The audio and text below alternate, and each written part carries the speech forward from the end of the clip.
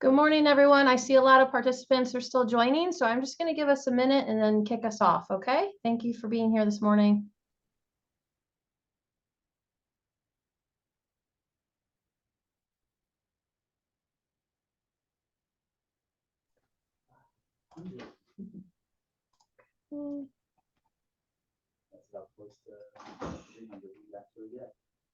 All right. All right, looks like we have a lot of attendees joining, so let's kick off the morning. Good morning, everyone. Welcome to our 4th Annual Sports Medicine Symposium with RWJBarnabas Health. My name is Diana Toto. I'm the Administrative Director of Sports and Rehab Medicine. We are really excited to have you all here today. Today's audience actually is our largest ever. We just got an updated number. We had 397 registered, which is amazing. So we want to thank you for your continued support of our services and following us and learning with us together out in the community. So thank you for joining us today. We'd like to thank our sponsors and co-sponsors for this event, RWJBarnabas Health, the Morahan Health Assessment Center for Athletes, and JAG Physical Therapy. And we'd also like to take a moment just to acknowledge our corporate partnerships. We are the official healthcare provider for many sports partners throughout New Jersey, including the New Jersey Devils, Rutgers University, Seton Hall University, Princeton University, Monmouth University, the Somerset Patriots, the Jersey Shore Blue Claws, and Gotham FC Women's Professional Soccer. We're also a corporate partner for the Athletic Trainers Society of New Jersey. So hello to all the athletic trainers in the audience today. So throughout today, it's going to be an exciting day. We have a lot of sports medicine experts that are top in their field.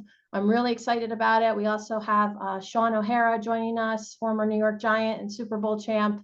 A little later this morning, you're going to hear from experts that have a variety of experience from both high school, collegiate, professional level. A real multidisciplinary panel. We have sports cardiology today, sports psychology, primary care sports medicine, physiatry, orthopedics, athletic training.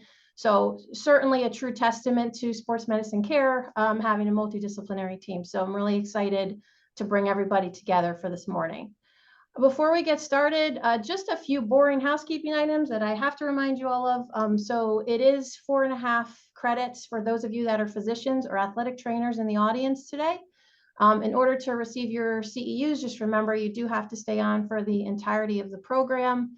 And just if you could, please be patient with us. As you heard, our numbers are very high for this event. We have almost 400 attendees. So if you could be a little patient with us on issuing credit, I would say within the next 4 to 6 weeks, everybody will have their certificates and you will receive an email to fill out a survey in order to redeem that. So please keep an eye out for that. Lastly, I just wanted to remind everyone, we do have question and answer segments throughout the day. So after each presenter speaks, please feel free to put some questions into the chat, and then we will field questions as they come in. Anything we don't get to, we certainly you can email me and we can get to after the program. So, all right, we're going to get started with kicking off the day with my friend and colleague, Dr. Jason Krystofiak. Dr. Krystofiak is going to be covering facial fractures this morning. He's sports medicine fellowship trained and board certified in primary care sports medicine.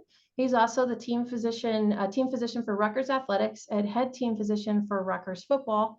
He's chief of the division of sports medicine at Cooperman Barnabas Medical Center. He's also medical director for Morahan Center for Athletes, former team physician for Sky Blue Professional Women's Soccer, and current CMO for Gotham FC Women's Professional Soccer. And he's also assistant clinical professor for Rutgers RWJ Med School. So I'm going to let him say a few words to help kick us off and then jump right into the presentation. Great. Thank you, Diana. And thank you, everyone, for joining us today. We're really excited about this year's symposium, already planning next year's symposium, which we'll talk about at the conclusion of today's program. But a really big shout out to all the athletic trainers, physical therapists, sport dietitians, sports psychologists, sports cardiologists, pretty much everyone who makes up the sports health and sports medicine team.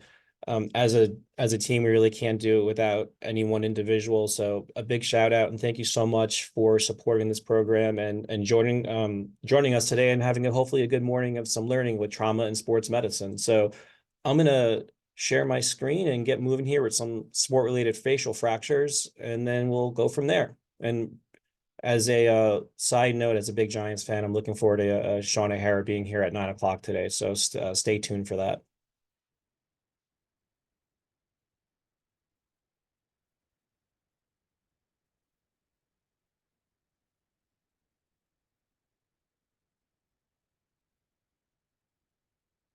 Okay, so disclosures, nothing to disclose. So overview, pretty much going to be going over some select facial fractures related to sports medicine, mostly nasal, orbital floor, and zygoma. Those are the three common I get questions about. So I figured that I would talk about them today. By no means is that an exhaustive list, just some of the ones that I get a lot of questions about. So quick hits about facial fractures. So facial fractures in sports account for about 4 to 18% of all sports injuries, soccer being the highest percentile, about 38.1%. Obviously, those can change based on what literature you look at, but it pretty much stays true for the sports that really don't have a lot of face protection. So some breaking points when you're just looking at the actual skeleton itself, the skull, there's different load forces that need to be present to cause there to be a significant injury or fracture. So for the nasal area, it's typically 30 Gs, zygomatic is about 50, and you can go down to your supraorbital rim there at 200 Gs. So you can see that the supraorbital rim is less likely to be injured. You need more forces for that to occur. So when you're looking at an athlete who has a concern for a facial trauma, obviously, and possibly ruling out a facial fracture or other type of injury, you really need to take it back down to the basics. And so we always start with the ABCs, your airway, your breathing, your circulation. Recognition of a compromised airway is extremely critical. If it's missed, that could be very deleterious to the athlete. So that's going to be a secure and protect the airway situation, which you're likely going to need, if you don't have all the supplies yourself, expert care from your EMS colleagues that will likely be in the field with you. C-spine should not be overlooked as well. You can have a distracting injury where you can be looking at someone with a large facial fracture or concern for a facial fracture and then totally miss a C-spine injury. So if there's any midline cervical spine tenderness, bilateral numbness of tingling, a weakness in the upper extremity, any type of alteration in mental status that would prompt a cervical spine immobilization protocol to make sure you're not missing anything from the C-spine. And of course, concussion. Again, you may be distracted by some large facial trauma, but the chances are they're going to have a concussion. That evaluation may not need to get done immediately unless there's a concern for alteration in mental status or concern for a more traumatic injury, but just to keep that in mind. When we're talking about what to do for a facial evaluation, there's a lot of different ways to approach it after you get past your ABCs. But typically, I want to make sure that I do a Glasgow Coma scale to see where that is standing, because that can dictate if you're going more emergently to emergency department setting or not. Looking for any asymmetry of the face, any deformity, any swelling or ecchymosis. The face head area has a lot of blood supply, so it's usually pretty fast to swell and bruise. Bleeding could be coming from the nose or the ear. There could also be clear fluid leak. That's a pretty ominous sign that you have a basilar skull fracture. So if you're seeing a clear fluid leak, it could be cerebral spinal fluid, and you want to take note of that with your triaging. Dysfunction if you're having dysfunction of a facial muscle or the ability of the jaw to move or the eyes to move, really concerning. We look at low position to see if the eyes are sunken back relative to each other. Ocular motion to make sure the eyes are moving appropriately. Looking into the mouth, there's going to be another lecture on dental trauma today, but we look for lacerations, malocclusion, any type of fracture of the teeth or luxations. For bony palpation, this is not exhaustive, but typically we palpate the supraorbital rim, the infraorbital rim, the zygomatic complex, the nose, and the mandible at least, but of course there's other bony landmarks to palpate depending on the injury pattern. Mid-face stability, it's hard to show in this short type of presentation that we have here, but you can actually grab onto aspects of the mouth and you can actually move it back and forth and side to side to see how much is moving relative to them, to see if there could be a mid-face fracture. Looking at pupils, dilation, constriction, of course, and going through some sensation within your V2, your V1, V2, and V3 sensation dermatomes. So a quick pearl. So as you're going through this, you have an athlete with a facial fracture.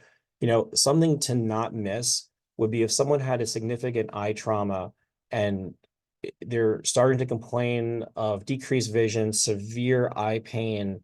You're noticing that the eye looks like it's more protuberant, that the pupils are not reacting the way they should. It could have an efferent pupil, meaning that as you're putting the light on there, it's dilating and not constricting. This could actually mean that there's an orbital compartment syndrome from an eye trauma, which is a surgical emergency characterized by increased rise in orbital pressure. So something, if you see someone with a significant facial trauma, is just something to keep on the back burner to make sure it's not missed.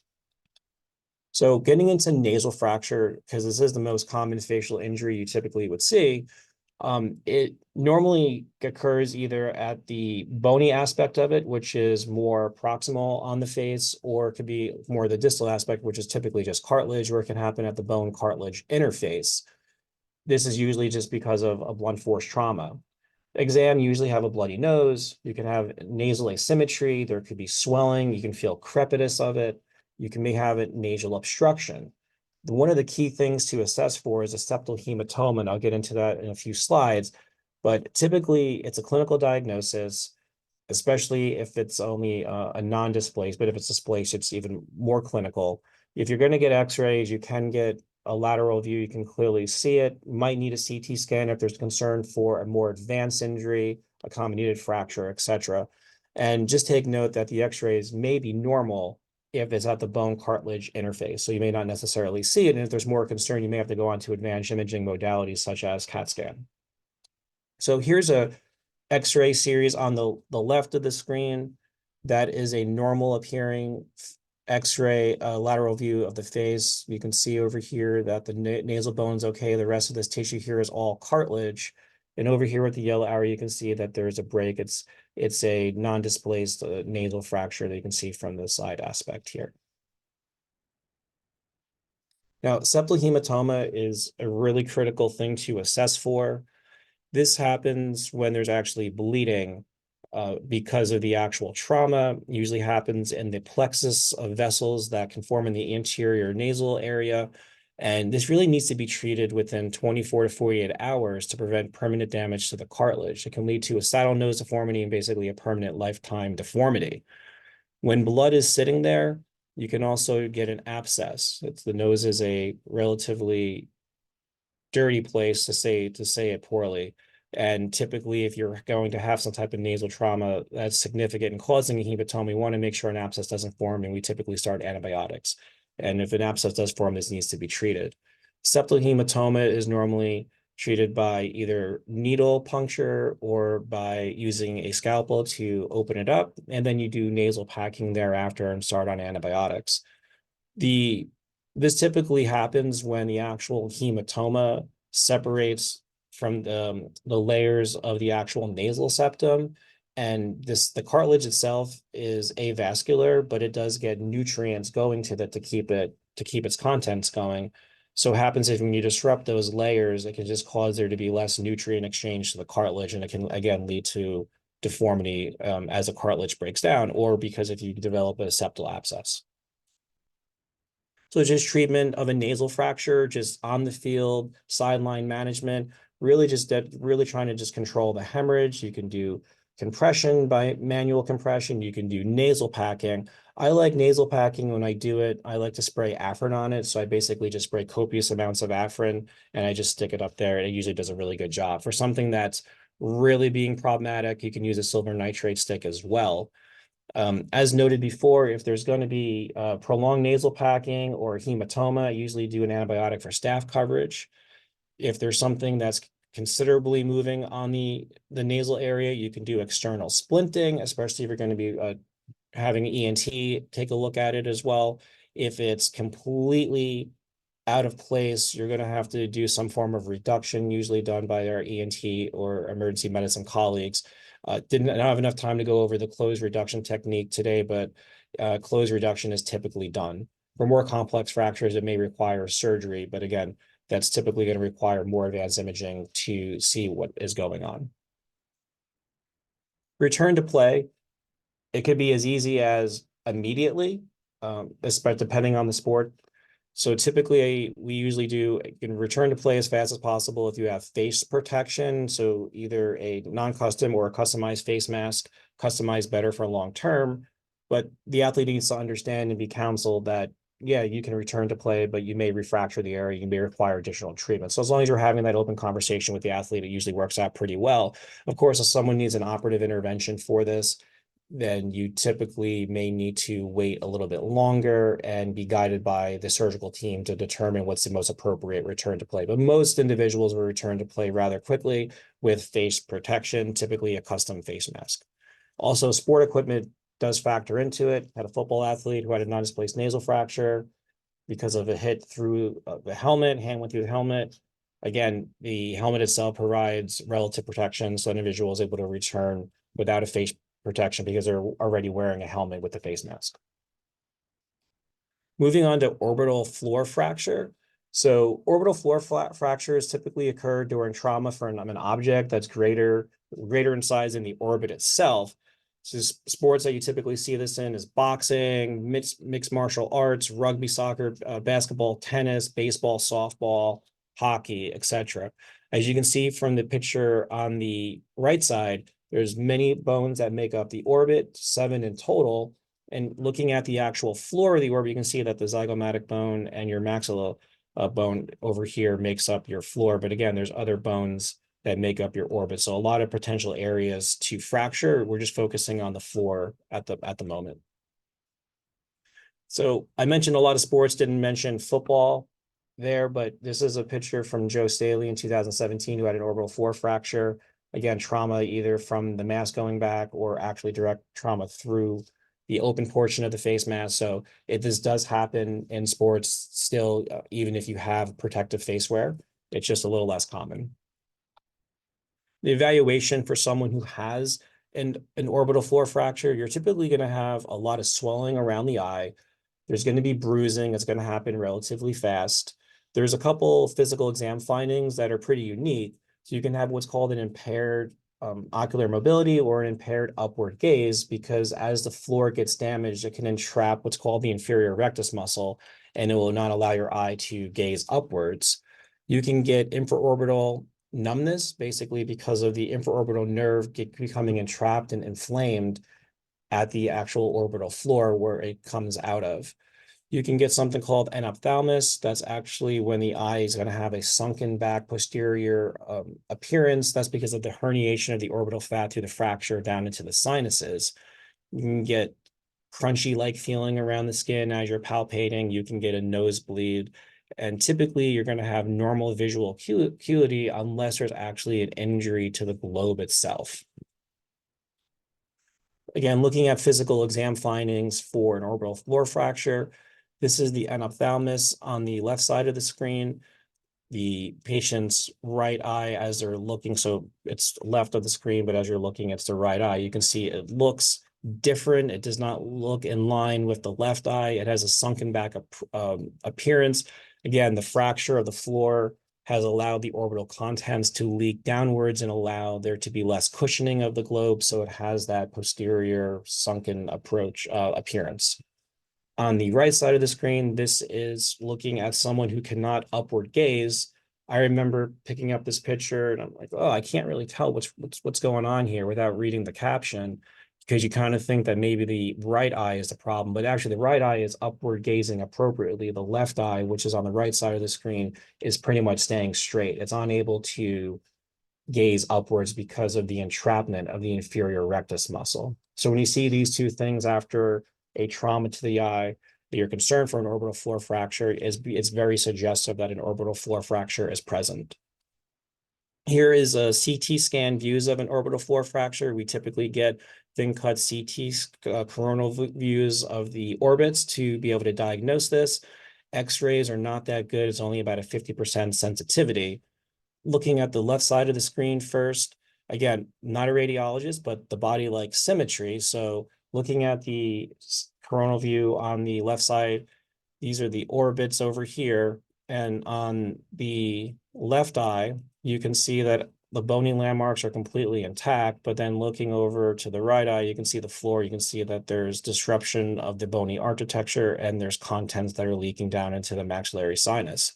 This is indicative of an orbital floor fracture, and you can see it on the right side picture as well, where there's a you can see that there's a fracture at the orbital floor over here as well. Another quick pearl. So if you're evaluating someone who has a concern for a orbital floor fracture, Make sure you're doing a detailed look at the actual eye itself, because there could be concomitant eye trauma. This is a globe rupture. There's actually a laceration within the globe, and this is called a teardrop pupil. If you see this on the sideline, this is an ophthalmologic emergency. They need to go see an ophthalmologist ASAP. They're at very high risk of losing the eye. So this is definitely something that needs to be triaged very quickly. Acute management for someone with an orbital floor fracture is typically an emergency department evaluation for someone, either an ENT or plastic surgery and ophthalmology, to be consulted and review the case as soon as possible. Initially on the sideline and getting over to the hospital, you want to do ice to the area. You can keep the head elevated.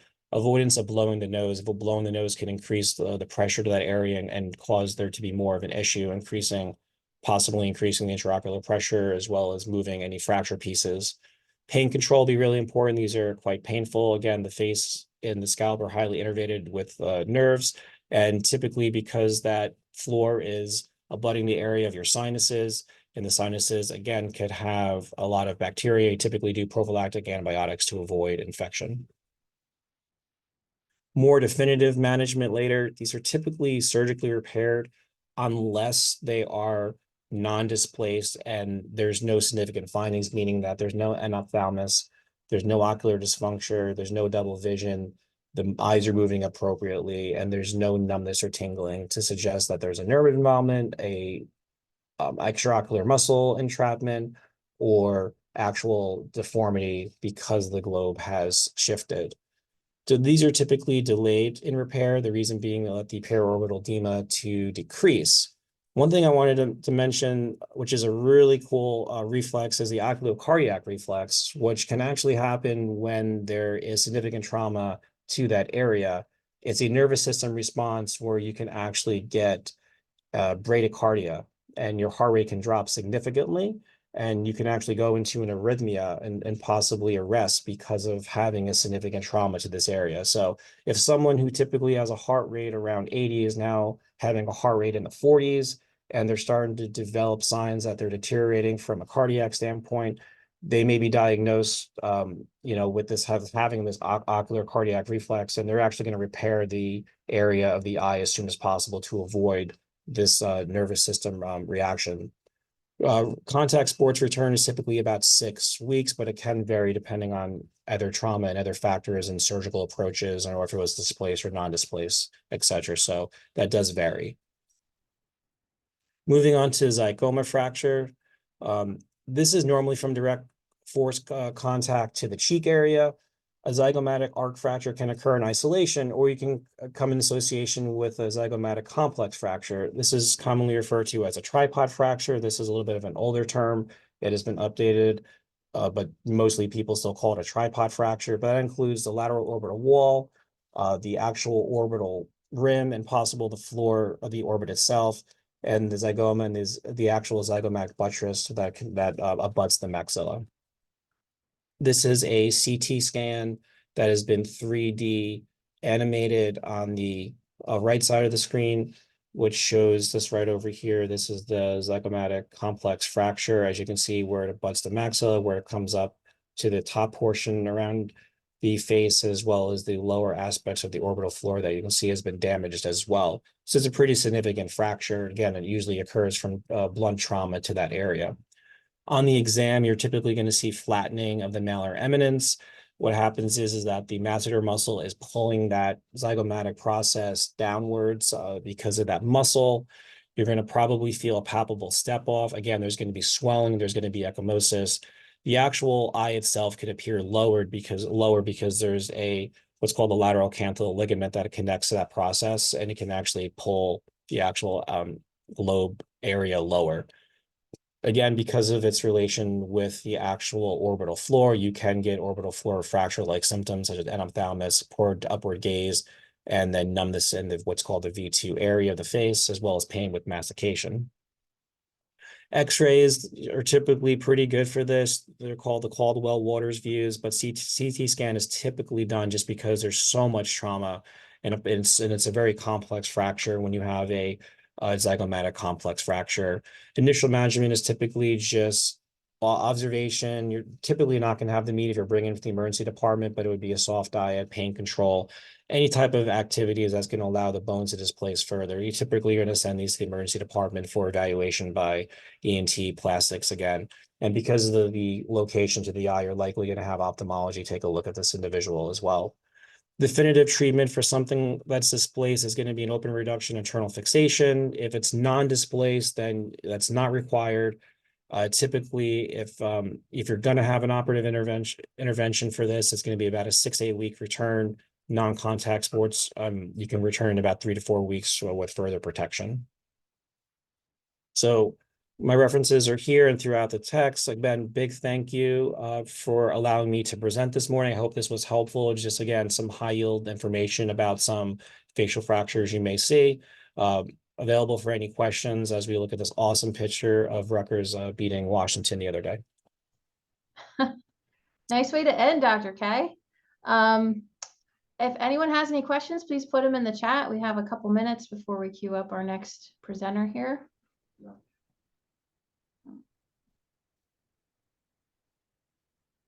Dr. Asselstein, you're going to be next, so if you'd like to start queuing up your slides. Oh, we got some thumbs up, Dr. K. I'm sorry, I'm reading text chain from all the football athletic trainers that are blowing me up. Thanks, guys. Really appreciate it. All right, Dr. Oh, look, and some hearts. Look at that. Oh, that's great.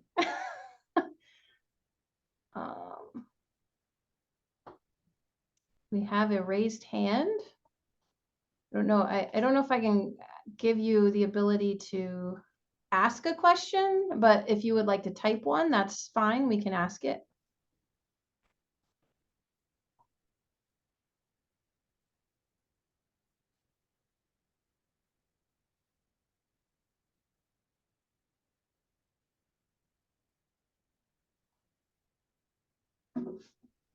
All right. Well, Dr. K, if any questions come in, I know you're going to be on for a lot of the day, so we'll circle back with you. Thank you very much. All right, Dr. Asselstein, it looks like you're ready to go. So I'm going to introduce you briefly. So Dr. Asselstein will be covering chest trauma today. She's family medicine trained with CAQ Sports Medicine from Rutgers Sports Medicine Fellowship. She's currently practicing family and sports medicine at Greenville Primary Care and teaching with the JCMC Internal Medicine Residence. She assists as a sports medicine physician with local New Jersey high schools. She's a big help, I can attest to that. New Jersey City University, Seton Hall University, and volunteers as an assistant physician with Rutgers University Football. In addition to her team physician roles and support, she has a particular interest in care for the female athlete and teaching learners of various medical backgrounds. All right, Dr. A, you are on. All right, good morning, everyone. Thank you, Diana. So we're going to discuss chest wall and lung injuries today in sport. I have no disclosures. We're going to just be looking at some high yield topics pertaining to the chest and lung areas today, looking at identifying these injuries, understanding the presentation and management acutely of them, as well as potential complications that may develop. So we'll just dive right in with our first topic of pneumothorax here, which is when we have a collection of air outside of the lung, but that's still within the pleural cavity. And that air builds up and applies pressure to the lung, resulting in some degree of collapse. Within this, we have several subcategories. So we have our atraumatic occurrences that are spontaneous. This can be primary, where there's no underlying eliciting event, or secondary in patients that have some type of underlying disease, like emphysema, for example.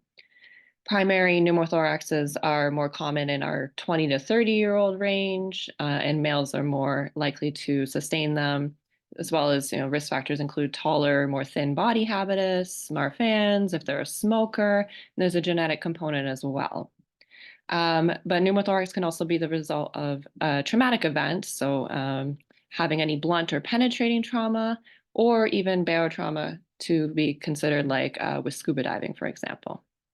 Any of these subcategories could potentially lead to the more emergent tension pneumothorax, which is where there's either the opening from the penetrating wound in the chest wall, or the injury to the lung tissue itself creates this valve-like opening that traps the air within the pleural cavity. So as the patient inspires, the air enters through that opening into the pleural cavity. But on expiration, that opening is closed off and the air gets trapped within there. And this progressively happens over and over with each respiratory cycle, which leads to more and more pressure in the lungs, causing a shift in the mediastinal structures to the contralateral side, which can be associated with significant both airway and cardiovascular compromise. So it's definitely an urgent situation that we want to be mindful of. In the case of pneumothorax, patients often will present with some pleuritic chest discomfort and difficulty breathing. They may note that the pain, it feels referred to their shoulder. You want to really closely monitor their vitals to look for any signs of respiratory distress and decreased oxygenation, as well as be looking for any signs of cardiovascular compromise again. So looking for hypotension, decreased pulses, things of that nature. In the area of the lung collapse itself, there will be decreased or absent breath sounds, and you're going to be looking for any signs on the chest wall of trauma or injury. Really, really important to be evaluating for the trachea as well. Any tracheal deviation may indicate that there is that mediastinal shift occurring, so you always want to be checking that. The trachea should be midline, directly superior to the suprasternal notch, so palpating for that is a step that you don't want to miss. Obtaining x-rays, you'll be looking for just the absence of lung markings. It may be subtle, like the findings on the left of your screen here, or it may be more obvious in larger cases, like on the right. And x-rays, of course, would also show if there is a mediastinal shift as well. However, if you are suspicious for a tension pneumothorax, you're never going to delay treatment just to get an imaging. Point of care, you can also use your ultrasound probe to look for the pleural slide of the lung tissue. So you'll place the probe in the area that you're concerned about between two ribs to be looking for the pleural tissue. And you should see on inspiration and expiration that kind of fluid movement of the pleural that you see on the left side of your screen here. In a case of the pneumothorax or lung injury, you're going to see that it's actually quite stagnant. You don't really get that shifting. For small, relatively asymptomatic pneumothorax, this is pretty simple. We're just observing, monitoring with serial x-rays to look for resolution, providing supplemental oxygen as indicated. It can help increase the reabsorption rate of the pneumothorax. But for larger ones, they may need more definitive treatment with needle aspiration or chest tube placement. And then again, if you're having the more emergent situation where you do suspect a tension pneumothorax or there has been a penetrating wound, then these are things that may need more in the field management to help prevent complications. So for a tension pneumothorax, you can do an emergent needle decompression. So you're going to be using a large bore needle and inserting it just superior to the rib so that you avoid contact with the neurovascular bundle. The main access point is typically the second intercostal space in the midclavicular line. There's also another access point that could be at the fifth intercostal space at the anterior axillary line. That's also typically where you'd put the chest tube for definitive treatment. In the case of a penetrating trauma to the chest wall, you can place a 3-sided occlusive dressing. So the idea being that on that fourth side, you're leaving a little bit of room open, and this is going to counteract that valve-like opening that could lead to and potentiate tension pneumothorax. So on inspiration, the dressing is going to block the air from entering into the pleural cavity, and then as you expire, that trapped air is going to be allowed to be released through the opening that you left. Return, ultimately, based on resolution of the pneumothorax on the chest x-ray, we really want to try to avoid excessive physical exertion until then, and pain is also a limiting factor. So moving on to pulmonary contusion, which is another high-yield topic here. This occurs as a result of blunt chest trauma. So, a player has a direct impact into their chest wall, causes blood and proteins to leak into the alveoli and the lung interstitium. And often will present, with some pleuritic chest pain, but what you're looking for is really that cough with maybe some hemoptysis or a little bit of pinkish sputum. be monitoring their vitals again, looking for any hypoxemia, and they may have some altered breath sounds as well. Your initial chest x-ray in this case may be unremarkable, but about 48 to 72 hours after injury, they can develop some patchy infiltrates. You want to provide them with oxygen and airway support as indicated, always, assessing ABCs. And essentially, this just takes time to recover that lung tissue, just like any other type of contusion. But throughout that process, you want to make sure you're consistently monitoring their vitals and looking out for any complications of ARDS or pneumonia that could develop, because these do have a tendency to result in some atelectasis within the lungs. With that in mind, providing incentive spirometry or chest PT could be helpful to prevent those types of complications. But in mild cases, most people can get back within about 2 to 10 days once they're asymptomatic. They may want to pad the area to play, just because it is a contusion again. We're not going to talk about simple rib fractures, but I will note flail chest, which is, more of a high trauma series of rib fractures where you have at least 3 consecutive ribs being fractured, each of them in at least 2 locations. So you have a free floating segment of your chest wall. And most commonly, this happens at ribs 7 through 10. And, like I said, this is a result of a high trauma situation. So usually you want to be very mindful of any associated injuries to the structures in that area. So it could lead to hemopneumothorax. You could have some pulmonary contusion, abdominal aortic injuries, your liver, kidneys, spleen could all sustain injury in a case of this.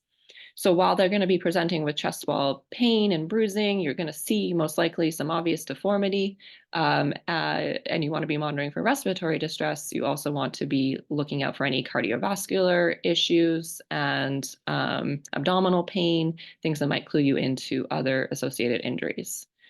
Ultimately, in the field, we're going to be triaging their ABCs, stabilizing them initially, and then these need, high level of care. So they'll require likely respiratory support, fluids, pain management, and then some form of chest wall stabilization.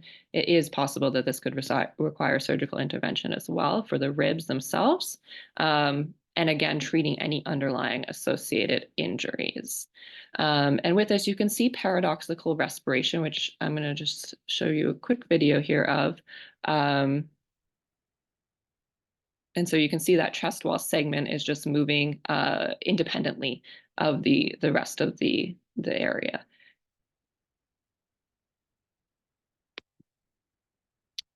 Moving on to sternal fracture, just some quick hits here on this. So again, a high impact injury to the sternum. They'll present with local chest pain, pleuritic pain, shortness of breath, bruising and swelling, possibly some crepitus or defect. And again, just because of the surrounding structures, there may be associated myocardial contusion that you want to be on the lookout for, vascular issues, hematomas that could lead to airway compromise.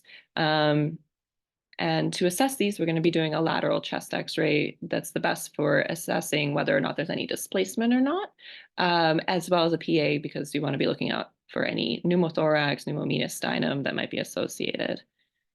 If these are, non-displaced, it's quite simple, conservative management, just waiting essentially for the fracture to heal. And displaced often require open reduction, but they must have cardiac monitoring at least 24 hours after that reduction, just because of the high risk of cardiothoracic complications that are associated with that area. And it can take about 6 to 12 weeks to return to full contact sport. Okay, and lastly, we're going to discuss the sternoclavicular joint dislocations. So again, having direct trauma to that sternal area, or more indirect if it's happening at the shoulder, can lead to an SC joint dislocation. Patients will present with difficulty in arm movement. They may have some pleuritic pain. You may also note that their head is tilted towards the injured side because of muscular spasm. And then again, there's sensitive structure in that area. So you want to be on the lookout for any hoarseness, dysphagia, things that could clue you into some airway compromise. They'll have localized bruising, ecchymosis, swelling, and they'll be tender at the joint. And then with anterior dislocations, which are the more common form of SC dislocation, you will note an increased prominence of the medial clavicle, which is more pronounced with arm elevation. And then with posterior, which may be less common, but more associated with potential complications, you'll notice that there's a loss of that medial clavicle prominence. So you'll obtain x-rays. You want to be getting a cephalic tilt or serendipity view to assess the SC joint. And then you ultimately would also want to be getting an axial CT to just further characterize it better. In some cases, they can be atraumatic, they can be chronic. And overall, if that's the case, you can manage it non-operatively and conservatively. However, in acute traumatic situations, they often require closed reduction and then being stabilized and managed for about 6 weeks. And ultimately, return to sport can take up to 3 months. So the main things that I want to take home from talking about chest and lung injuries today is, as always, any trauma, like ABCs is our first assessment, and that's what we're going to be focusing on stabilizing in the field. I really want everyone to be mindful of the trachea, checking for any of that mediastinal shift, because as we saw, not just pneumothorax, but all those other lung and chest wall injuries could have potential underlying complications of pneumothorax and injuries to the mediastinum. And so please be mindful of that, and please assess for any surrounding damage to organs and structures that are in the nearby area, because these are often higher impact direct injuries.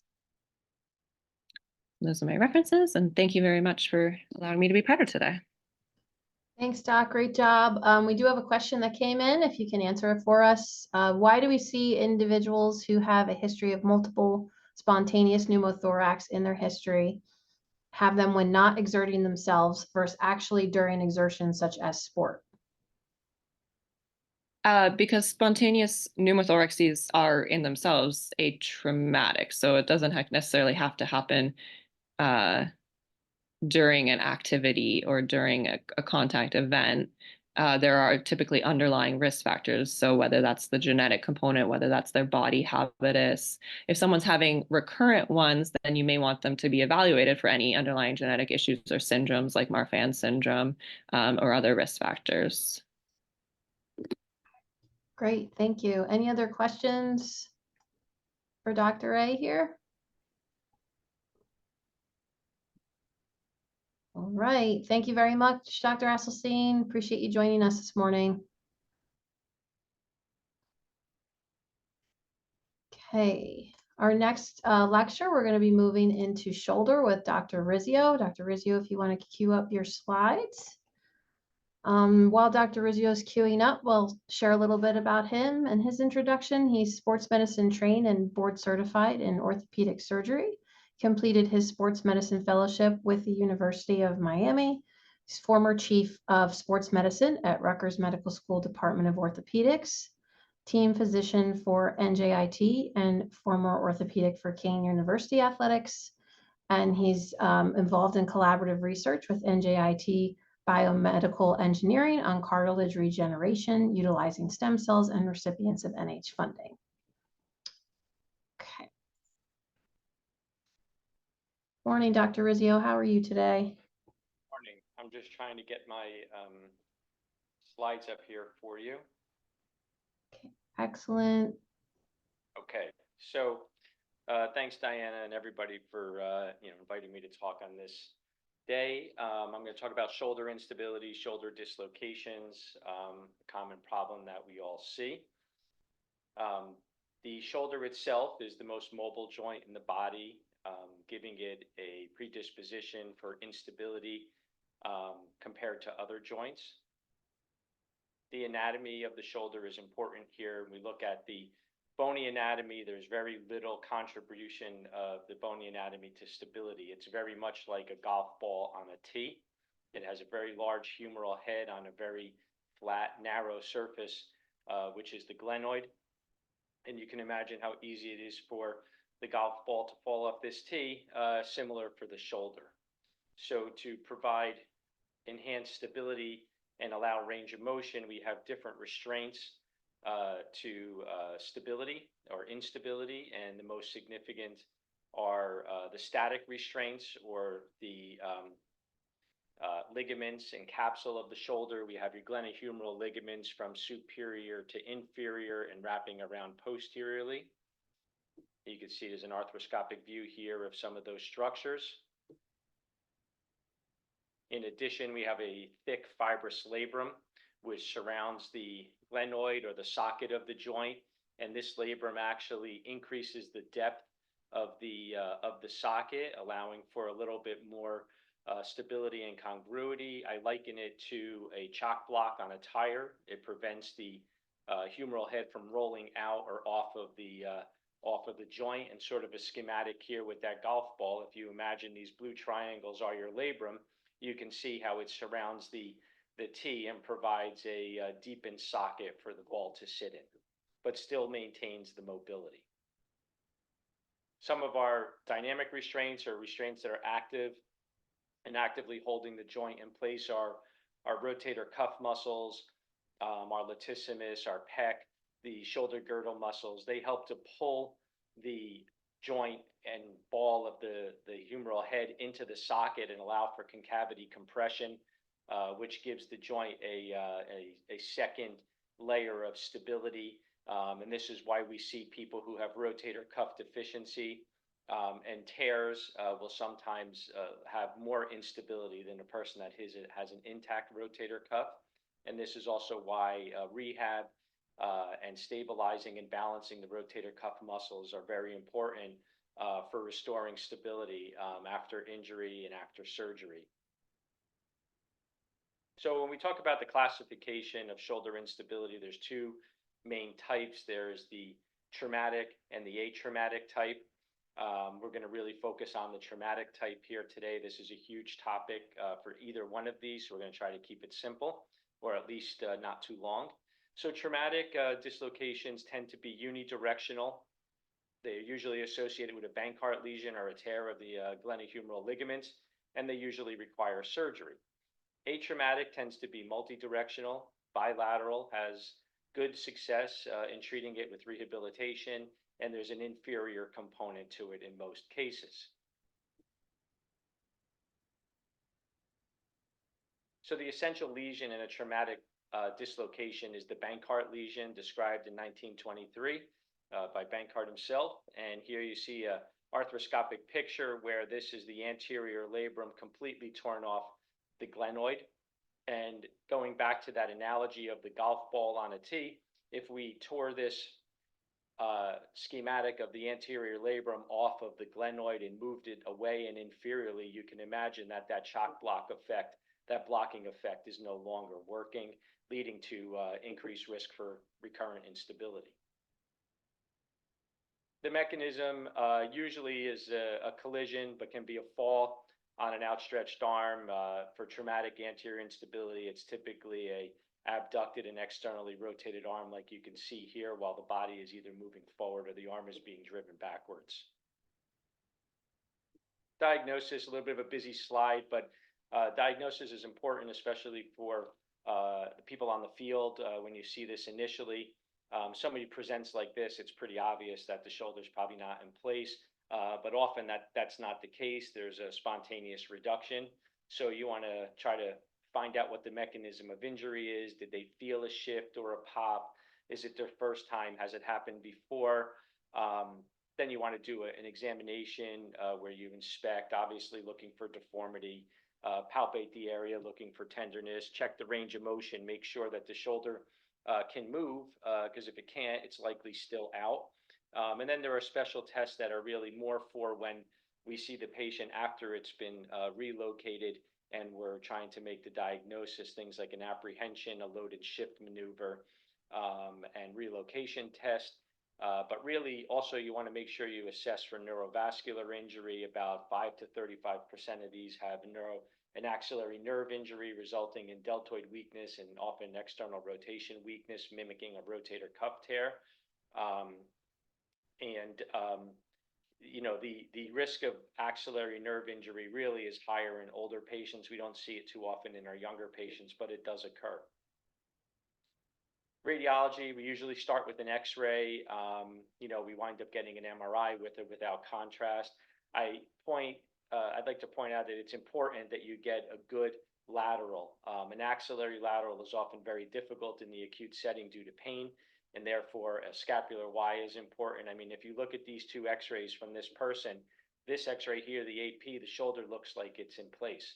It doesn't really look like it's dislocated. It's not real obvious.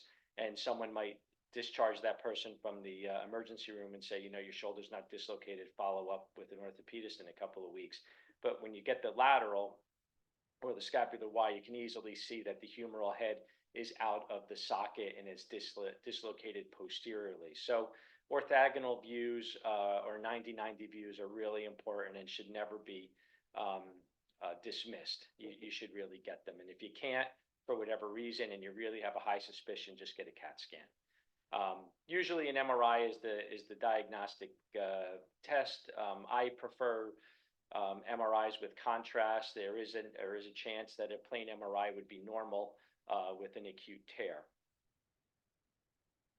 So when you see these on the field, the first thing you want to do is, if you can, you want to reduce it. There's a variety of different techniques that you can use: traction, counter traction, handshake motion kind of flexion abduction method. I like the Coker method. It's simple. It can be done very easily. If you usually get the person to relax and you get them acutely, you kind of just give a little longitudinal traction and slowly start externally rotating the arm in adduction, and you'll feel it pop in, and then you internally rotate to protect them. It works real well on the field acutely, but any of these methods are okay. Once it's reduced, you want to protect them in a sling or a shoulder immobilizer. Pain control. Pain control is usually, once it goes back in, they're usually very comfortable, but Tylenol or Advil is sufficient. And then when they're a little bit more comfortable, you can assess their motion, make sure that they're in, and you don't have to immediately try to pop them back out again. I don't think there's any advantage to doing that. So the big concern with shoulder dislocations are recurrent instability. In our patient population, the highest risk for instability, they're younger patients. Many of them are collision athletes, and male patients seem to have a higher risk of recurrence. And if you look here, this is a diagram of dislocations by age, and then the corresponding incidence of recurrent instability. In the under 20 age group, it's almost 100% of people will dislocate again, which decreases dramatically, 20 to 40 to about 60%, and then over 40, it's less than 20%. So our patients have a super high risk of recurrent instability, and those are the people we need to protect, and we need to get them stable in order to participate in sports. Rotator cuff tearing and neurovascular injury does occur with instability, but it's kind of an opposite direction or risk. As you get older, your risk of rotator cuff tearing and neurovascular injury goes up, but your instability risk goes down. It's just the opposite with younger patients, and higher risk of instability with younger patients, lower risk of tears of the rotator cuff. So our management options really fall into operative and non-operative. Your non-operative treatments, therapy, bracing, and return to sports, and then operative management are your arthroscopic open and bone block procedures. We're going to kind of focus on, we'll focus on some of those operative ones in a minute. But what do we do in season? We have an athlete who dislocates, 3 weeks into the football season. They'd really like to play. So the initial treatment would be, we'd have to rehab them.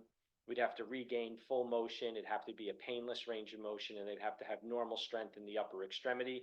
Normal strength is really important. As we mentioned before, the dynamic restraints to instability need to be in play in order to protect this person who has a very high risk. Bracing, I brace. I put people in these Sully braces, these orthoses to prevent abduction and external rotation. Literature doesn't support their effectiveness. But I don't see any harm in using them, especially if they're not a skill position player like a quarterback, where they don't need that abduction and external rotation. You can kind of really block them, especially a linebacker, keep them in a lower range, and give the athlete a little bit more comfort and security. But the management to treat an athlete in season with return to play really depends on several factors. Is this a recruiting year? Is this the last season they're ever going to play? Is it the combines? Is it a playoff or championship game? And is it the dominant arm, and such as like an overhead athlete? I mean, I think we remember when Derek Jeter dislocated his shoulder, it was his glove hand, and he went back to play, and I'm not sure he ever had it fixed.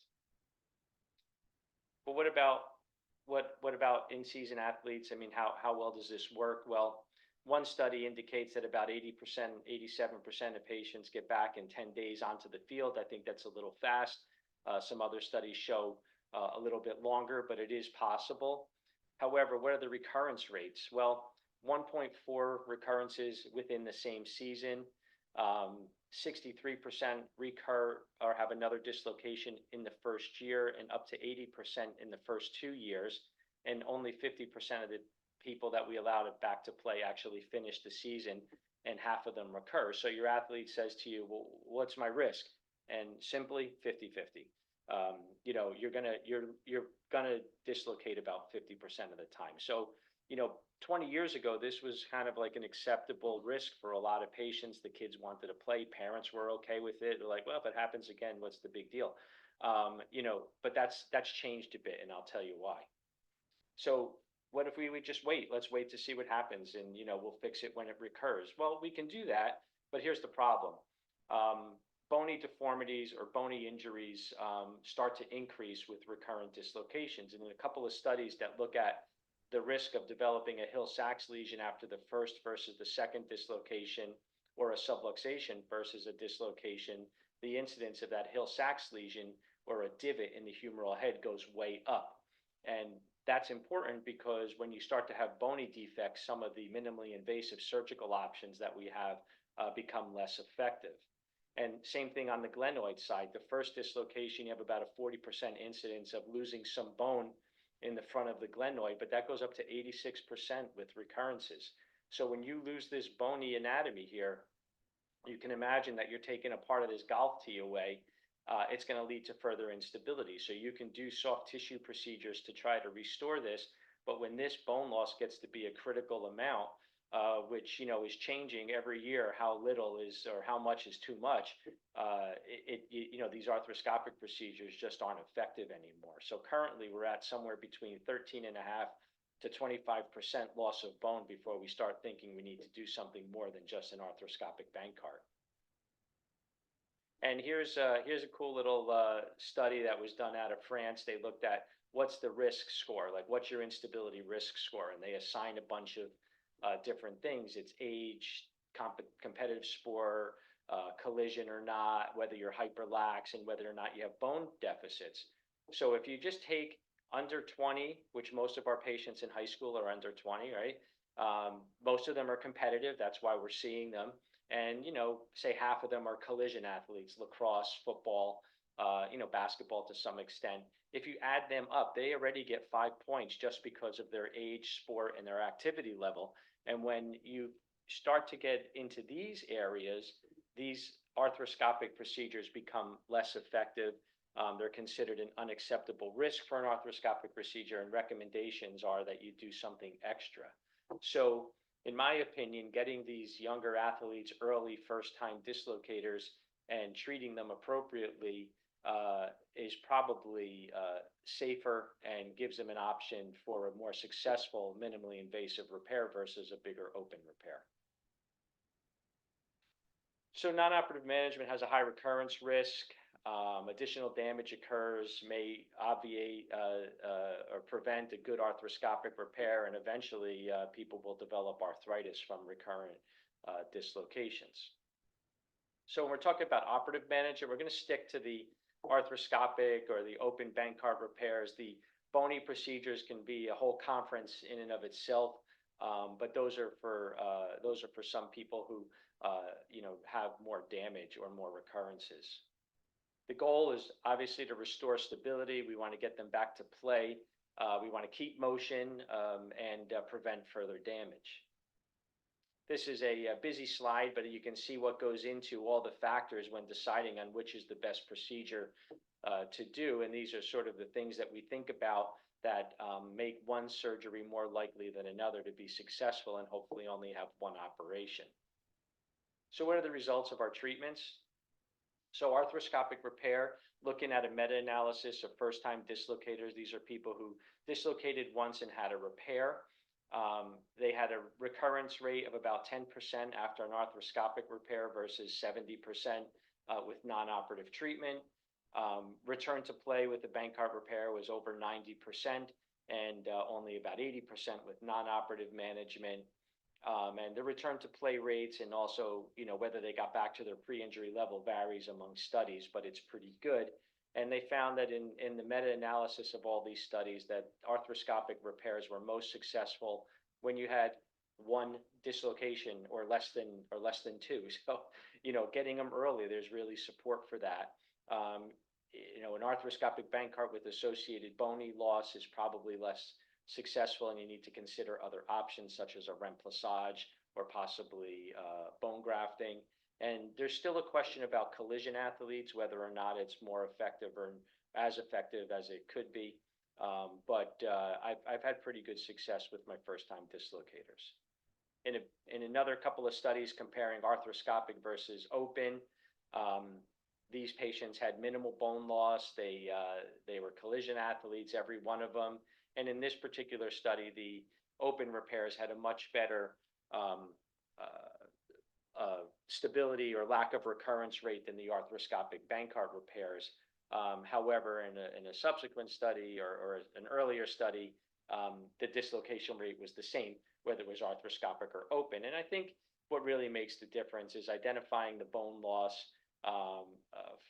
performing augmented procedures such as a remplissage when necessary, getting the anatomy right, really repairing these correctly, and restoring any capsular laxity through the arthroscopic procedure. And I think you can get your results fairly equivalent. So in another comparison between Bankart repair types, open or arthroscopic with collision versus non-collision athletes, we see that, again, collision athletes have a slightly higher risk of redislocation with the arthroscopic procedure versus open, but not that different in this study. And the non-collision athletes were the same. So, again, when it comes to sports management and management of injuries, you have to consider your athlete, you have to consider their sport, you have to consider the dominant arm. All of these things, I think you can tailor and customize your repair, your reconstruction recommendations to each individual and their sport. So we'll kind of review this quickly, but I think it's out of the scope of this talk to go over bone loss and treatment options. But when you talk about bone loss, the bigger the bone loss, the more extensive the operation. So if you can get somebody with a Hill-Sachs lesion, but not a lot of glenoid loss, you can do an arthroscopic Bankart with a remplissage. But as the bone loss gets higher, you have to start thinking about things like an open repair, a ladder J, which is a coracoid transfer, or even in severe cases, a distal tibial allograft. and just so in case you don't know what a remplissage is basically where we take the posterior rotator cuff and capsule and we put it into the posterior humeral head defect to try to prevent that defect from engaging the glenoid. And surprisingly, there's very little loss of motion with this. There's about a 10-degree or so loss of external rotation, but it's very, very minimal. And I have yet to have a patient who was bothered by it, noticed it, or even complained about it. So it's very effective, and it cuts the redislocation rate way down. So a little schematic of our bone block operation or the ladder J. It's great for bone loss, especially on the glenoid. Failed soft tissue repairs, it's very effective. And I'll tell you, in the sports world, if you go to these meetings and they talk about football and collision athletes, there are guys out there that are doing this procedure on first-time dislocators. It's become very, very popular. So what we do is we cut the coracoid off with its conjoint tendon, and we swing it and anchor it into the front of the glenoid to add extra joint surface and stability. It's very effective. And like I said, the trend in certain sports has been to do this as a first-time operation. So in summary, initial management, these are common problems. We want to get an early diagnosis. And when I say early diagnosis, what I see in my office a lot is patients don't really have a dislocation that requires a reduction. They have a subluxation, and sometimes it gets sort of like, I don't think anything happened or whatever. But I have a very high index for suspicion for anybody who says they felt a pop, heard a pop, felt something shift. I don't wait. I order MRIs right away if I'm not certain. Because the risk of redislocation comes with such a high cost. I feel it's important to really take those events seriously.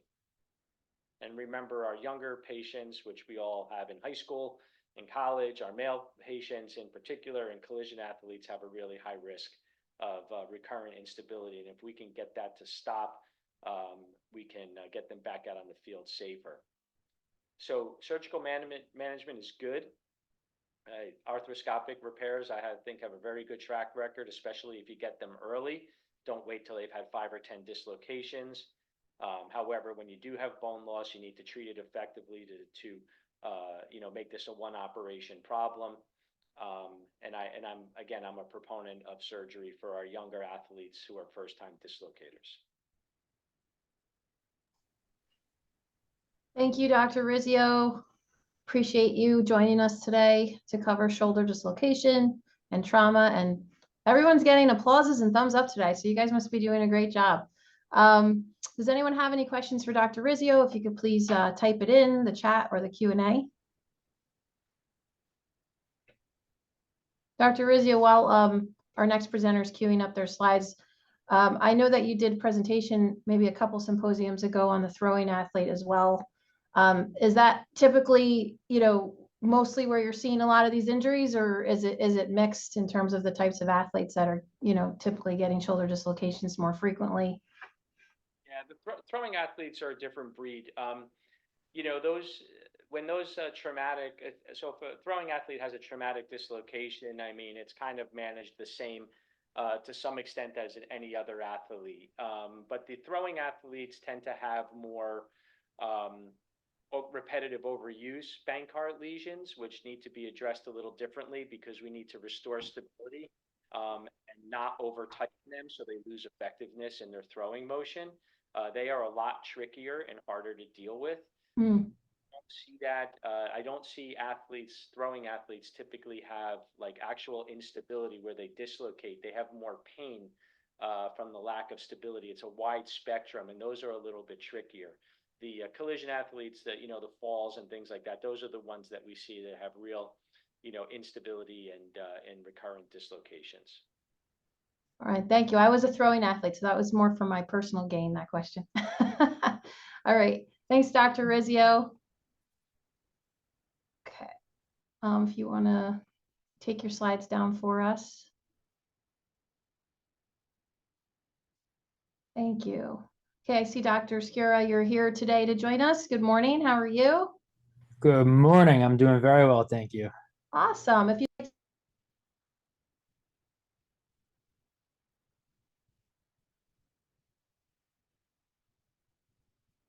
Nope, that's not me.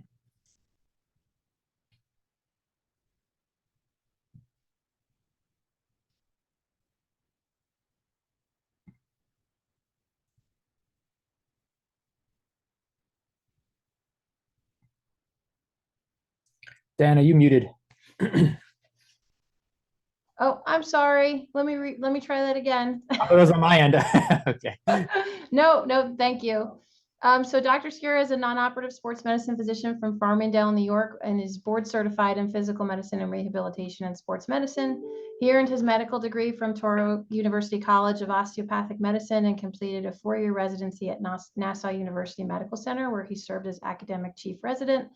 Dr. Skura further specialized in sports medicine during his fellowship and has extensive experience in treating musculoskeletal conditions, concussions, and sports injuries, offering treatments like ultrasound-guided injections, PRP, and physical therapy management. All right, you're all set. Wonderful. Thank you for that introduction.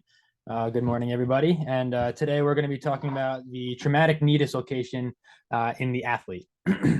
So I have nothing to disclose, nothing to talk about that way.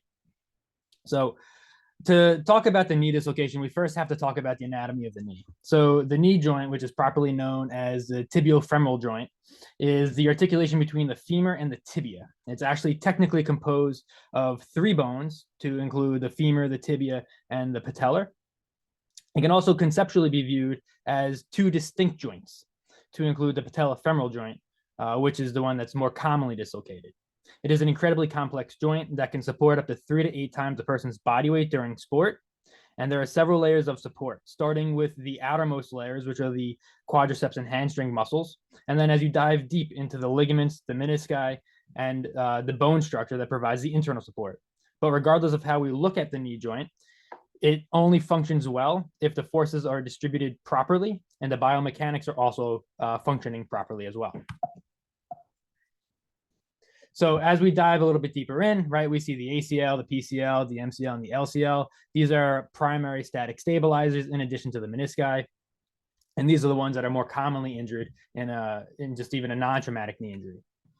But as we go even further down and we look at the topography of the bone, we see that the tibial plateau and the femoral condyles provide some stability to the tibiofemoral articulation. And this is called the screw home mechanism that was previously discussed many decades ago. But the main thing when we're talking about the knee joint is the neurovascular structures that go behind it in the popliteal fossa. And these are the things that are more commonly injured when we talk about a traumatic knee dislocation. But as we dive a little bit deeper in, we see that the popliteal artery and vein, and then also the sciatic nerve, are incredibly vulnerable. And the sciatic nerve, as it traverses the popliteal fossa, it becomes the tibial nerve. So why are we talking about this? So the epidemiology of an actual traumatic knee dislocation, and we're not talking about a patellar dislocation, we're talking about a tibiofemoral dislocation. This makes up 0.02 to 2% of all orthopedic emergencies. A lot of literature out there actually says that most orthopedic surgeons would be lucky if they see even 1 to 2 of these traumatic knee dislocations in their entire surgical career.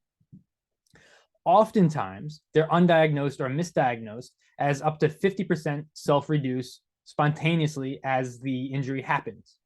The incidence is about 4 to 1 when we're talking about male to female. And there's 3 primary mechanisms that we talk about when we talk about knee dislocation. The first being a high energy, which typically happens in a car accident, right? That happens like with the dashboard hitting the leg. A low energy, which is typically what we see in a sporting event.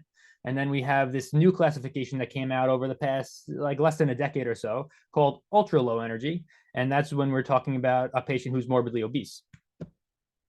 So the associated injuries, this is the bread and butter of what we're talking about when we talk about traumatic knee injuries, is popliteal artery damage. It occurs in about 7 to 15% of all traumatic dislocations. The common peroneal nerve injury happens in about 25% of all patients. Up to 60% have associated fractures, and soft tissue injuries to surrounding ligaments, tendons, and menisci is nearly ubiquitous. So what types of dislocations do we have? So we could classify it and talk about it in the way that it dislocates, and we talk about it in relation of the tibia to the femur. So anterior dislocation, where the tibia goes anterior to the femur, is the most common. That's about 31%. And then posterior is about 1/4. And then as we go a little bit less, we have lateral, medial, and then posterior lateral with a rotary mechanism as the least common type of dislocation. When we talk about its direction of dislocation, we use the Kennedy classification. So the Kennedy classification is probably like one of the most original classification systems for tibiofemoral dislocations. Despite the ease of use, however, it's limited in identifying the severity and the extent of injury because, like we said before, about 50% of knees spontaneously reduce by the time they are seen by a provider, whether that's a doctor, an athletic trainer, or whoever's on the sideline with them. So in 1994, the Schenck classification became published. And the strong suit of this classification in particular is it describes the ligamentous and other injuries associated with the dislocation. So even if the dislocation spontaneously reduces before you get to see it, you can still classify what type of dislocation it is just based on the injuries that you see on imaging. And again, we classify things so that we know how we're going to manage them in the future, such as, if it's conservative care or depending on the type of surgical intervention that's chosen. All right. So the reason why a lot of us are here is what's the initial management and diagnosis, right? So on the on-field management, we talk about a couple of different things. The neurovascular assessment is the most important, right? We were just talking about the popliteal artery and the vein, and then also the sciatic nerve and tibial nerve that run behind the knee joint. So first things first is we want to palpate pulses, and we want to check the capillary refill of the distal extremity. If possible, check an ankle brachial index, which I know with all things going on with a knee dislocation, hard to do immediately, but it's one of the more sensitive measures to assess if there's any type of vascular injury. Now, all because the vascular exam is normal and it can be completely normal, that does not rule out any vascular damage, because there could still be tearing to the intimal lining of the vascular structures that occurs with the traction and shearing forces of from the energy of dislocating a knee joint. Peroneal nerve evaluation, right? So sensory and motor, we want to check the sensation of the lower extremity, and we also want to assess if there's any foot drop.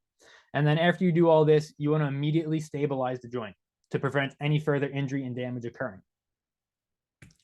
Now the question is do you reduce or do you not reduce? And while the consensus after scouring the internet for all of the literature on knee dislocations, it kind of depends. So there's a lot of factors to consider. One, level of on-field expertise, right? Do we have trainers and doctors present, or is it only coaches and parents on the sideline? What's the vascular status of the patient? Is the limb critical? Do they have no pulse? Is the limb becoming cold? Do they have a foot drop? What's the availability of transport? Is the ambulance on site, or is the ambulance going to take 10 minutes to get there? How far are you from the hospital? Is it 5 minutes from the hospital, or are you in the middle of nowhere where you're a half hour from the hospital? And then also the last thing to consider is what's the patient's pain level and tolerance? So in all, two of the main publishers on knee dislocation, Stannard and Levy, both suggest that if the limb is critical, immediate reduction can reduce the risk of limb ischemia. Now, this is to say, like with any other joint extremity dislocation, you want to limit the number of relocation attempts that you do to about only 1 or 2, right? Anything more than that usually means that there's something blocking your relocation or there's something more severe going on. So how do we relocate? So as with most, gentle traction and counter traction, but we're going to add in deformity correction. It typically requires at least 2 people. So the lower extremity is an incredibly large extremity, and especially in like a football player or something like that, it's even bigger. So a set of hands on the bottom and a set of hands on the top. And the main thing that you want to do is avoid putting pressure on the popliteal fossa, again, because that neurovascular structure is incredibly vulnerable, pretty much without a dislocation. And then when the joint is separated, it's even more so. So for example, if you have an anterior dislocation, which means that the tibia is anterior to the femur, you want to add traction and anterior translation to the femur.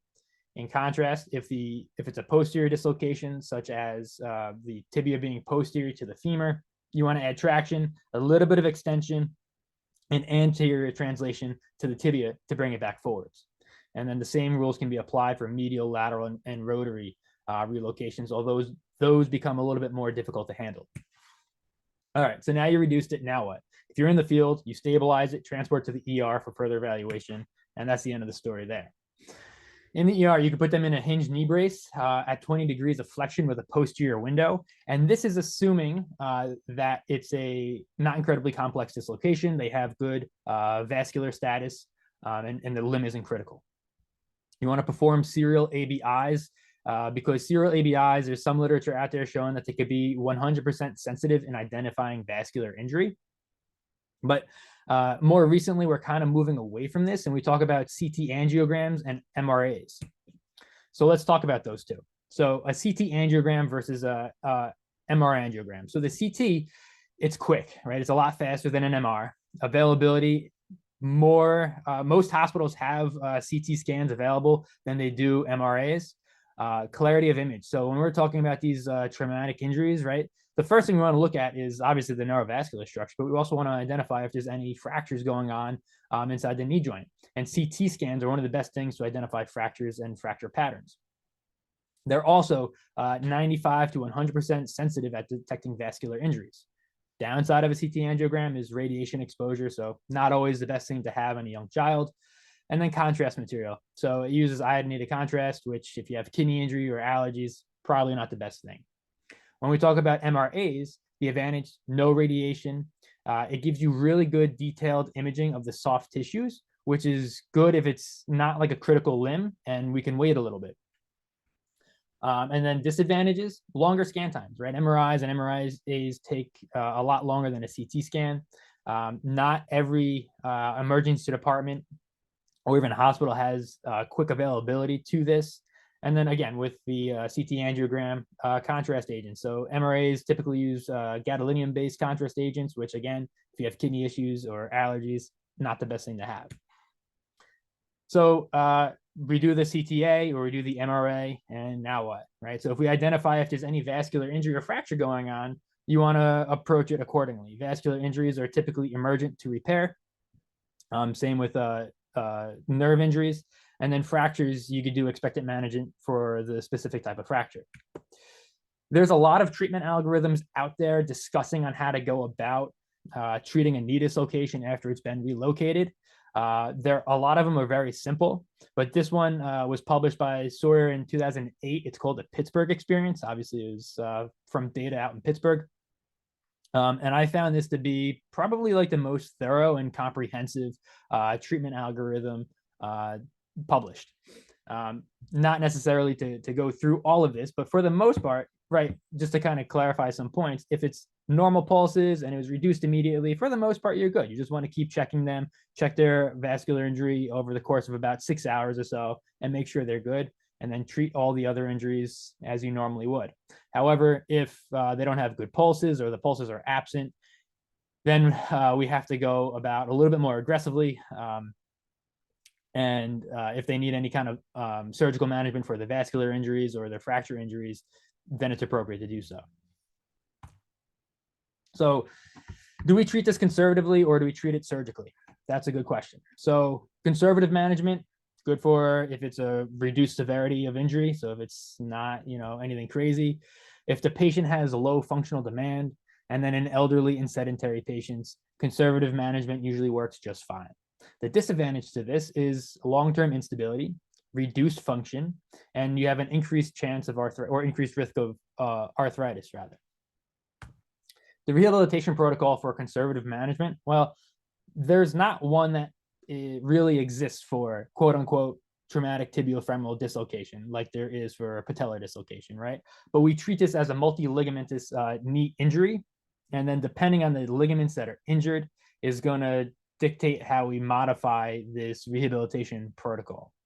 For the most part, so the protocol takes about 9 to 12 months to fully complete. But most patients, if they're low demand, can be done in about 9 months where they're walking around again. Now, this full rehabilitation protocol is a little extensive to go through for the purpose of this lecture, but this is thoroughly outlined if you wish to go back and review it at a later time. So operative management. This is often preferred approach due to the complexity and need for ligamentous reconstruction following knee dislocation or a multi-ligamentous knee injury. So this has superior outcomes when compared to conservative management. And how we kind of classify is it's the complete rupture of 2 or more knee ligaments that results in the severe instability even after attempted reduction. So if there's the presence of vascular and neurological injury, operative management, again, is the way to go. And then also if it's a high functionally demanding patient, such as a young active individual or athlete who needs to return to that higher level of performance or physical activity, operative management is the way to go because it provides more stability to that knee joint. Now, the disadvantages, as with anything else surgical, right, you always have like risk of infection. Supposedly you could have a lengthy recovery, and the length of recovery is going to vary depending on the ligaments that are injured and the type of repair that's done, whether it's a repair or a reconstruction. Now, talking about the types of surgeries that we can do, it's beyond the scope of this talk, and there's a lot that you can do. And again, it depends on the type of ligaments that you injure. So the rehab protocol, again, there's no strict rehab protocol that exists for a quote unquote knee dislocation. So we kind of go with a multi-ligamentous knee injury. I kind of derived this protocol myself coming from a paper from this paper by Monsoon et al. It's a very thoroughly thought out and the verbiage is very good. describing the rehab protocol. And if you guys want, you can go back, look at this in the future, or even read this paper on your own. And then this is kind of the sports performance testing details and goals, how to get this kid or athlete back to playing a sport and to assess when they're fully ready. I've put this in my slide because I figured it's a good screen grab for everybody. So we have the injury cleared, right? Mechanically, they should be fine. They completed the rehab protocol. Now, the big topic that we have to talk about is the psychological readiness of this athlete to get back into play. So oftentimes when somebody has a traumatic injury, right, they have kinesiophobia. They have fear of movement. They're afraid of re-injuring it. And this can significantly impair their performance and actually increase future injury risk. So tools like the Tampa scale for kinesiophobia or the ACL RSI are commonly used to assess an athlete's psychological readiness. I put the QR codes up top if you want to scan these to look at them or use them for future reference. And then we have to ensure that the athlete feels confidence in their knee stability, right? It's crucial. So mental readiness programs or working with an athlete to get them going to see a sports psychologist may be recommended for athletes who struggle with the fear or doubt about their recovery, because again, they had a very traumatic experience. Their knee was unstable for a long period of time, and now they kind of have to learn to trust it again.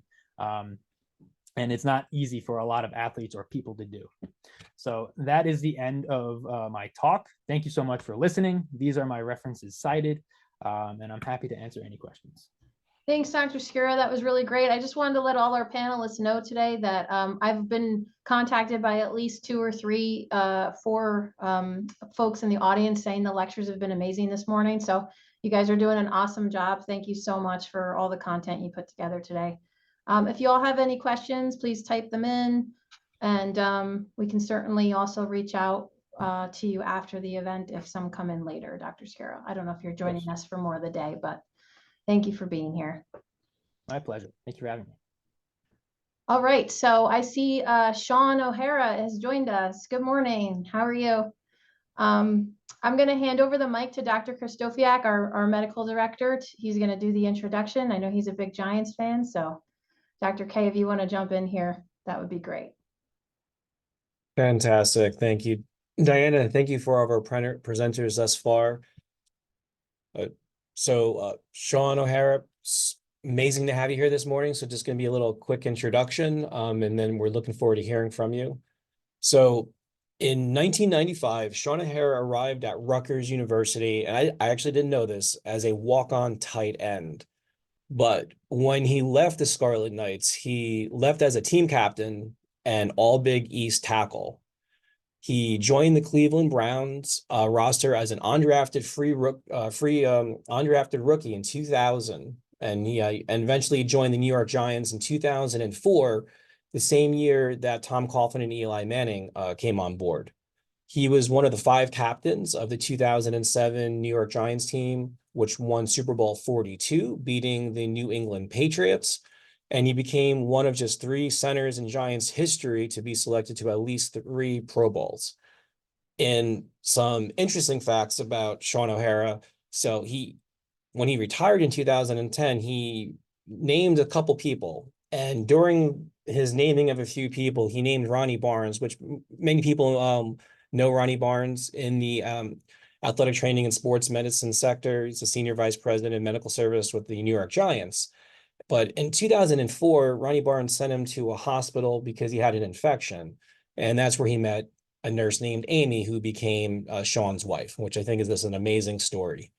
Recently, he was named as one of the top Giants players, one of the top 100 Giants players. And Shaun, I think you might find this pretty funny. So I know a coach very well that I think you know very well, Coach Flats. As a team physician for Rutgers Football, I see Coach Flats on the daily. So I had an opportunity to speak to him yesterday, and he described you as a self-made player who took coaching to heart, and that you have DNA that's basically built on leadership. And he told me to jokingly ask you about the quote unquote recruiting story. Not sure if you have time to talk about it, but he said very specifically you would know what that meant. So without further ado, again, Shaun O'Hara, a big Giants fan. Here we go. Just showed up. There we go. Really happy to have you here. Looking forward to you speaking with us.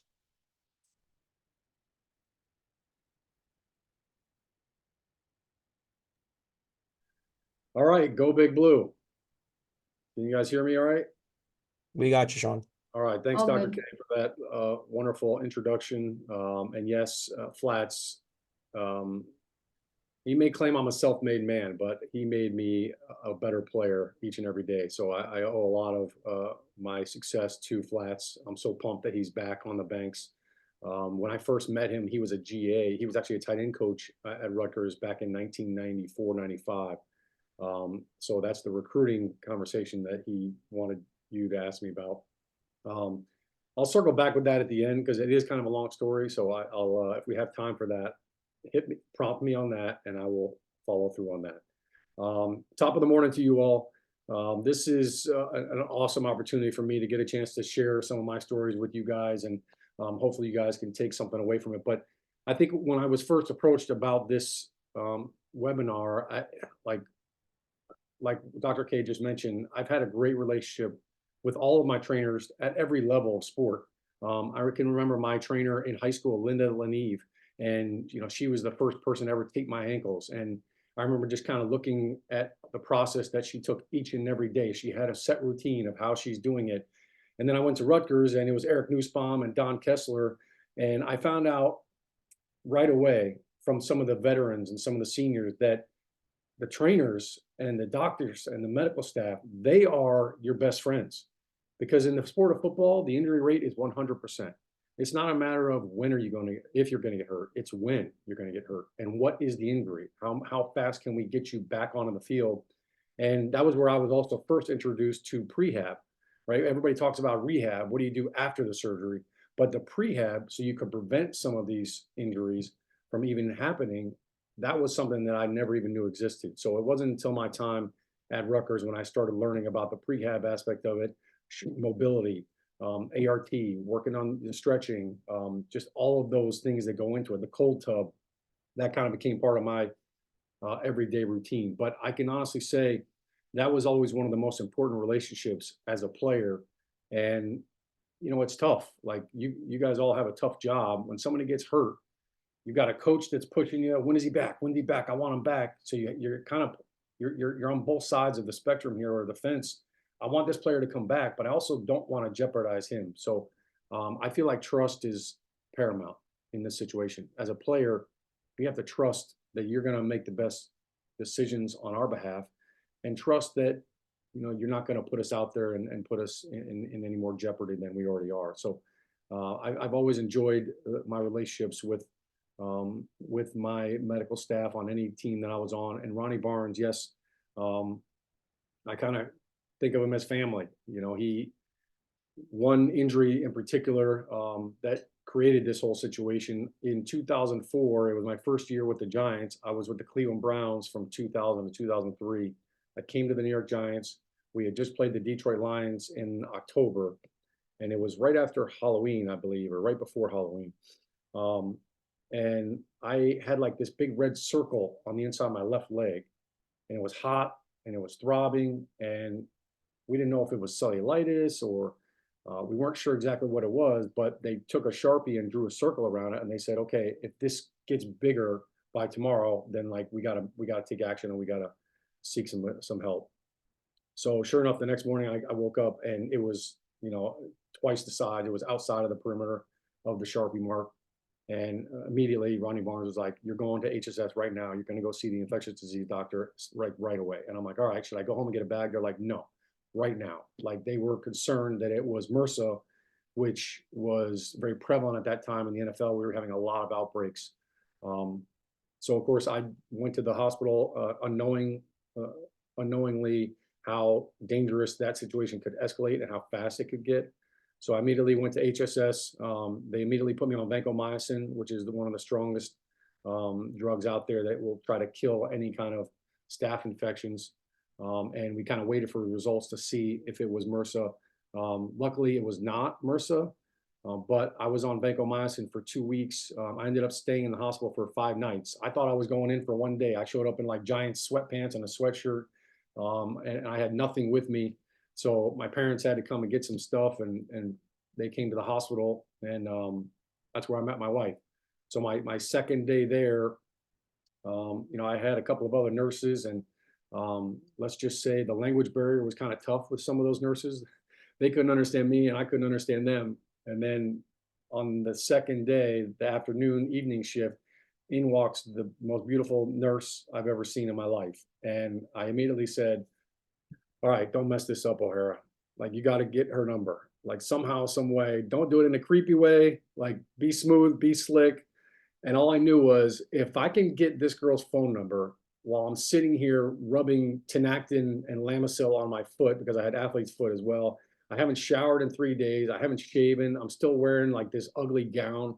Like, if I could get this girl's digits right now, like, wait till she sees me cleaned up. Like, then I'll really have a shot. So that was the start of our relationship, and she's been taking care of me ever since. So to this day, when I see Ronnie Barnes, he asks how my nurse is doing, and he takes credit and all of that. But Ronnie was awesome, and I actually kind of knew Ronnie before I came to the Giants, because I was in Cleveland, like I mentioned. The head trainer there, Mike Colello, was actually a Giants trainer, and Ronnie Barnes helped him get the job in Cleveland. So he was well trained, well rehearsed, and Marty Lauzon was the assistant trainer, and he's now down in Atlanta with the Atlanta Falcons. So I talked about the relationship aspect and the trust aspect, being that I already knew Mike Colello, and when it came time for me to sign with the Giants, everybody tries to do their due diligence. What kind of player are we getting? What kind of person is he? Well, everybody does their homework. So Ronnie Barnes called Mike Colello, who he knew really well. Who is this guy? Is he a jerk? He's Irish. Can we trust him? So I think that kind of helped in that situation when I'm coming to the Giants. It's like, listen, he checks all the boxes. Mike Colello vouched for him. So those relationships, even within the NFL, and as you guys know, it's the football circle is, a lot of people think it's pretty big. It's actually pretty tight. We all know each other, and I think that relationship aspect of it is something that I've always appreciated.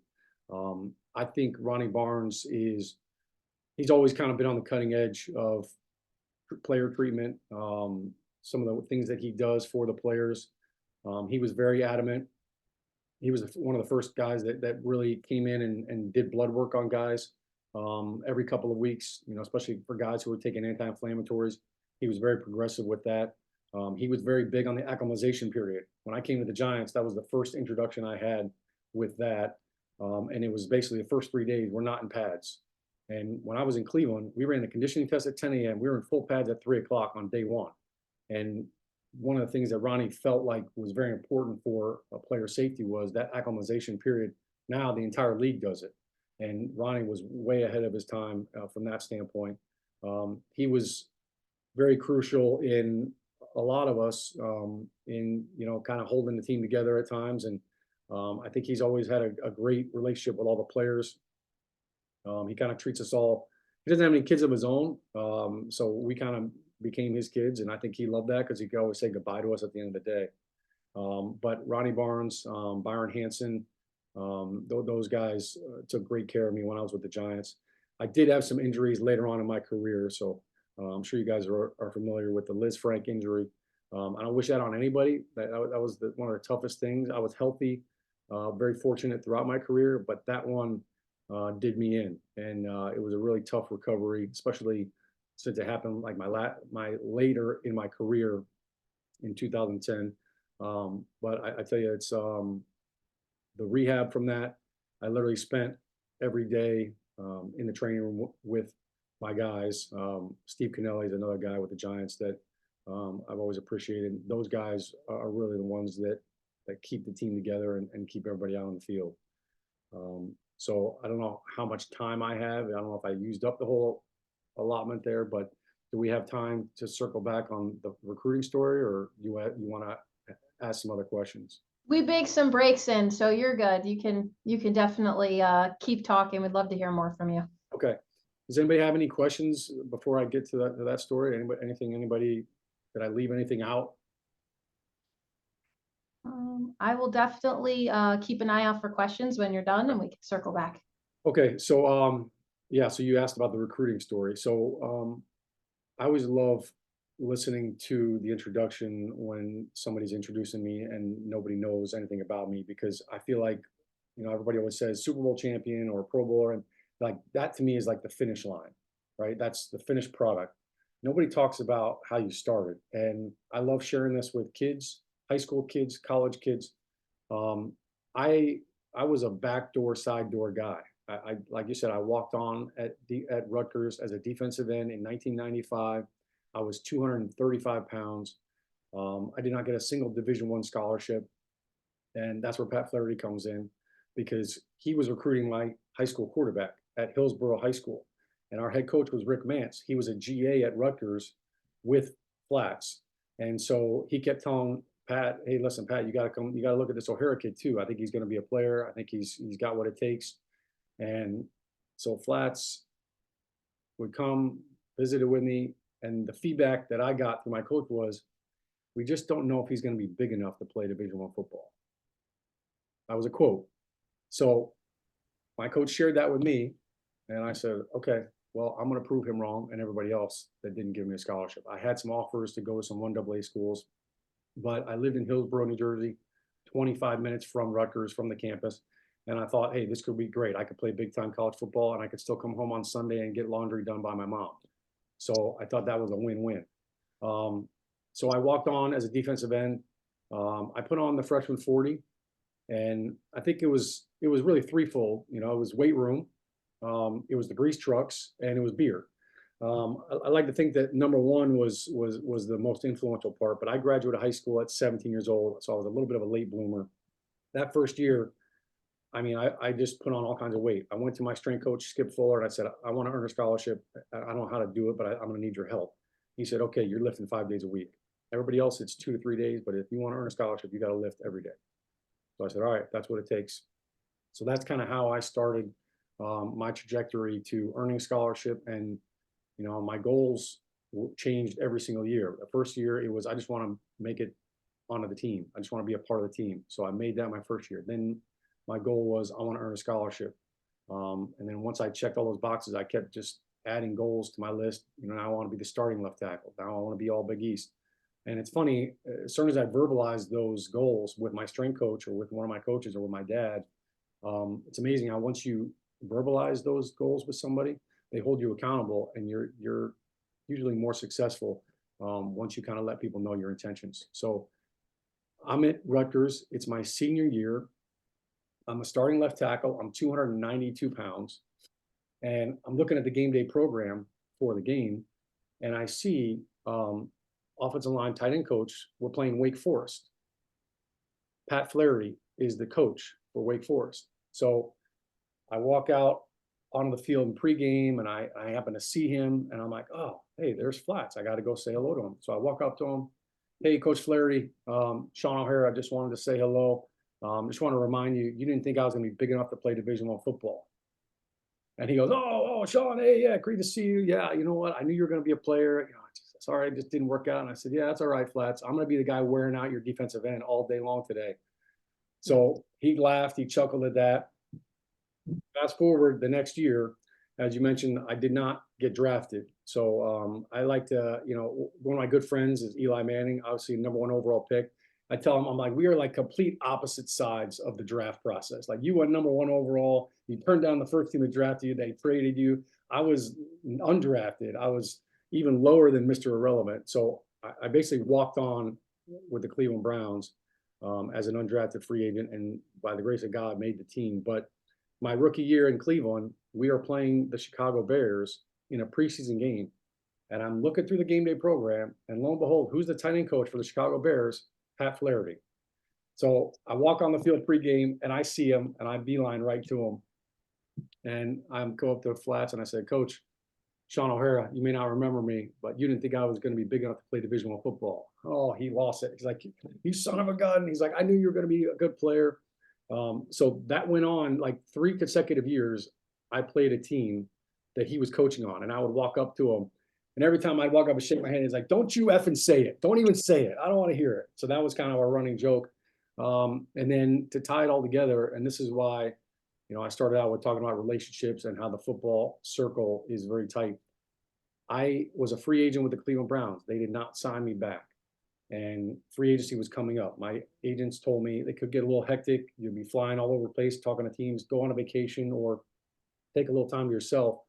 So I was in Cleveland at the time training, and I said, you know, I'm not going on vacation. Like, I don't want to go, you know, travel around before I go on free agency. I'm just going to go home and see mom. So I drove home from Cleveland. I'm having dinner with my parents in Hillsborough, New Jersey. We're sitting at the table and my phone's blowing up. It's my agent calling, and I'm supposed to go to Arizona on Sunday. And he calls me and says, hey, the Giants just called us and they are asking about you. They want to know if you would be willing to come and meet with them before you go to Arizona. So I said, yeah, that sounds good. I'll drive up. They weren't even on our free agency radar. So I had 3 other teams in mind. So the next morning I wake up, you know, I'm talking to my agents. They're like, hey, the Giants want to bring you up. They want you to meet with the coaches, maybe go to a dinner. And then, you know, if they like you, like we'll start talking contract if you're okay with that. And I said, okay, what about Arizona? And they said, well, this could be good. You know, they may not let you get on a plane to Arizona, but we could also use that as leverage. So I'm driving up to meet with the coaches, and my agent says, hey, they want you to go to dinner with one of the coaches tonight. Are you okay with that? And I said, yeah, absolutely. And I said, what's the coach? And they said, well, Coach Kaufman will be there, but the O-line coach is really the one that wants to have dinner with you.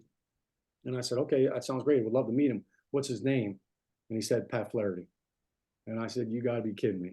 So everything came full circle.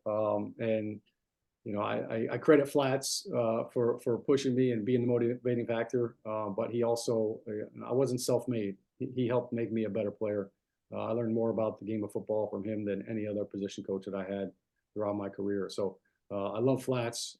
He's the best, and I'm glad he's on the banks, back where he belongs. And Rutgers is kicking butt. So it's a good time to be a Scarlet Knight, that's for sure. Thank you so much. Well, all the hearts are coming, so everyone loved it, as did I and all of our panelists here. Truly inspirational story. I'm totally motivated to get out in the world and kick some butt after hearing that. So appreciate you taking the time today to share that with us. If anyone Shaun, has questions and wants to fire them in, not every day we get an NFL Super Bowl champ with us. So and Dr. K, if you want to close this out, that would be great. Yeah, Shaun, that was amazing. Thank you so much for everything. And I knew when I approached Flats yesterday at practice, I knew he was going to have something special, and I'm really glad that you were able to share that story with us. And you're right, the Knights are doing very well with Flats back based on what the offensive line has been able to do this year. So it's exciting. Looking forward to with the Wisconsin game coming up. But it is an amazing story, and for me, just being a lifelong, you know, Giants fan, something my dad and I really had together, you know, kind of you know, going to the games and everything, and actually just watching you play, it was amazing. So thank you so much for sharing everything and your kind words about the athletic training and the physicians and the whole sports health team. Very amazing. We look forward to your I know you're doing some NFL analyst stuff now, so it's always a pleasure. So funny to watch that, especially when you get together with Eli. So it's awesome. And you know, thank you so much for your time and consideration today, and have an amazing day. All right, thank you. Thanks, Shaun. Take care. Thanks, guys. How are you?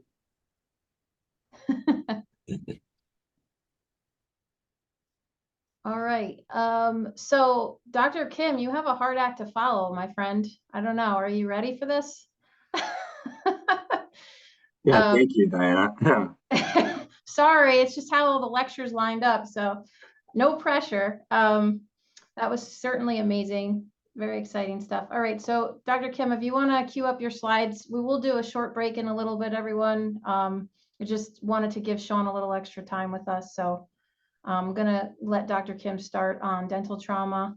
Dr. Kim is a sports medicine fellowship trained and board certified in primary care sports medicine. He's fellowship trained at Rutgers and Princeton. He's also currently working for our RWJBarnabas Health Network within our medical group, and practices out of our Livingston campus and Newport campus in Jersey City. Dr. Kim has both Division I and Division III experience and is on the current team physician roster for Seton Hall University.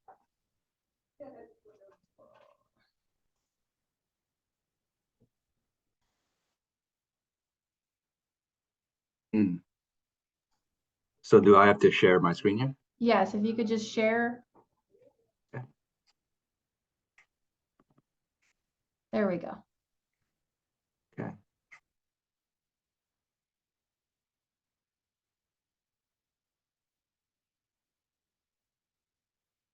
All right. So thank you, Diana. I don't know if Sean is still here, but thank you to Sean as well. I'm a huge lifelong Giants fan as well. So it's an honor to get to follow you up. Thank you, Diana, for putting me in this prime slot. I'm sure a lot of people came to hear Sean, and now they get to hear me talk about dental trauma. Disclosures, I have no disclosures to make. The only disclosure I have actually is my wife is a dentist, so she helped me out a lot with this presentation.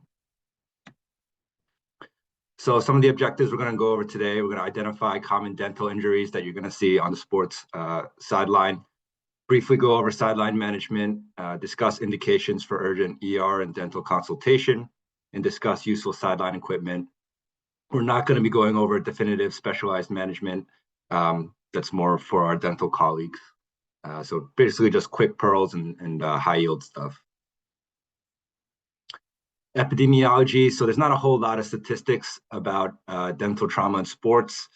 These are some of the things that I found. There's about 5 million avulsed teeth in the United States per year that are related to sports injuries. The highest risk sports are, as you can imagine, the high contact sports, basketball, football, hockey, martial arts. Interesting fact, in intercollegiate sports, it's 5 times more likely in basketball to get your tooth knocked out than it is in football. And I think goes to highlight and show the importance of mouth guard and protection and things like that, and how that can help prevent injuries. The most common injuries that we're seeing that are dental related are soft tissue injuries around the mouth, tooth fractures, tooth avulsions, tooth subluxations, which we'll all go over in a second. Most of the time it's going to be involving the upper teeth and your central incisors, which are your buck teeth.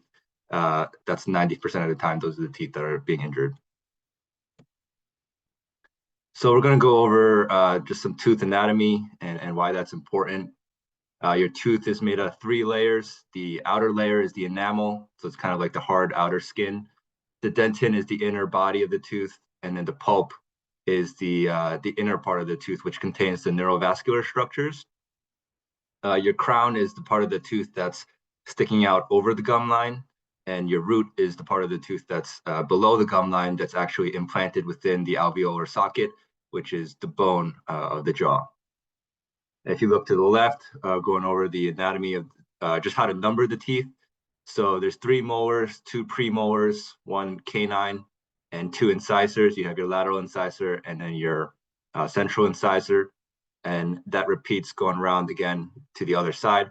So you start on your right back molar, that's your first tooth, tooth number 1, and then you go all the way around to the left side, and then you start again on the left side bottom, and then go all the way around to the right. Most people have 32 teeth in total. So we're going to go straight into a case here. You have a 25-year-old ice hockey player hit by a stick during a game, and their teeth looks like this. So sorry for the nasty pictures. Good way to start off the morning. But so you can see there's an empty socket, right? The tooth has fallen out. So this is what we call a tooth avulsion. So tooth avulsions are a dental emergency. Your goal is to replant any permanent teeth as soon as possible. You're not going to replant any primary teeth. So if you're dealing with a young child, their primary tooth is what we have when we first develop teeth. Those eventually fall out anyways and then get replaced by your secondary or your permanent teeth, usually around the age of 12. So if you're dealing with people older than that in adolescence, then this is most likely their permanent tooth. You have about a golden hour, really an hour or 2 to get that tooth replanted, because basically every minute that passes, you're going to lose about 1% of your survivability or success rate with that. Another tidbit is if the root of the tooth is fractured, you don't want to replant that. It's not going to hold. It's not going to heal. Now, most of the time, right, this is like a dental emergency. You're going to send to the emergency room and get a dental consult as soon as possible. Maybe if someone in the stands is the dentist, a parent or something, that'll be great. But let's just say, for argument's sake, you're in the middle of nowhere. You're traveling with your team. You don't know what to do. These are just some tips that I can give you here. So the first thing you want to do is irrigate the socket with sterile water or saline, and then you want to dry it out and dab with gauze. just to clean out the wound and where the tooth is going to be replanted. Then you're going to put the tooth right back into the socket. You're going to check the occlusion, which is the bite. So you want to make sure everything is aligned how it was previously. And then you're going to apply firm pressure until the blood clots, and then the tooth is firmly in place. After that, usually then you're going to try to get them to a dentist as soon as possible. You're going to splint them. The dentist is going to splint them. And then usually we recommend you take an antibiotic, just because, again, the mouth is not the most cleanest environment. There's a lot of bacteria, so there's a high risk of infection. So I do want to point out something really important here. So, you may hear that. So you shouldn't, as soon as the tooth falls out, you shouldn't just leave it out, or you shouldn't just let it stay in the air. You want to put it in some type of solution to preserve the tooth. So the best type of solution is something called Hank's Balanced Salt Solution, which you can buy.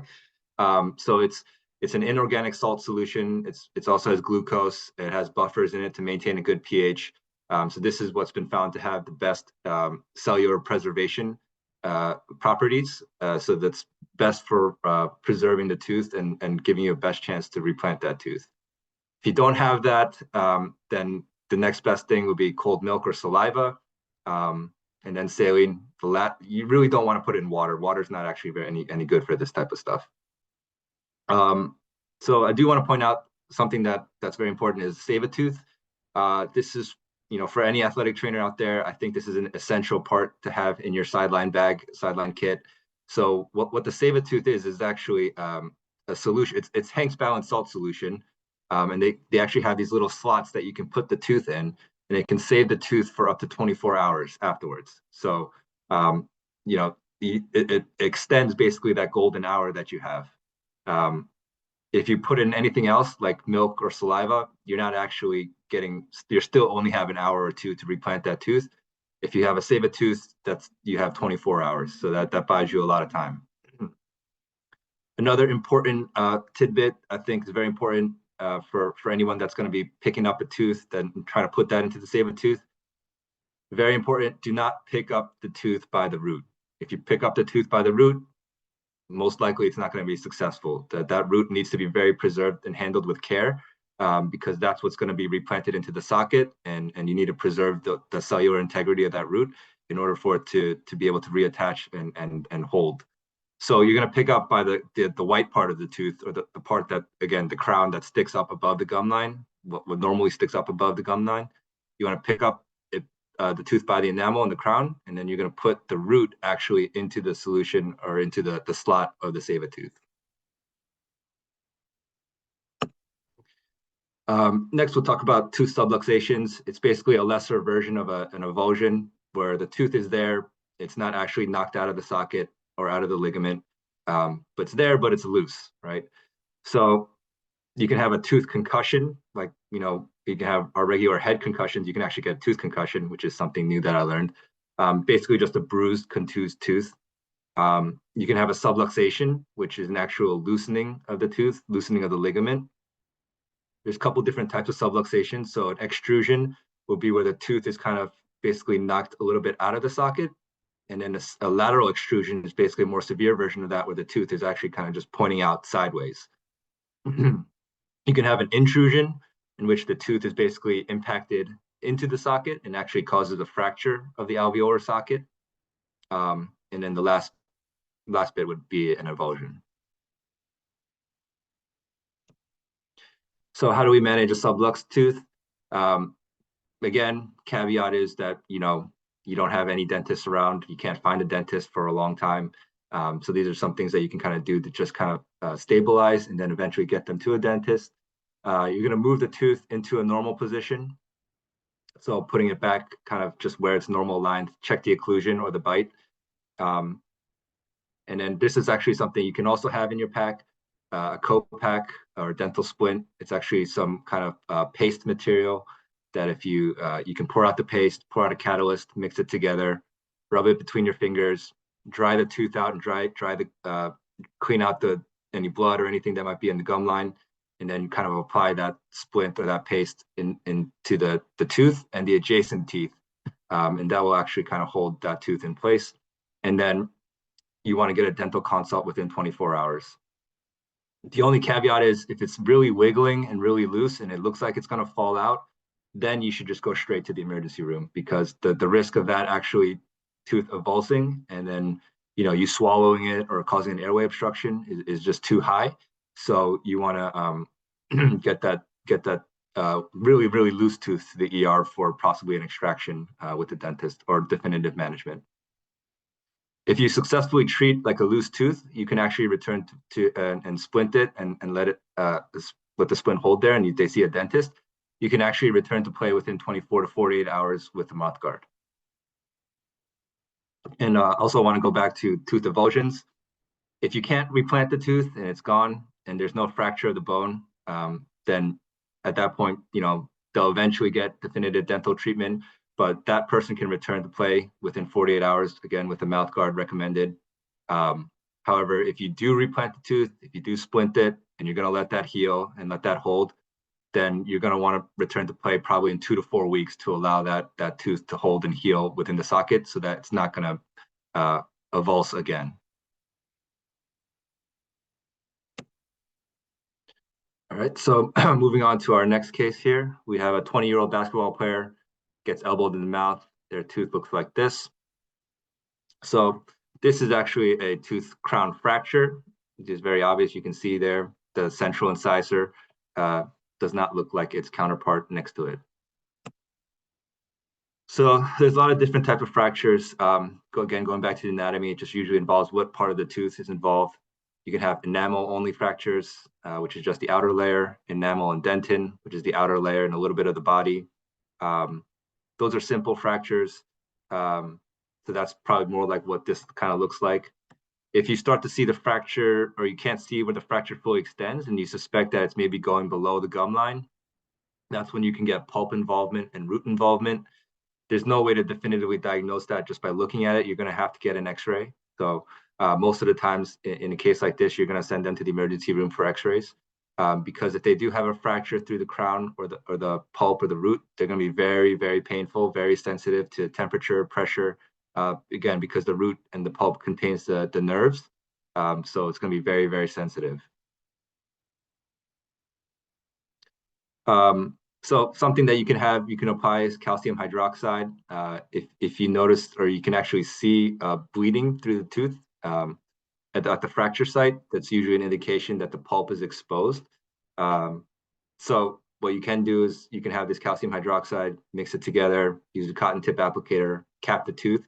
Basically, that'll help with protecting the nerve endings and also helping to prevent severe infection. For the sideline, if you can find the fragment and save it for the dentist, in very rare cases, they may be able to reattach the fragment. So if you can have the fragment, put it in a save a tooth, give it to the athlete, and then get them to see a dentist within 24 hours, they may be able to reattach that. However, most of the time, if you can't find the fragment, it's not the end of the world.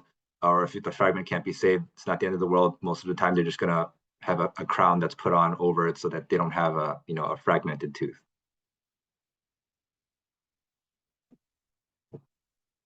All right, so our third case here, an 18-year-old high school football player gets tackled. Afterwards, he has a lot of jaw pain and he looks like this. He's unable to put his teeth together, so his bite is maloccluded. This is actually a case of TMJ dislocation.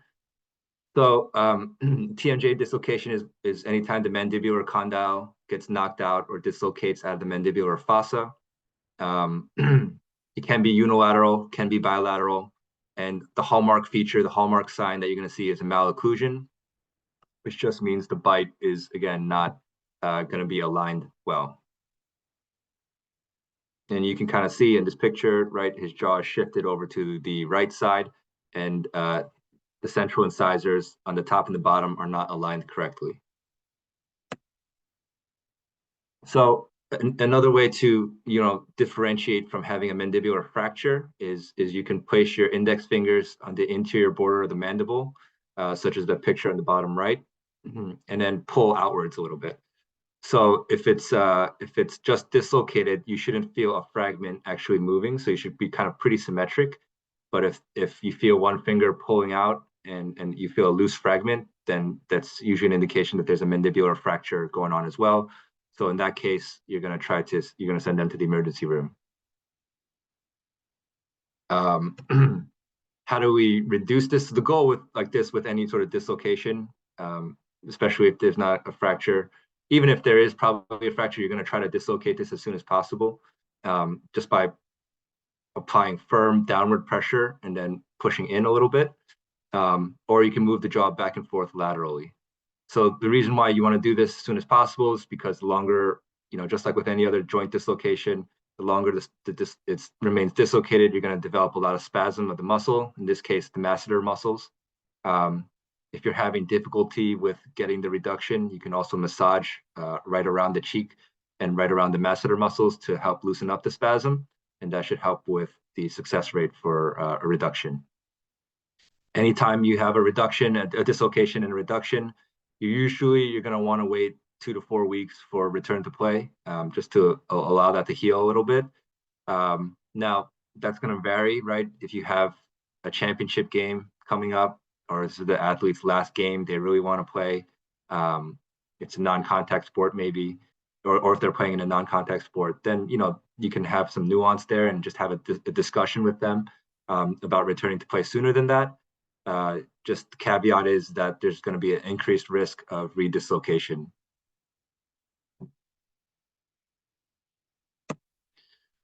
So that was pretty much it. Pretty much basically the high yield points I want you guys to walk away with is basically, if a tooth is falling out, pick it up by the crown, not the root.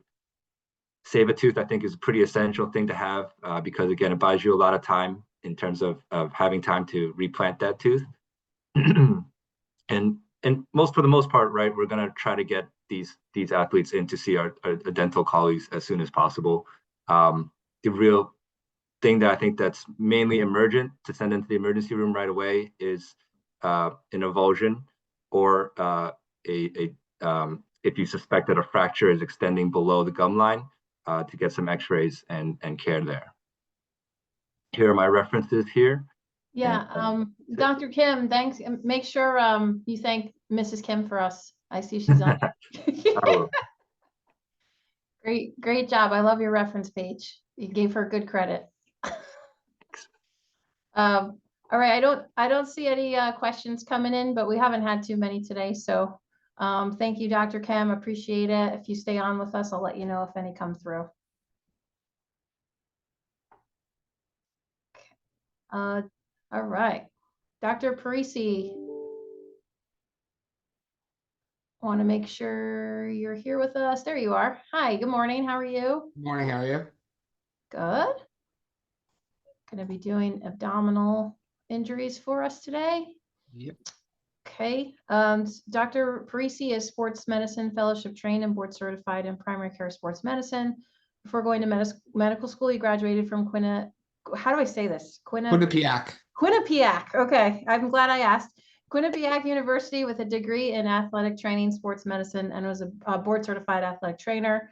He's currently working out of sports medicine in Morganville for our medical group and out of Pediatric Orthopedic Associates. And he is also the school physician for Colts Neck High School. All right. You see my slides? Yep, you're all set. All right. Hello. Thank you. Thank you for having me. Just want to thank Diana, Dr. K, Mustafa for putting this all together. All the lectures have been great, so I hope I could follow their lead. So I'm going to talk about abdominal trauma in sports. I think the big take-home message today is going to be just stay on top and being vigilant. Having high expectations or high level of concern for these type of injuries and acting fast for the best outcomes. To start, I have no disclosures. So just an overview about abdominal trauma, usually done by contact or collision sports are at the highest risk. They are considered to be rare, but can be life-threatening and most commonly occur in young males. There was an article done in the Journal of Athletic Training in 2019 that looked over internal organ injuries over a 10-year time period. They found during that time there were 174 internal organ injuries that were captured. Out of all those, 9 were catastrophic.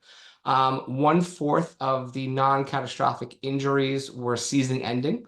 The 7 out of the 9 catastrophic injuries occurred in high school and in football players. 4 of them unfortunately resulted in death, and they most commonly found in males football and lacrosse during competition, not off season or practice. So usually the mechanism is from a crushing or direct blow. You can have injuries from a shearing, so a rapid deceleration across fixed organs, and a bursting mechanism where raised intraluminal pressure causes a rupture. So first, talking about the different organs that are injured. So you have your solid organs versus your hollow. So example, your solid organs are your spleen, liver, kidney, pancreas, adrenal glands. Hollow organs are more things such as the stomach, the intestines, gallbladder, fallopian tubes, ureters. To note, solid organs tend to tear and bleed profusely, where hollow organs, you have more risk of infections. So anatomy is very important. So just knowing where these organs sit in the body, sit in the body is very important, and it just helps you run through your differential while you're doing your on the field evaluation and kind of what to expect and what you're looking for. So first we're going to talk about splenic injuries. So this is the most common organ that's injured in the abdomen. First, it is the largest of the lymphatic organs. It's located in the left upper quadrant, adjacent to ribs 9 to 11. Neurovascularly, we have the splenic artery, the splenic vein, and the celiac plexus. The spleen does store and filter a lot of blood, so its injuries can cause very significant bleeding. To note too, the splenic artery comes off of the cephalic branch, which is a branch of the aorta. So again, the blood supply is very rich to the spleen. You can have injuries such as contusions, lacerations, or rupturing. So again, it's about 25% of all intra-abdominal trauma in sports.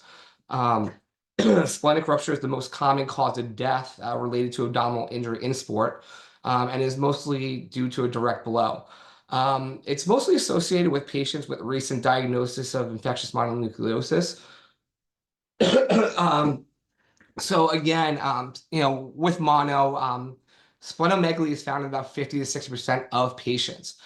Usually people with mono, the splenic rupture occurs about 14 days of the illness, but has been reported to happen about 8 weeks after initial diagnosis. In one literature that I was reading, about 70% of splenic ruptures occur in patients with mono are males under the age of 30. So again, this is why the guidelines are out that if somebody has mono, that they're out of sports for 21 days and out of contact sports for about 30 days. Other mechanisms to look at for splenic injuries are, not only just like football tackles, you have checking ice hockey, falling off a horse, or hitting bicycle handlebars.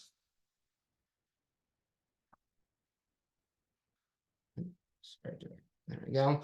So typically the presentation, it varies, but people could have pain in the left upper quadrant. They can have left flank pain. They can have Kerr's sign, which is just pain to the left shoulder. However, it can occur in the right shoulder as well. They could have abdominal distension. They can have bruising. They can have neck pain called Seegasser's sign, and this is just irritation from the phrenic nerve. That's why you get the pain in the neck. They could complain about rib pain. They could have tachycardia, hypertension due to the significant amount of bleeding that can occur in these. They could be diaphoretic and have rapid respirations as well. So evaluation, it's always good to obtain a good history, or if you're on the sideline, making sure you see where the mechanism of action is. If you didn't see it, asking any coaches, teammates, if they saw what happened. Doing a thorough exam is very important, again, to give you that high level of, looking at these type of injuries. And vital signs is important. If somebody gets hurt and they're complaining about some left upper quadrant pain, you check their vital signs, they're okay, but they're still complaining about pain, I would serially check the vital signs as well. And if there's any change, you're going to send them to the hospital a little bit faster. So, usually the workup for splenic injuries is doing a CBC, looking at your hemoglobin, hematocrit levels, getting a blood type and screen, because a lot of times with these splenic ruptures, they do require blood transfusions, getting liver enzyme testings, amylase, lipases as well. Imaging, so usually in the ER for traumas, they'll do a fast exam, but CT abdomen with contrast is actually the gold standard. You could actually do a peritoneal lavage as well. The problem with this is this could actually miss some subscapular tears. So treatment, again, if this is expected, especially on the sideline, you're transferring to the nearest emergency room through EMS. Obviously, if they're hemodynamically unstable, you're going to do IV fluids, give boluses. And treatment for this is truly guided by the grading system, and we'll get that to the next slide. Usually non-surgical intervention initially is observation in the ICU. Splenic preservation is actually the preferred way to go, especially in the pediatric population. We do save surgical repairs for people who are hemodynamically unstable, or if they require more than 4 units of blood in a 48-hour time period. Different types of treatments could be a repair of the capsule, the lacerations. They could go in the IR for embolization to start to stop the bleed, and then splenectomy if none of those work or there's too much extensive damage to the spleen itself. It is important that after patients have splenectomy that they are vaccinated for encapsulated organisms after. So here's just a little bit of the grading. So as you see, grade 1 is just a small laceration, a little capsular tear, subscapular hematoma. It's usually about less than 10% of the surface area. As you go down, grade 5 is more of a vascular injury, the shattered spleen. So this is mostly going to require surgery or removal. Here again is just a little bit of format of how it is graded. And here's, a gross picture of, picture of what the spleen looks like. And then here's on CT scan of a splenic hematoma or bleeding for that. To note, one of my partners, a couple years ago, his daughter actually had a splenic injury from a car accident. She went to the hospital. She had CT scan. They saw this, small splenic laceration. Appeared that the bleeding stopped. They fixed her other injury. She needed surgery for a pelvic bone fracture. So she ended up getting discharged from the hospital, and about a day or two after, she had to go back because she got very lightheaded, dizzy, and ended up passing out. And when she went back to the hospital, they found that the bleeding actually increased. So again, follow-up and observation is very important in these patients. Sometimes they do serial CT scans for observation for that. Excuse me. So return to play after splenic injuries. For non-surgical, you're looking at about 3 months to return to play. And at that point, you're just really starting with light activity and then gradually increasing the intensity as you progress. You do want to avoid any contact sports during the healing time. For patients who have surgical intervention, it can actually take up to 3 to 6 months for returning to play. And you worry about, the surgical scars being completely healed and being able to tolerate the activity. All right, so next we're going to talk about liver injuries. So just the overview in the liver. So it's located in the right upper quadrant. It's 4 lobes. It does carry out a multitude of functions. It is supplied by the portal vein, hepatic artery, hepatic vein, hepatic plexus. This accounts for about 20% of all abdominal injuries, usually from, again, a direct blow, and a capsular hematoma is the most common. Excuse me. Liver lacerations are commonly from high-speed injuries as well, such as motor racing or skiing. And these patients are going to present with right upper abdominal pain, nausea. They can have bruising. They can have right or left shoulder pain, and change in heart rate or blood pressure depending on how significant the injury is. Again, good history and physical, checking vital signs regularly. Labs are pretty much the same as with splenic injuries, as well as the imaging. So here are just some various stages of liver injuries on CT scan. So in picture A, you have a little bit of a hematoma. B, you have a more of a laceration, and then C, you have a more of a significant bleed. All right, so treatment, again, go to the nearest emergency room. Again, depends on the grade of how we're going to intervene. About 50 to 80% of the bleeding stops spontaneously. So a lot of these patients we can manage non-surgically, especially if they're hemodynamically stable. It's when they become hemodynamically unstable, that's when we're talking about other interventions. Again, IR embolization or going to the OR for exploratory laparotomy for that. So again, here's more of the grading system, similar to the one of splenic ruptures. Excuse me. And then return to play depends on severity. Most likely 2 to 4 months for simple lacerations, and it can be up to 6 months for severe injuries. There really is no set return to play protocols for return to play after liver injuries. And you may need some interval CT scans to help guide returning to play. So next we're going to talk about kidney injuries. So most people have 2 functioning kidneys. The function of the kidney is to eliminate metabolites through the urine, regulates blood pressure. It also creates certain hormones. And again, neurovascular supplies from the renal artery, renal vein, renal plexus. This is the 3rd most common abdominal organ injured. Depending on the literature that you see, it can account for anywhere from 10 to 20% of intra-abdominal injuries. It is usually from blunt trauma and is more common in children. Now, going with the blunt trauma, it's actually usually from a collision such as falling off a bike. You can have from football injuries, boxing as well. The reason it's believed to be more common in children than adults is because of the relative size of the kidney to the body, as well as the decreased perirenal fat, as well as weaker abdominal muscles and less protection from the rib cage. To note, I know we're talking about trauma, but you can have exercise-induced kidney injuries as well. So just keep that in mind. So a lot of symptoms could be from mild to severe. We could have just, it's a little nausea, vomiting, abdominal flank pain, low blood pressure. You can have gross or microscopic hematuria. So again, when you see these patients, you're running down your whole differential of what it could be. Again, taking a good history and physical, checking the vital signs. With the labs, you want to do checking the UA. You want to make sure there's no evidence of, urinary tract infections or other conditions that could be contributing. CBC, CMP, liver enzymes. You can do plain radiographs at first, but then following up with a CT with contrast again is the gold standard, and IV urography as well.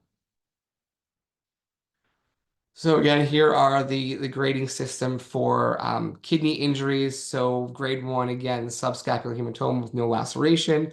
And then you have grade 5, which is avulsion of the renal hilum and devascularized kidney with active bleeding. So again, here's just a couple of pictures. And as we go from A to C, there are worse. Okay. So treatment, expected management for most of the injuries. Most pediatric blunt trauma renal injuries are managed conservatively. Again, surgical intervention is for people who are hemodynamically unstable. Any penetrating injuries or any injuries that are also non-renal that require surgery, then you're going to go in for that. Return to play once hematuria is resolved. Averages between 2 to 6 weeks. And can be longer in the pediatric patients for complete healing. Can take up to 6 to 12 months for more of the severe injuries. Just a quick little side note. So people with solitary kidneys, I know this is bigger for us physicians who are trying to clear people or saying people could participate in certain sports.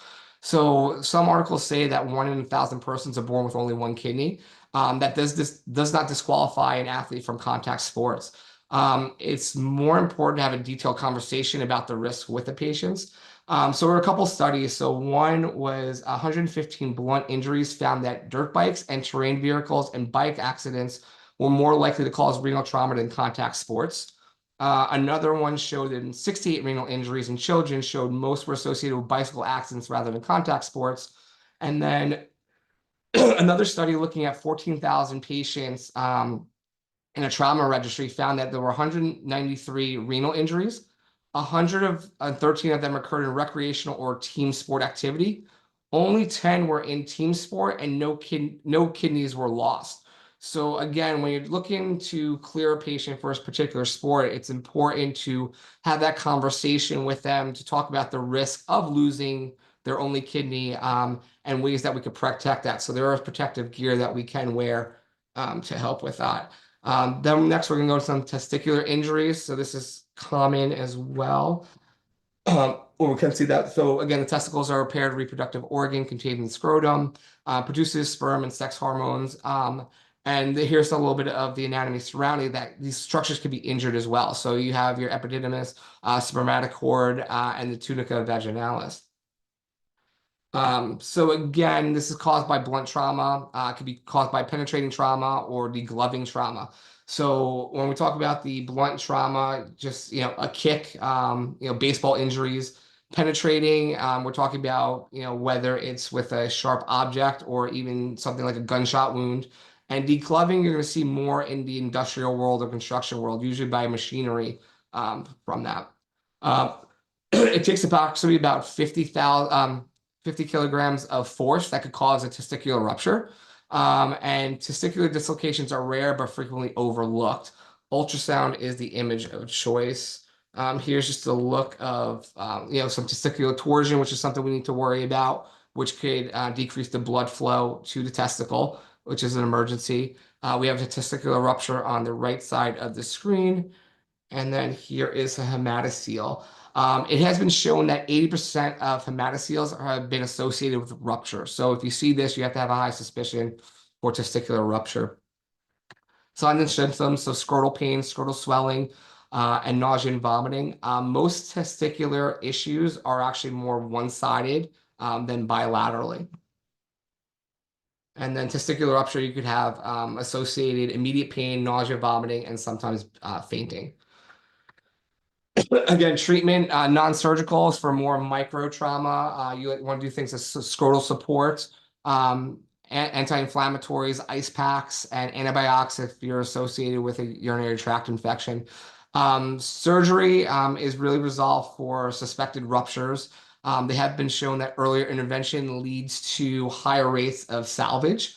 Also go for surgery if you're uncertain about the diagnosis. If there's absence of blood flow, all penetrating injuries, and any testicular fracture, you'll need debridement. Return to play, again, no set guidelines. It's a lot of times when symptoms resolve and healing after surgery is there. It is important to wear a protective cup as well. And just quick, a couple other organs to look out is the ureter, mostly associated with significant renal damage. Also think about pelvic and lumbar fractures. Almost always require surgery. And again, no standard guidelines to return to play. The pancreas is really rare due to its protection by other organs in the tissue. Most common part of the pancreas that are injured are the body and the duct of the pancreas. And they usually present with generalized abdominal pain. A lot of times this could get away with supportive treatment, IV fluids, NPO, just to prevent the pancreas from producing all those hormones and gives you some pancreatic rest. The bladder is another also rare injury in sports, but it can happen. Contusion versus rupture. Contusions can require some catheterization up to 7 to 10 days. So that's important to know. And ruptures require surgical intervention. And the biggest thing from this talk I want you to get out is sign line evaluation. So making sure you're checking the ABCs, inspection of the body, mechanism of action, vital signs, focused examination, and if you have a high index of suspicion, you're sending to the ED via EMS. And that was pretty much it. Thanks, Dr. Parisi. There was one question while Dr. Manelli's bringing up his slides. Looks like a case presentation. So female soccer teenager with mono no splenomegaly on physical exam. When is the return to practice expected? So about 21 days. Quick and easy. Yeah, Okay. Thank you. you're welcome. All right. Appreciate it, Doc. Have a great day. You too.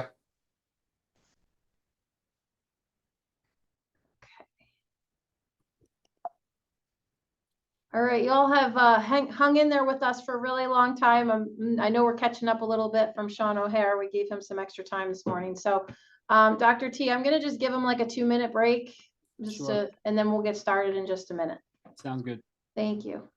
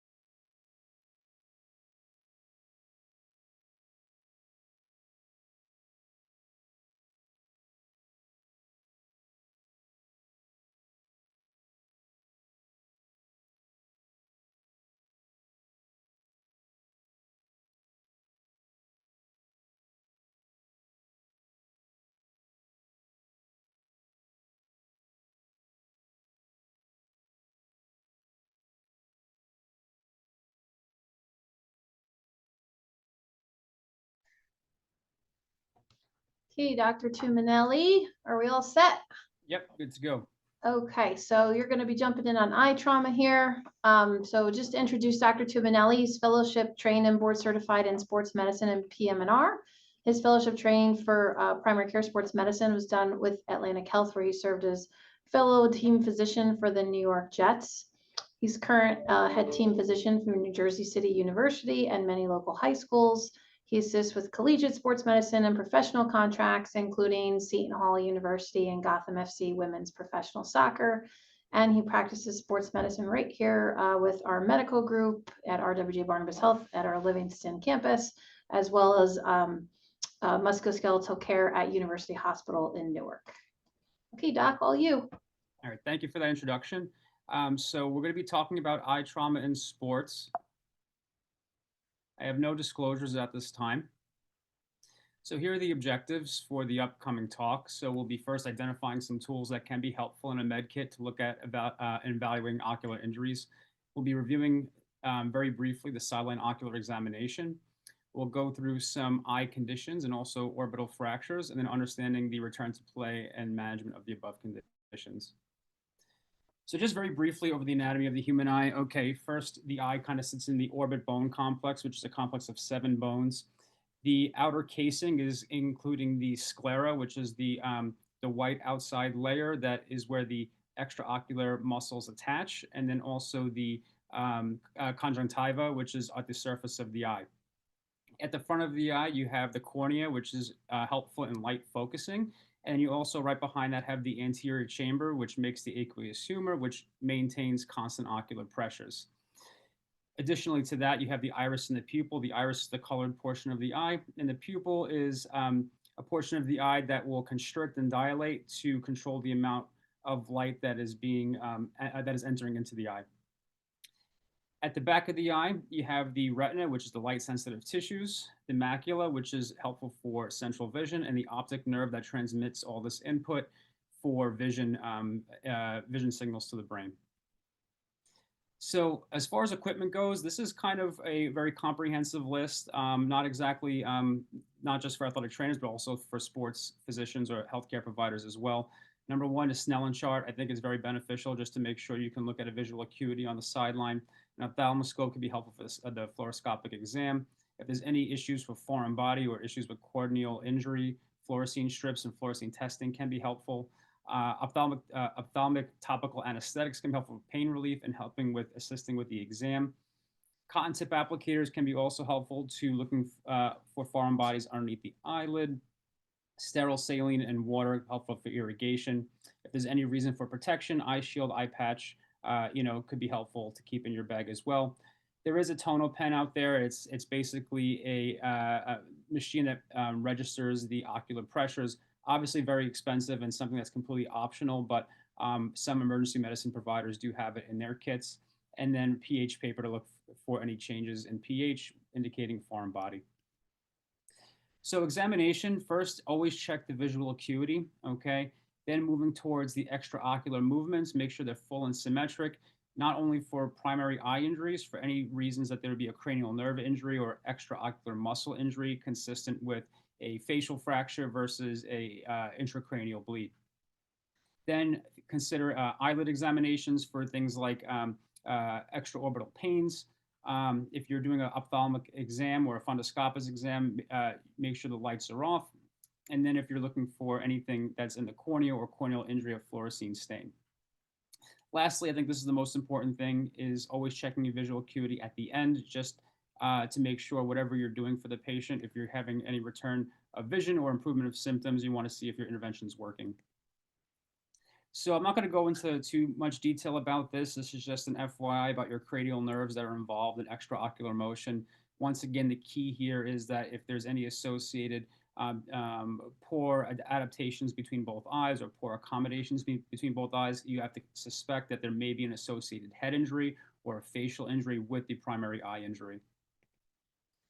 This is just a quick infographic just to look at how to check for foreign bodies underneath the eyelid. And doing an eyelid exam, you can use a cotton tip applicator over the superior portion of the eyelid, grabbing the eyelid laterally and almost rolling the cotton tip applicator upwards to kind of see underneath the eye.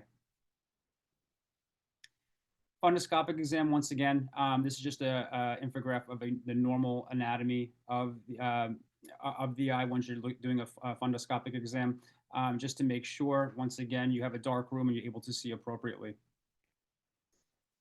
Fluorescein staining, so these are test strips with fluorescein solutions, okay, that will go over the eye with a colored dye, and then using a cobalt blue filter or slit lamp, you'll be able to see any disturbances in the cornea or eye surface. So just to kind of look at a couple of conditions that will affect the cornea. First, this is something called an ice rink sign that you may see on your fluorescein exam. This is usually a sign of a foreign body, okay? For this type of exam, you want to have a topical anesthetic, and then if there's any irritation, consider lubrication like artificial tears or Lacrolube. Sometimes there'll also be pupillary spasm as well, so consider something like a cycloplegic to help relax the muscles so that you can have a more comfortable exam, and then consider antibiotic ointments for any potential infection risk. As far as return to sport goes, if there is the foreign body that is present that can be removed and there's no signs of corneal abrasion, they can return to play. So now moving towards corneal abrasion, which is a defect in the epithelial surface. Okay, so now we have feelings of a foreign body, maybe some feelings of tearing and light sensitivities. Same thing applies here. Topical anesthetic for evaluation. However, do not use it as a mechanism for pain control and as a consideration for return to play. Additionally, you're going to want to use an anti-inflammatory that's either topical, an antibiotic for infection risk. The big things for ophthalmology evaluations, if there's a large lesion that's greater than, that's lasting for the first 24 hours, if there's signs of delayed healing, infection, or if the foreign body cannot be removed. If you look at the two images on the right here, the top right picture is the sign of a corneal abrasion there. And the bottom, what we see here is something called a Seidel sign, where there is a defect in the cornea leaking aqueous humor. And this is signs of a corneal ulcer, okay? If for some reason that the conservative management is not helping and is refractory to conservative care, sometimes there will be a specialty case of corneal transplants. As far as return to play goes, you really want to wait till the pain is resolved and there's full vision returned, and usually about 2 to 3 days for most smaller lesions. Hyphema, this is a medical emergency where there's bleeding into the anterior chamber of the eye. There'll be pain, swelling, and associated pupil changes as well. This is very high risk for people who have coagulopathies or use of anticoagulants. The acute management is is an eye shield and have the person reclined or upright above 45 degrees. And you want to stop any antiplatelets because there's a high risk for rebleeding in the first 5 days. Opto evaluation as soon as possible, and topical cycloplegics plus or minus pain control with Tylenol. Traumatic iritis or anterior uveitis. Okay, this is usually a blunt trauma mechanism, and they may appreciate pain and light sensitivity with associated loss of vision and sluggish pupils. It is pretty much pathognomonic when you have this increased redness around the outer ring of the colored portion of the eye for an anterior uveitis. Usually you can get away with just topical steroid if there's no signs of infection and associated pupillary muscle relaxant or cycloplegic, and usually the recovery is about 1 to 2 weeks on average. Retinal detachment. So this is definitely something we have to be looking for on our fundoscopic exams, if anything at all, especially during sports-related activity. It can be traumatic or spontaneous, but the blunt trauma can cause increased intraocular pressure, leading to separation between the retina and the choroid on the posterior ocular wall. There's high risk for glaucoma for people who've had cataract or glaucoma surgery, and they may appreciate what they call curtains pulling over their eyes or floaters. We do know that there's been some benefit to point of care ultrasound in evaluating retinal detachments, and I'll show you on the next slide what that looks like. And when you're doing your fundoscopic exam, you should consider atropine eye drops for eye dilation. As far as return to sport, it's usually in a week to month time scale. You're going to have initial limitations in strenuous exercise to make sure the intraocular pressure stays low. Sometimes as far as deep diving and altitude changes, if you have a history of a surgery, there may be a gas bubble that has not resolved yet. So that can cause issues with altitude. So that can also be a restriction over the first couple of weeks. And the current guidelines vary roughly 4 to 6 months for contact sports after a potential surgery. We should have a strong consideration against return to combat sports or avoiding return to combat sports if there's no ability to have any protective eyewear.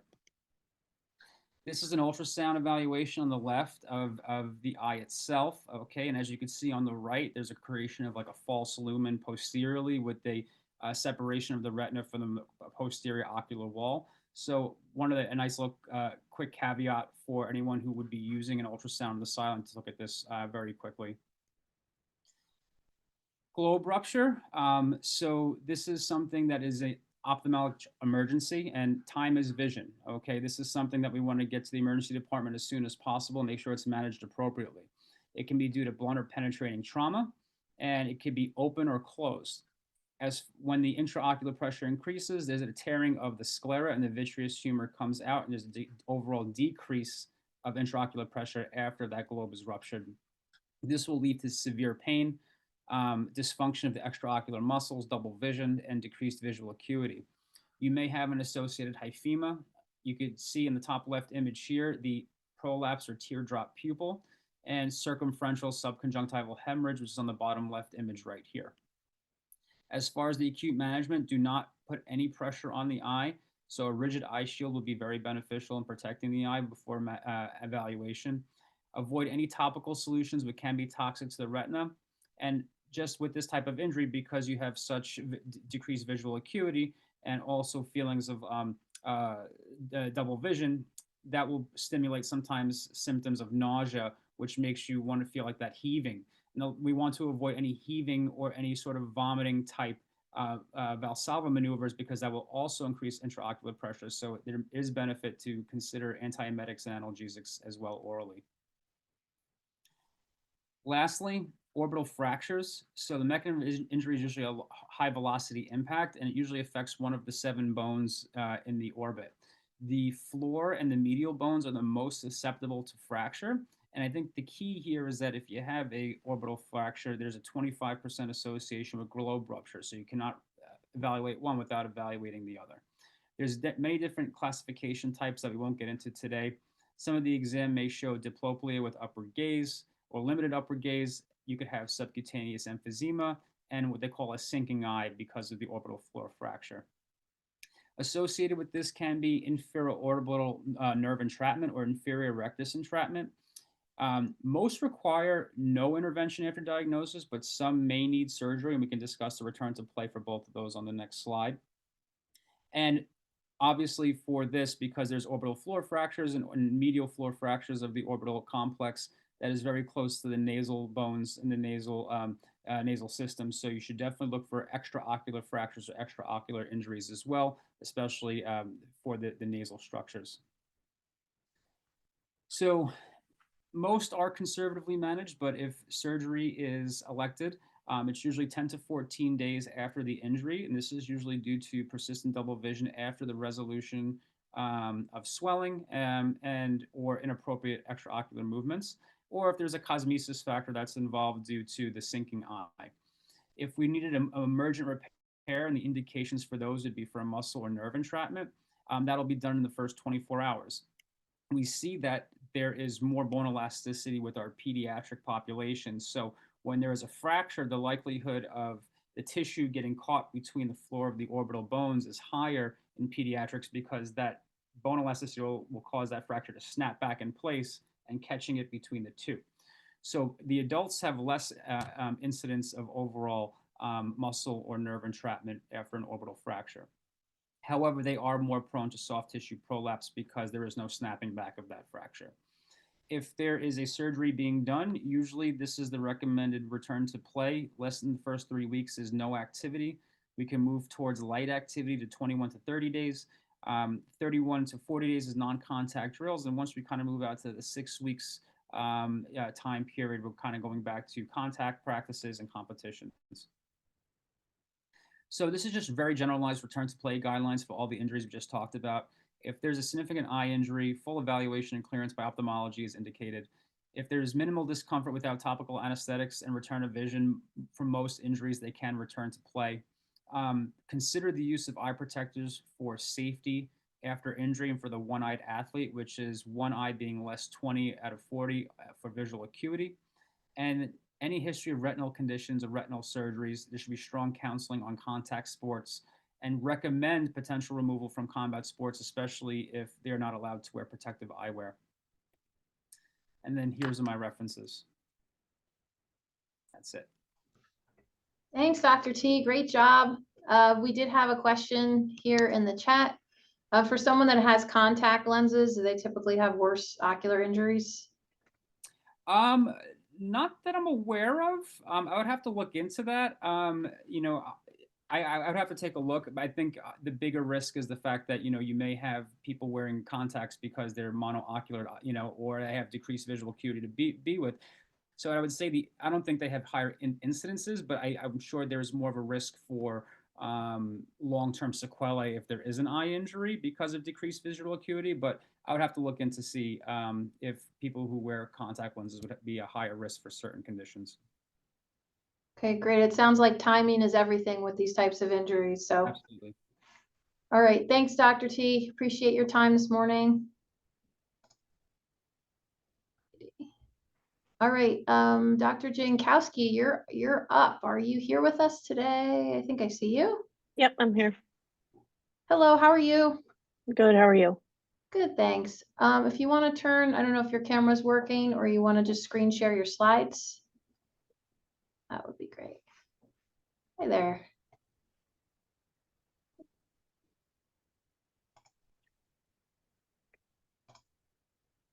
Just want to make sure you have your screen share option. Yeah, it's just making me give you some security clearance. Sorry. Okay, no problem. I'll read your intro while you're queuing those up. Perfect. So Dr. Jankowski is fellowship trained in trauma and adult reconstructive surgery.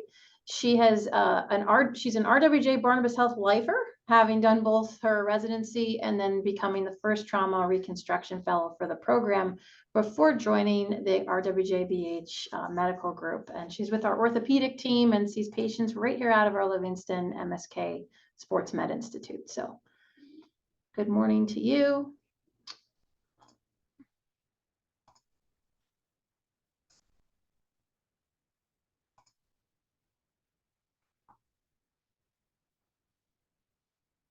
Just give you a minute, Dr. Jankowski. Everything okay?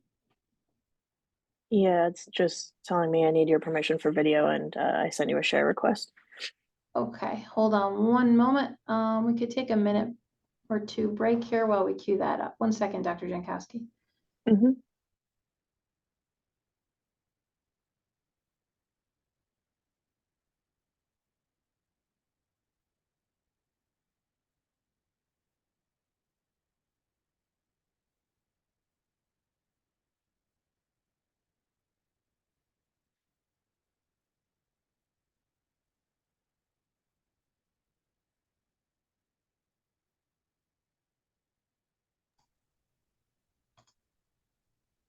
Okay, can you try again for me? Mm-hmm.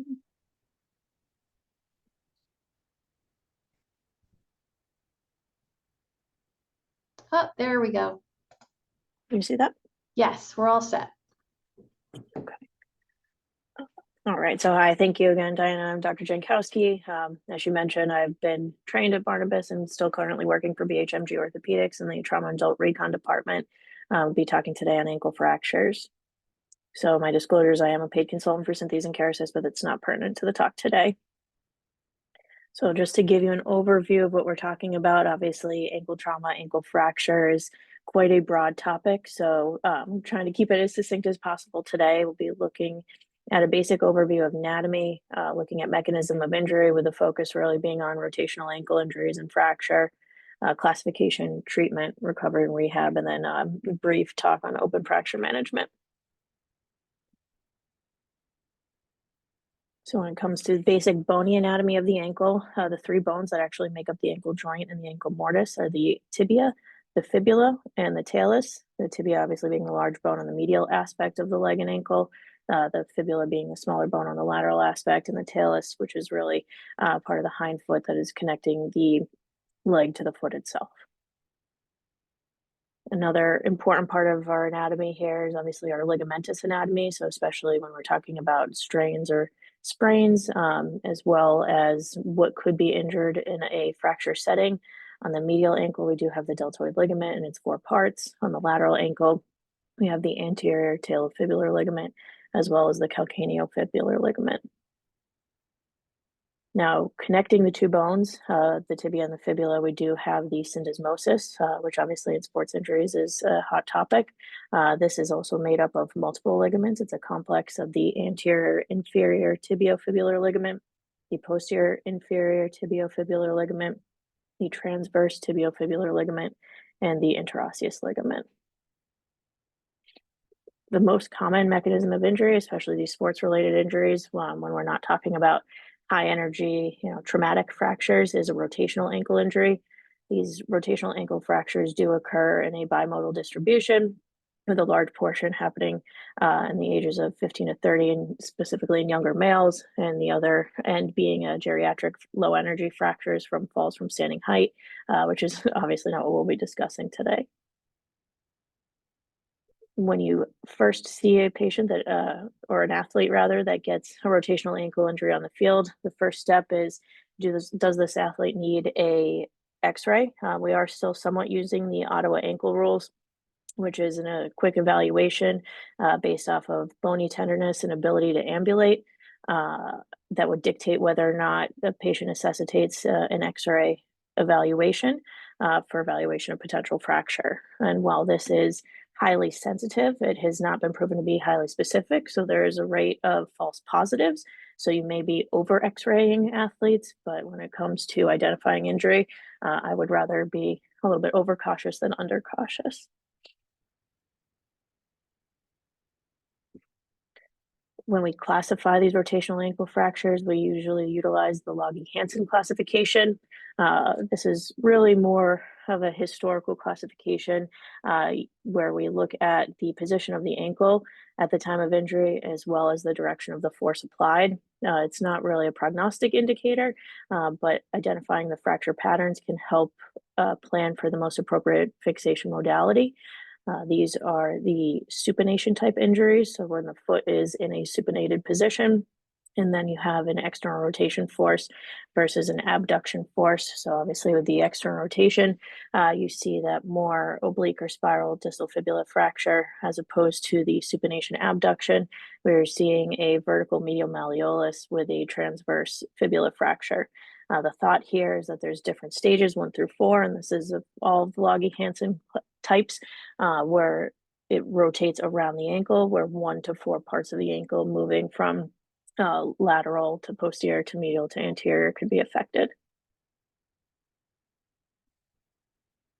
The other option obviously is pronation. So with the foot in a pronated position, you then have an external rotation force versus an abduction force.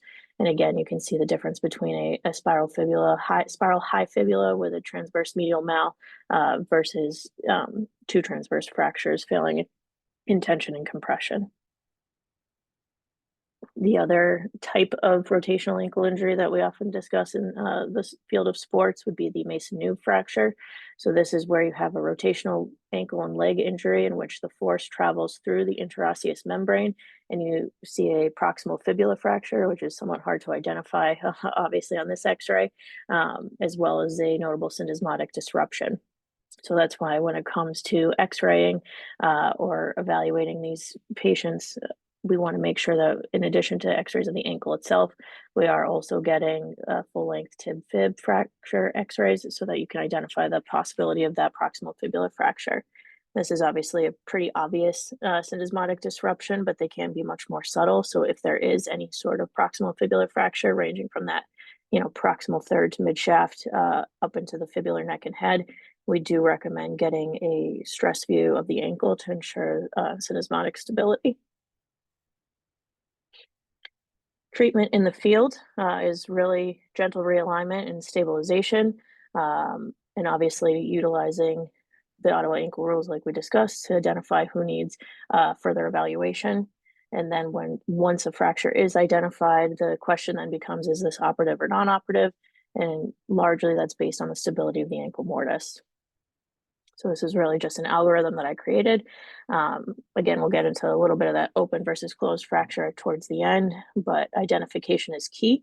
So if you do have an open fracture, this does usually necessitate surgical debridement, as well as open reduction, internal fixation in order to prevent any sort of infection postoperatively. And if it is a closed fracture, the question then becomes, is the ankle mortise stable?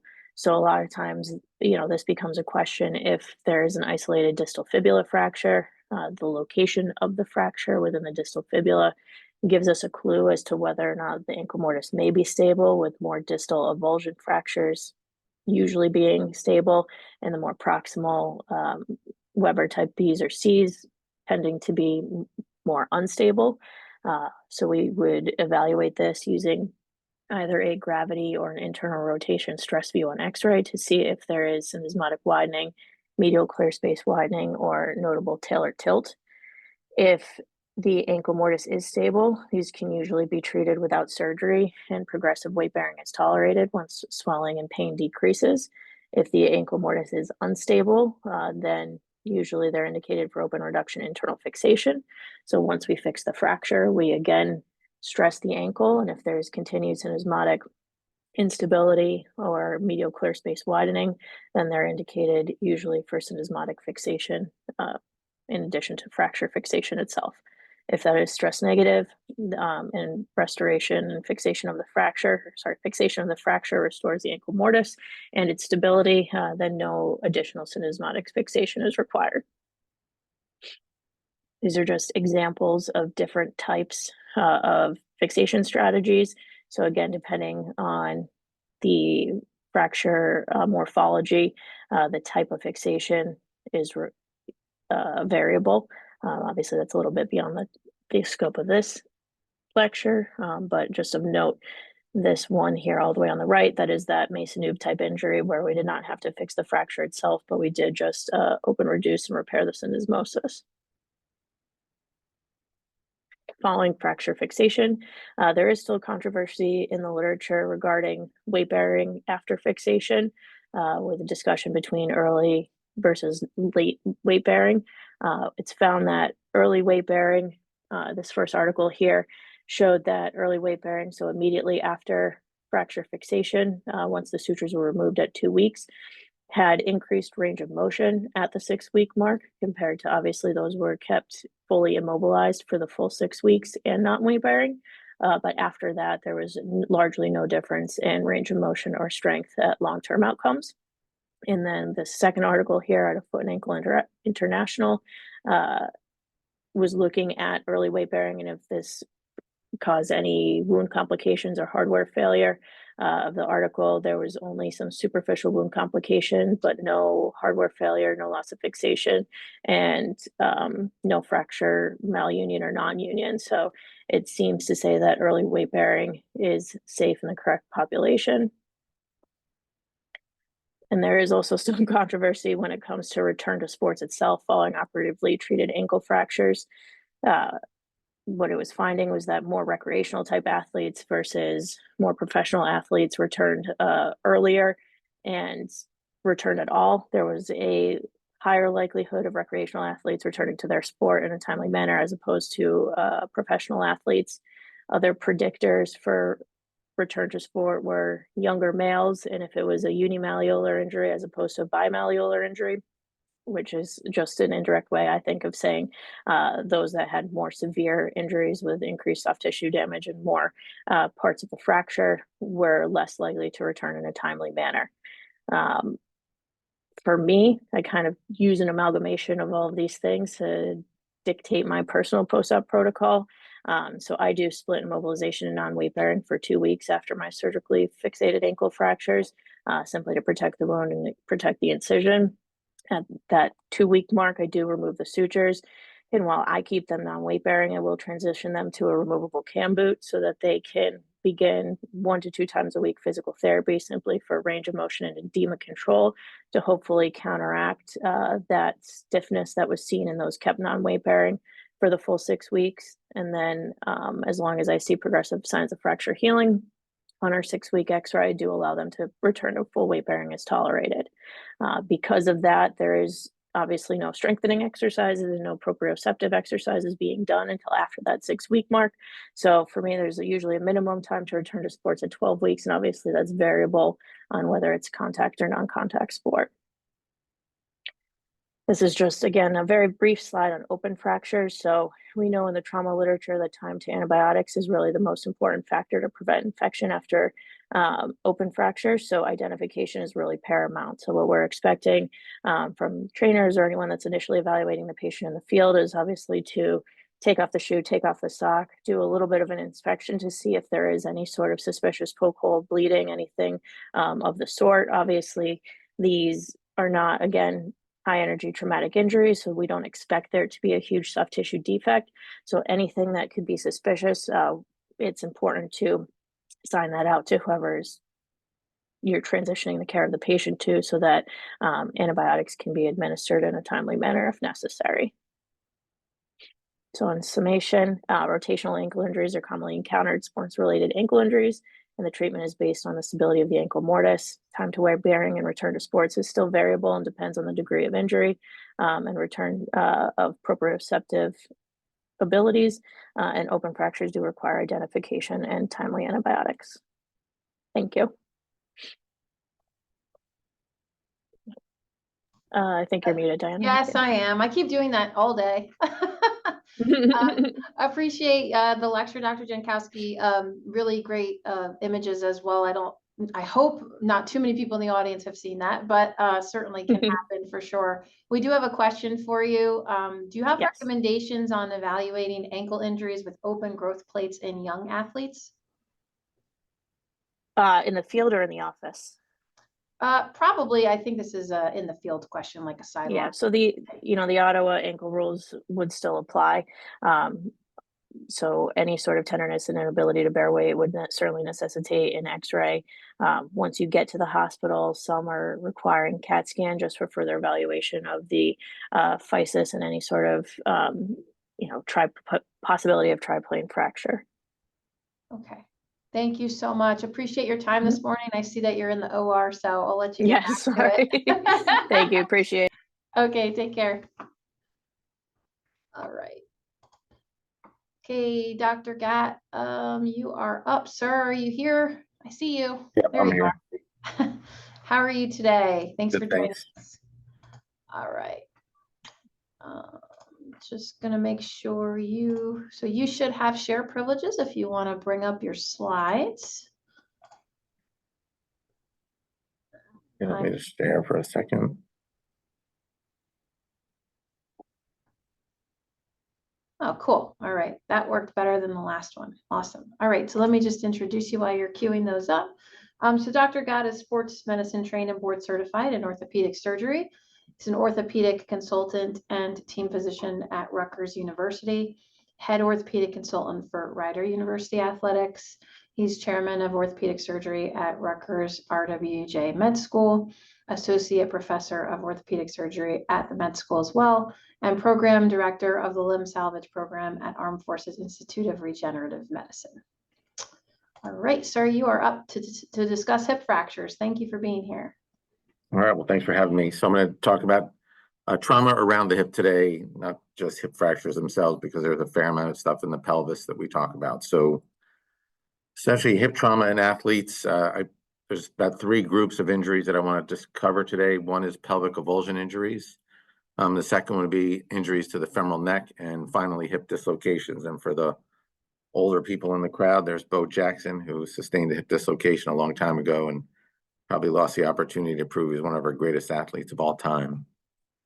So I think, the thing that I see the most common in the office and in the field setting is pelvic injuries, and these tend to occur in adolescence. So I think it is important to know the times of ossification of the different muscular attachments to the pelvis. So the anterior superior iliac spine, where the sartorius comes off, ossifies at an early age, around 13 to 15, and fuses a little bit later in life. This is a relatively common source of pelvic injuries. The anterior inferior iliac spine is where the rectus femoris attaches. Again, that ossifies at a relatively late adolescent age and then fuses later on.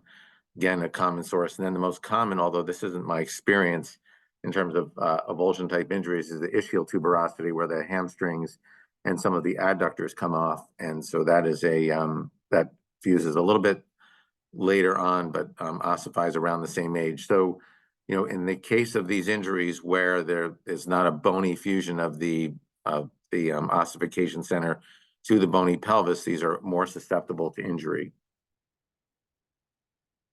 So the mechanism of these injuries is usually the disruption of the tendon to origin from an explosive type of activity. So you'll hear it in a track athlete who comes out of the blocks, a soccer player who just, makes a sudden cut to a ball or kicks the ball, for instance. At any sport, all the sports, most of the sports that we cover do have some form of explosive activity, and that's when these injuries tend to occur. A lot of times these will occur with eccentric contractions, and again, we're going to see these in adolescence because the apophysis is not fused to the bony pelvis. So I'm just going to run through a few of the examples. These are the most common that I see. On the left is an anterior inferior iliac spine injury, and you can see on the right off the lateral side of the acetabulum, there's a small bony shell, and that's going to be a rectus femoris avulsion. On the right picture, we see the anterior superior iliac spine, and that will be a sartorius avulsion. These are both minimally displaced, and that's often the case, that they're not displaced that much, but sometimes they can displace further, and we'll talk about that in a little bit. This is actually a high school athlete who's a good lacrosse player, and he sustained a hamstring avulsion injury. So you can see his ischial tuberosity has avulsed by less than a centimeter, but it is displaced. I did have follow-up on this particular case. He came back, 4 months later, and he actually did not heal, which is not, again, not an uncommon, even with the spine avulsions, they are not necessarily going to heal bone to bone. They often heal with a fibrous union. I can tell you with this particular patient, he went on to complete his high school career in lacrosse and even played college lacrosse with no trouble with his injury. And this is also, I think I see this a lot in terms of, I often call it iliac apophysitis. I see it mostly in sprinters who have pain just a little proximal to the ASIS. So it's the anterior portion of the iliac crest. And this is where the tensor fascia lata iliotibial band come off. And this was actually an acute non-contact injury. And again, the x-ray shows an actual fracture through the remnant of the anterior iliac apophysis. So for most of these injuries, the treatment is usually conservative. The patients present with a lot of pain.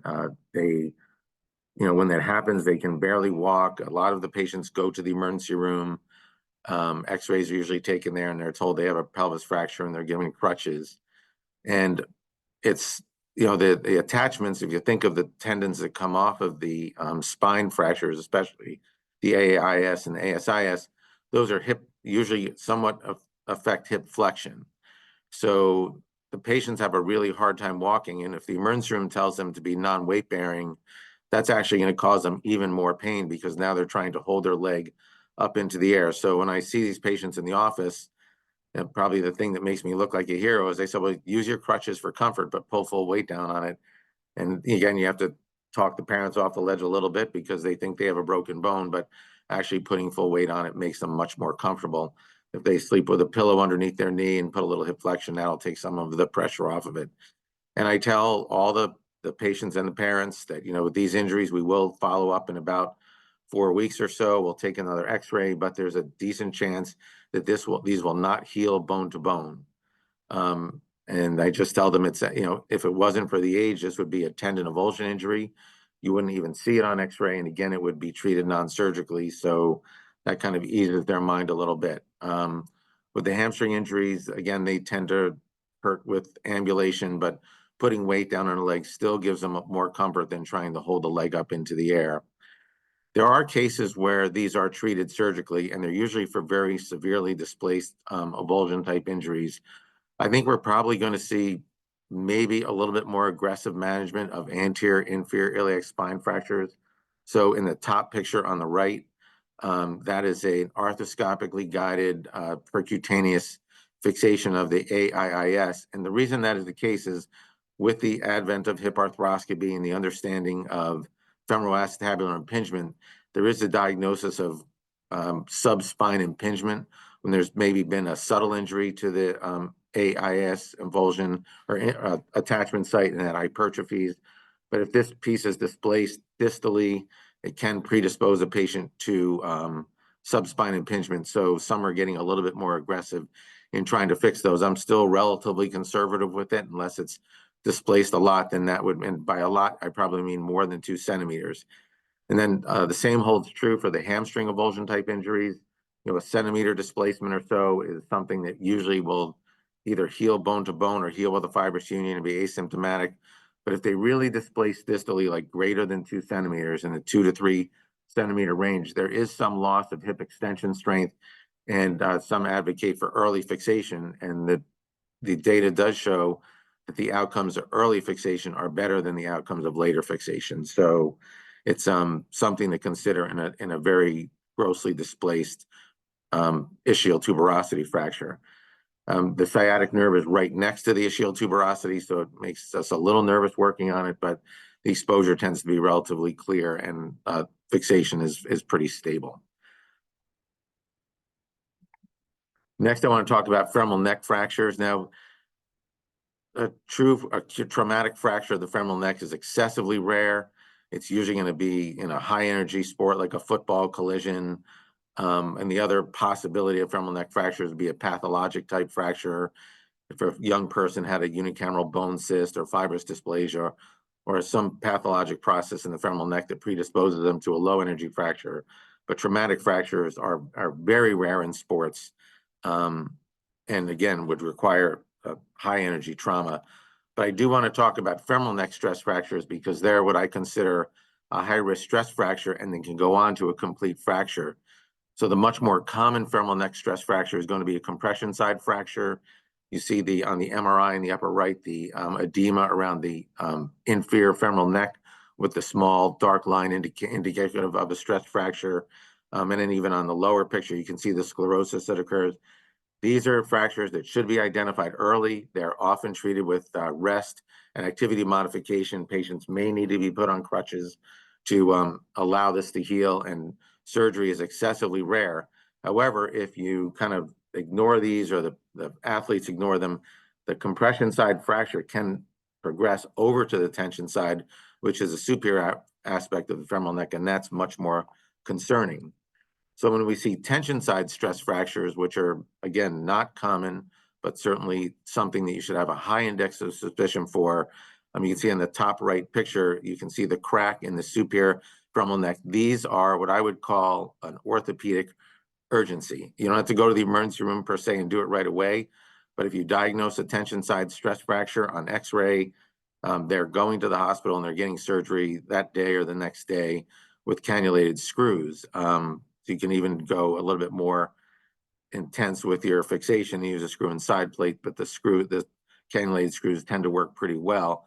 If I diagnose a tension side stress fracture that's not visible on x-ray, but is visible on MRI, I'm still going to tell the patient that this should be addressed right away, because I've actually seen a couple of cases where the tension side stress fracture has displaced. Even though it's fixed, the hip has gone on to either a non-union, or in the worst case I saw, the hip went on to avascular necrosis, completely collapsed, the head collapsed, and the patient went on to a total hip arthroplasty at a very young age. So there should always be a very high index of suspicion of femoral neck stress fracture when patients come in with the somewhat insidious onset of groin pain, but certainly if they've had prodromal symptoms of groin pain that then goes on to much more acute pain, this should be very high in your differential and important to rule it out. If they don't have it, great, but you should prove that they don't have a femoral neck stress fracture. And then finally, hip dislocations. These tend to be very violent injuries, again, in high energy sports. This is CJ Mosley at the University of Alabama, who dislocated his hip during a game, and he's actually gone on to have a successful NFL career with the Jets. But posterior hip dislocations are much more common. The patients present in a flexed, with the hip flexed and adducted. You do have to be concerned about posterior wall fractures with this. And I'll just, in the lower picture on the right, you can see if they have a displaced posterior wall fracture, that will go on to surgical fixation. It's somewhat of a coincidence that I gave a talk on hip trauma, or actually sideline trauma, many years ago. And I said, well, if I ever see a hip dislocation on the field, I'll send that to the hospital and I'll have to have it reduced under IV sedation. But this is actually a case where I was on the field. The boy dislocated his hip. He was flexed and adducted, internally rotated, and it was taking an awfully long time for the ambulance to get onto the field to cart him off. And told the trainer to press down on his pelvis and actually reduced it on the field, which provided immediate pain relief. He actually asked if he go back in the game. Of course, I said no, because you worry that he does have potentially an associated femoral head fracture or an associated femoral neck fracture. But we always know that if you can get to something and when it immediately happens, it's a little bit easier to reduce. So hopefully I'll never see another one again, but that was my experience of one. Anterior hip dislocations are much less common, especially in athletic injuries. They tend to really occur in patients that have had total hip replacements, but they can occur on an extended hip, and that hip will present extended and externally rotated. Again, the reduction maneuver of that is going to be longitudinal traction and internal rotation. But again, that's probably highly unlikely that you're going to see that on the field. I think if you see somebody laying on the field with an externally rotated hip and they're in a lot of pain, in our population, our athletic population, you should probably be thinking femoral neck fracture instead of a dislocation, which is going to be more common than the anterior dislocation. So I think in summary, pelvic avulsion injuries are what we're going to see the most common. The vast majority of them are treated non-operatively with protected weight bearing for comfort. I didn't really go over the time to return from those, but I would tell you it's usually anywhere in the range from about 4 to 6 weeks. Femoral neck fractures and hip dislocations occur from high energy of trauma. They're not going to be low energy trauma, and then always have a high index suspicion for femoral neck stress fractures when patients present with acute on chronic groin pain. So thanks. Thank you, Dr. Gott. You helped us catch up. We're doing great on time now. Thank you. Great presentation. We do have a question that came in for you. Any comments on sports hernia or chronic athletic pubalgia? Yeah, so sports hernia, pubalgia, that's it's not something that necessarily going to present as a fracture, but the patients present with groin pain. Oftentimes they will feel a pop, usually in the region of pubic symphysis or where the adductors attach. And initially you may think it's a groin strain or kind of an abdominal strain. My experience with those, if once I make the diagnosis of athletic pubalgia, the likelihood of them getting managed non-operatively is relatively low. Can try to get them through a season with injections, either biologics, maybe try to stay away from cortisone because it does affect the healing. But usually at the end of the season, that's something that's going to get fixed with some form of a sports hernia repair, and the outcomes of the surgical treatment are very good. But again, it's usually their pain is going to be more over the pubic symphysis and not so much in the groin. You're muted, Diana. Diana, you're muted. Oh, thank There you. you go. Thank you. I was just saying thank you for your time today. I appreciate Oh, sure. it. All right. Well, thanks for having me. Have a great day. Okay. You too. All right. All right, Dr. Pete, you are on deck here. Hey there. Good morning. How are you? Good morning. Good morning. Still the morning. Yes, it is still the morning. It is still the morning. Yes, it is still the morning. Awesome. Well, this will be great because we're going to switch gears a little. We heard a lot from our PCSM docs and our orthos. So now we're going to have a nice touch on sports psychology. So I think that'll be a great twist. So I just want to introduce you, Dr. Pete. So Dr. Pete Economou is faculty at Rutgers University Graduate School of Applied and Professional Psychology. He's the director of behavioral health and sports psychology, and he works with high performers across all professional sports leagues and Fortune 100 companies. He's here today to talk to us about PTSD after sports injury. So go for it, Dr. Pete. Thanks, Diana. Diana, I got the right screen on display. Yes, I do have. It's a side by side. Yeah, it's a side by side. Okay, so let me just switch. Now it's just the. Yes. Okay. Perfect. Well, good morning, everybody, and thanks for the introduction. And it's great to be here to talk about the world of sports psychology and how it relates to injury. I will start by just saying it is a not provocative in a way, but like it's certainly going to be. You're going to see PTSD a lot on the slides, not just because sort of how the, clinically the research would look at it, but not necessarily reaching clinical threshold for PTSD. But the provocative piece of it is I always conceptualize injury as a traumatic event.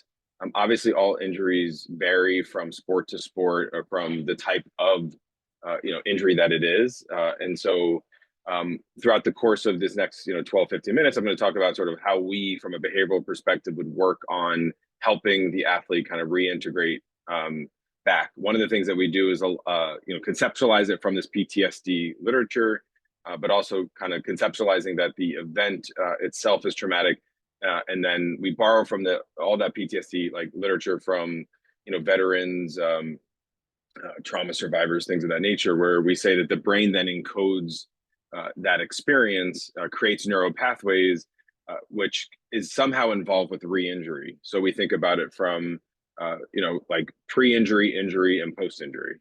And so similar in that kind of way. So trauma is it's defined by the DSM, the Diagnostic Statistical Manual.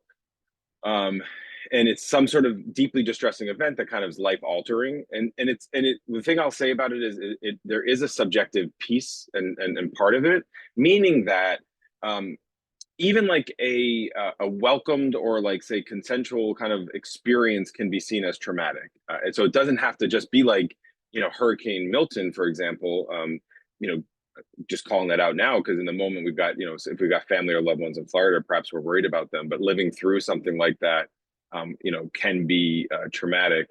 And so it's something that does create this long-lasting emotional effect. And what we find is that it does impact their emotional well-being, but also just their performance. And then one of the ways that I like to think about it is, if anyone, and I'll say this, athletes, if we know that, say, for example, if there's a car accident, if one of the drivers is intoxicated, they're less likely to get injured. And they're less likely to get injured because they're just relaxed and drunk and intoxicated. And so they're not seeing the accident about to happen. Whereas the other, driver who might be sober, if they see it happening, they tense up, and then they're more likely to get injured. And so we see that in terms of, sport-related injury as well. We defined PTSD there for y'all. We see this in more high contact sports, where you'll see higher prevalence of sport-related injuries. Anyone working in the sports, you might be just kind of crunching your eyebrows a little bit around the different types of injuries that you'll see. A lot of females with ACLs, or I'm sure, we've heard all about some of these things, this morning. But we're seeing, the prevalence will kind of vary depending on sport, position, things of that nature. I'm going to talk about the symptoms a bit. And again, I think from a behavioral perspective, that's why we focus on that, because it will impact play. And then when I work with the interdisciplinary team, which is critical, that we've heard all about this morning, we are, kind of staying in touch with one another to see where someone's at. They might be picking up on something, or I might be saying, hey, I think you might want to look out for this, because the person feels really kind of impacted by this. If I'm seeing some of these symptoms, maybe they're having dreams of, being in the hospital, or dreams of the actual event, things of that nature. So there is a big impact of sport injury. I've had athletes that, have, and we like them. We tend to like these ones more, that don't get injured very often. But then but the thing about those athletes is they don't know how to be injured. I had a guy in the NBA once who really sprained a really high significant ankle sprain, and it was the first injury of his life. It was his second year, but all during up until that point, he played through college, he had never been injured. And so you have to learn how to be these things, and that's from a behavioral perspective. How do you cope with injury? What's it like to have to not be at practice? What's it like to kind of do you have a different schedule than the rest of the team? That has a significant effect on it. So we work really hard with a lot of the teams I work with to sort of integrate those that are injured into the team kind of system as much as possible, because there is a psychological impact of it. In fact, of course, it affects some of the kind of Maslow's basic things like appetite and sleep. And so we'll work on that from a behavioral perspective, but also just thinking about just the team culture, organizational culture, and all of that will kind of impact depression, anxiety, and loss of identity, because again, if I'm used to doing something for 6 to 8 hours a day, and then all of a sudden I'm just sitting, in the weight room or on the sideline while the rest of the team's doing what they're doing, there's a significant, psychological impact there. So what are some risk factors? And these are important. So actually this year, so 2024-25 in intercollegiate athletics, NCAA best practices require that all student athletes are screened from a mental health perspective. So we have to attest to that. It's been a practice. It's been a part of my systemic practice, for the last 15 years. But what do we do with some of those data is maybe we have risk factors. Can we identify who is more vulnerable to kind of developing some of the other type of mental health diagnoses here. But these are the things that we'll look for, kind of starting from the bottom, again, from that screen, or just understanding how stable of a person is this? What are their coping strategies more generally in life? What's their social support like? Was the incident itself perceived life-threatening? Did they have to get carted off the field? Did they lose consciousness, and for how long? In today's world, there's video everywhere. And so what they're usually doing is they're seeing it. On one hand, that's helpful from an exposure perspective, which I'll talk about in the next slide or so. On the other hand, it could be also re-traumatizing to them watch the video. I mean, all of us, and most of you have likely stronger stomachs than I have, but we have, you watch a thing and you're like, oh shoot, a lot of times that's why now NFL, they're not showing the replay, or they're going to a commercial break if someone is, hurt and down. The thing that's critical is prior trauma history, and we may or may not know it. But in doing some of this work from a psychological perspective, it will inevitably elicit and sort of unload other traumas. And so if there is any kind of latent trauma history, because memories are interesting. It's like a weird understatement, but we have repressed memories and things of that nature. And I've done some trauma protocols post-injury that have brought up really significant traumatic events, whether sexual assault, violence, if they were, maybe they migrated here from another part of the world where there's genocide or other types of traumas. It will bring that up. And again, it's really powerful. So you're there talking about sports injury, and all of a sudden they're talking about the machine guns and walking over bodies. And so all of that sort of links to what's the severity of the injury, how many injuries have they had, things of that nature. What are the symptoms that we see? So you will see the physical symptoms. These are things just like fatigue and changes in sleep patterns, this persistent pain, emotional symptoms. So you'll have this whole thing of heightened anxiety, depression, emotional outbursts, and emotional lability. They might avoid certain activities or situations related to that. They'll be more hypervigilant. And again, that's that like drunk driver metaphor there.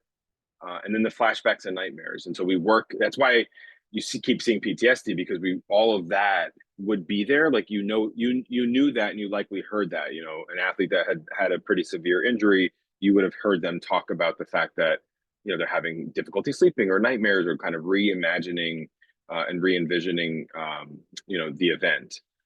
So this is what we do from a behavioral perspective, is just work right towards that. So we help to build some of the coping strategies. A lot of what I do is the mindfulness-based interventions.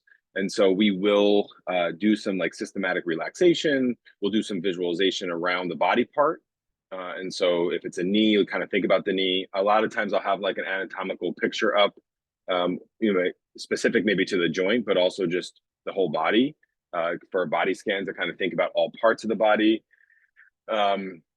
One of the things that you see happening as a coping mechanism is sort of like the protection and obsession about that specific part of the body. And so I'll always try and bilateralize that. So if they've just injured their right ankle, I'll have them think about their left ankle.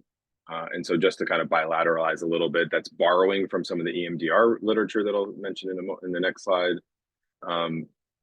But just in general, kind of thinking about understanding PTSD in athletes, it's a common experience. PTSD, again, because of the definition of trauma and the way that it presents, it's really unique and kind of varies from person to person. So you never really know who's going to develop PTSD-like symptoms. But again, I think having an understanding and a thorough trauma history is helpful. The support network is key. Again, in larger teams or small, if it's a smaller team, let's say like a tennis team where there's 6 or 7 athletes, if you're no longer allowed to be with them, then you really will feel isolated. So establishing the support system, for larger teams, a little bit easier, because you might have 10 other athletes with you in the injured group. So you still feel a part of something. One of the things that I focus a lot on is the non-sport social support, so that it's somebody else or other groups, whether family or other non-athletes, that can help there. Specifically helping build other types of coping strategies using from the cognitive behavioral therapy research. Positive mindset, I mean, it's helpful, but of course, most of it is negative. 70% of our thoughts are negative for the general population. So following a severe injury, we would expect that number to increase. So they're going to have more than 70% of negative thoughts. So I can't just be positive, but I want to at least focus on what we call mindfulness literature, like the small victories, trying to create the narrative to help people recognize some of the small things that they're accomplishing. And then what's critical is the return to sport.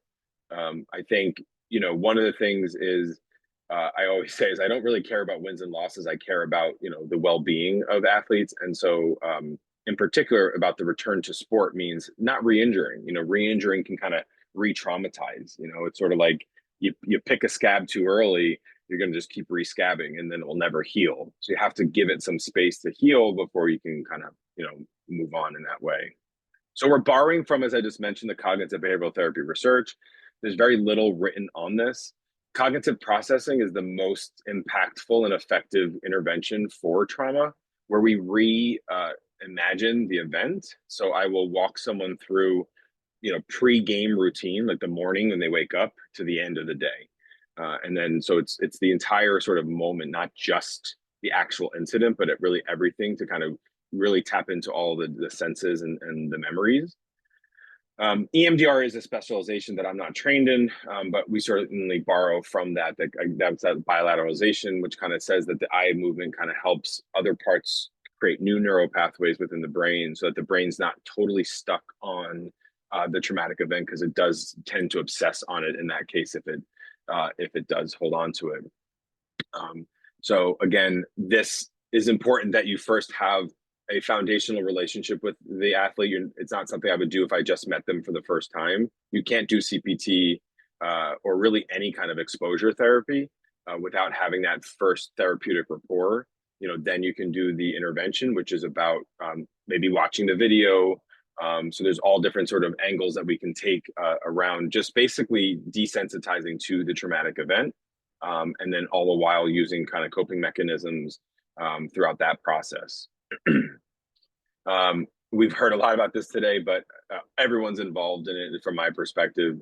This is something that I'm very passionate about and cannot, especially in my world of psychology, where we were always on an island, like, confidentiality and keep it private. Those days are long gone and still private, but got to work with everybody that's on the team. And then wrapping up with our last slide, and if you have any questions, but there's lots of kind of famous cases of athletes out there talking about PTSD, some injury related, and not all of them though. Could and this, I think, kind of why I picked some of these athletes. Obviously, career-ending injury has a significant impact, but also like the non-sports stuff could also be a part of it. Like Serena with a really traumatic birth delivery.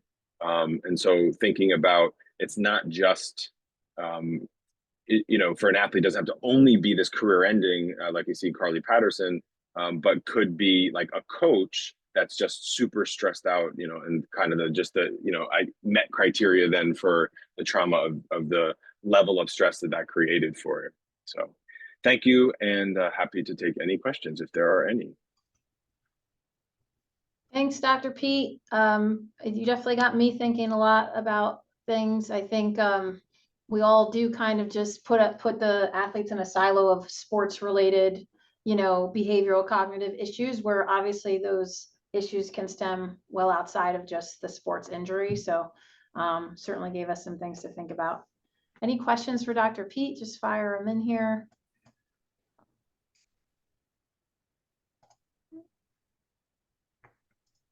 I can't believe we have no questions on that topic. It was so interesting.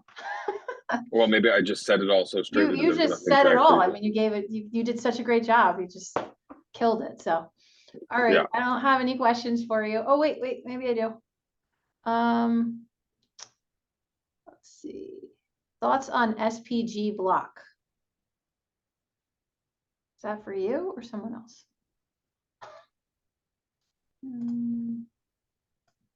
Well, while you're doing that, I'm going to jump in to say hi to Pete, my fave. And ask a question, because I think it's such an important topic, and I think it's overlooked. I think we can all be fair, it gets overlooked. And the one thing I appreciate, Pete, is our relationship to be able to talk about these things on the back end. So do you have any advice for any of the athletic trainers, physicians, or sports medicine staff in the audience to spearhead these relationships? They're taboo topics, they're hard. And I think that to be able to care for the athletes, it really starts with making sure that the sports medicine team is very cohesive and being able to talk about these hard things. So do you have any advice for the group on that? Yeah, I think just like you said, building, connection. And so I think you and I have been able to do that well, and, our whole team. So I think it's important to, again, I think especially for like sports psychologists and any behavioral health person was always like very afraid because of confidentiality to be around. And so I think just getting more around to build the connection is critical, because you got to be there to like help facilitate all these things. And sometimes, you can have a good relationship in that way. So I think it takes that way. I know nothing about SPG block. It's not in our literature. I think it's a medical sort of, I think if I know about it, it's like some sort of anesthesia or some kind of, or some kind of injection. They spelled it out here, but I don't know how to pronounce it. It's stellate ganglion. Yeah. ganglion blocks. Yeah. Again, I think anything that you're injecting, just from my perspective, doesn't change how the brain has encoded the experience, and that's the art of what I do. I always like to say that what I do is like a science and an art. Yeah, I agree. Hold on, I think okay, so I think athletic trainers do intro PTSD with most return to play injuries, getting the athlete ready to return. Any go-to steps or guides to facilitate the mental healing? Yeah, I mean, I think, and I know that in various levels, there's diverse resources. So I would say use the interdisciplinary team, meaning I'm very protective of athletic trainers who are often overworked, burnt out, working many, many hours. And so that wouldn't be something that would be your responsibility. I mean, mental healing is something I went to school many years to learn how to do. And so I think I would say refer, because if you find that somebody is really struggling, or you're picking up on some of the emotional challenges, lability, or PTSD, you would want to, have a behavioral health specialist to really intervene. Then it wouldn't be for ATC. That being said, we often will do annual or biannual, trainings for, the athletic training staff or sports medicine staff on mental health first aid, or, for example, I've done talks on motivational interviewing, which are strategies that anyone can use when you're in the helping profession to help motivate an athlete to want to be better, or to kind of, keep improving. So I think that would be there. Thanks, Dr. P. Also, you got some compliments on your presentation in the chat as well. So looks like a lot of folks. Thank you. Thanks so much Cool. for being here this morning. Bye, everybody. Take care. All right, so our presenters, these last few presenters have caught us up a little bit, so we're gonna take a break. I'm gonna have you guys back here probably about 11:25. All right, so we'll see you in a few minutes. Okay, everybody, it's 11:25, so we are back at it. We're going to be jumping in with Dr. Lander. Dr. Lander, I see you. There you are. Good morning. Right. Good morning. So Dr. Lander is our sports cardiologist here that works with a lot of our northern sports contracts. We just heard from Dr. Dr. Lander on sports psychology, so now we get to hear about sports cardiology. So it's a great, great diverse lineup that we have today. All right, a little bit about Dr. Lander while he's queuing up his slides. He's going to cover commotio cordis. Dr. Lander currently serves as co-director of sports cardiology for RWJBarnabas Health. He also supports sports cardiology at both the collegiate and professional level, working with the New Jersey Devils, the New York Red Bulls, Gotham FC Women's Professional Soccer, Rutgers University, and Seton Hall University. He also serves as medical director of the cardiac care unit at Cooperman Barnabas Medical Center. Dr. Lander, you certainly keep yourself busy. All right, so you should have share privileges. Are you able to cue the slides up?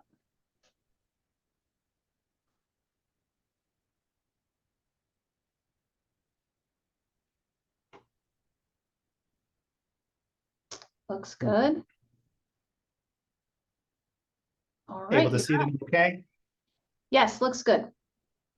All right, great. Well, thank you for the introduction. I appreciate it. We're spending the morning talking about trauma in sports medicine. Fortunately, there is not a lot of this that we see with the heart. So what we're going to do for the next 15 minutes or so, we're going to spend our time talking about one of those cardiac trauma issues, which is commotio cordis. When you think about commotio cordis, probably the first name that comes to mind is Damar Hamlin. So millions of Americans saw firsthand and live Damar Hamlin and his episode of commotio cordis just a few years ago on a primetime NFL game. So let's take about 20-25 seconds or so, and I just want to show you this replay of what commotio cordis looks like.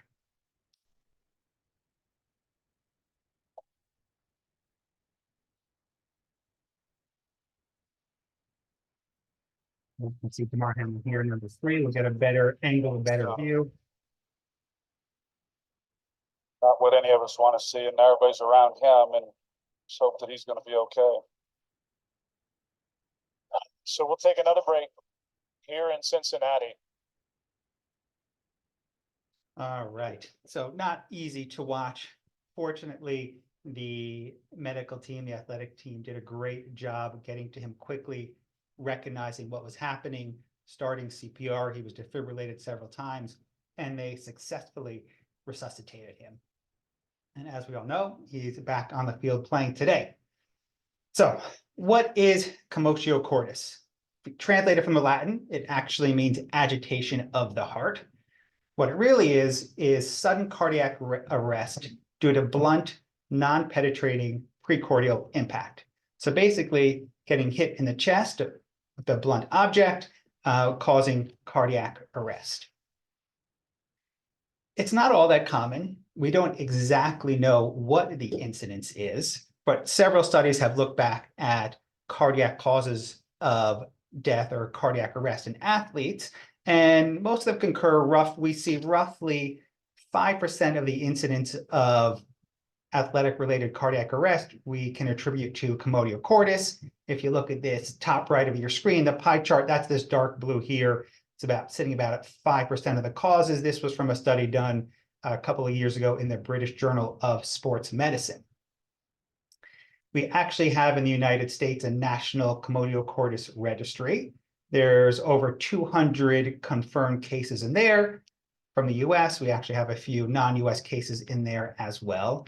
And two of the big takeaways from that registry when we're talking about the epidemiology is we notice it's a vast preponderance of males who have commotio cordis, very unlikely to be females.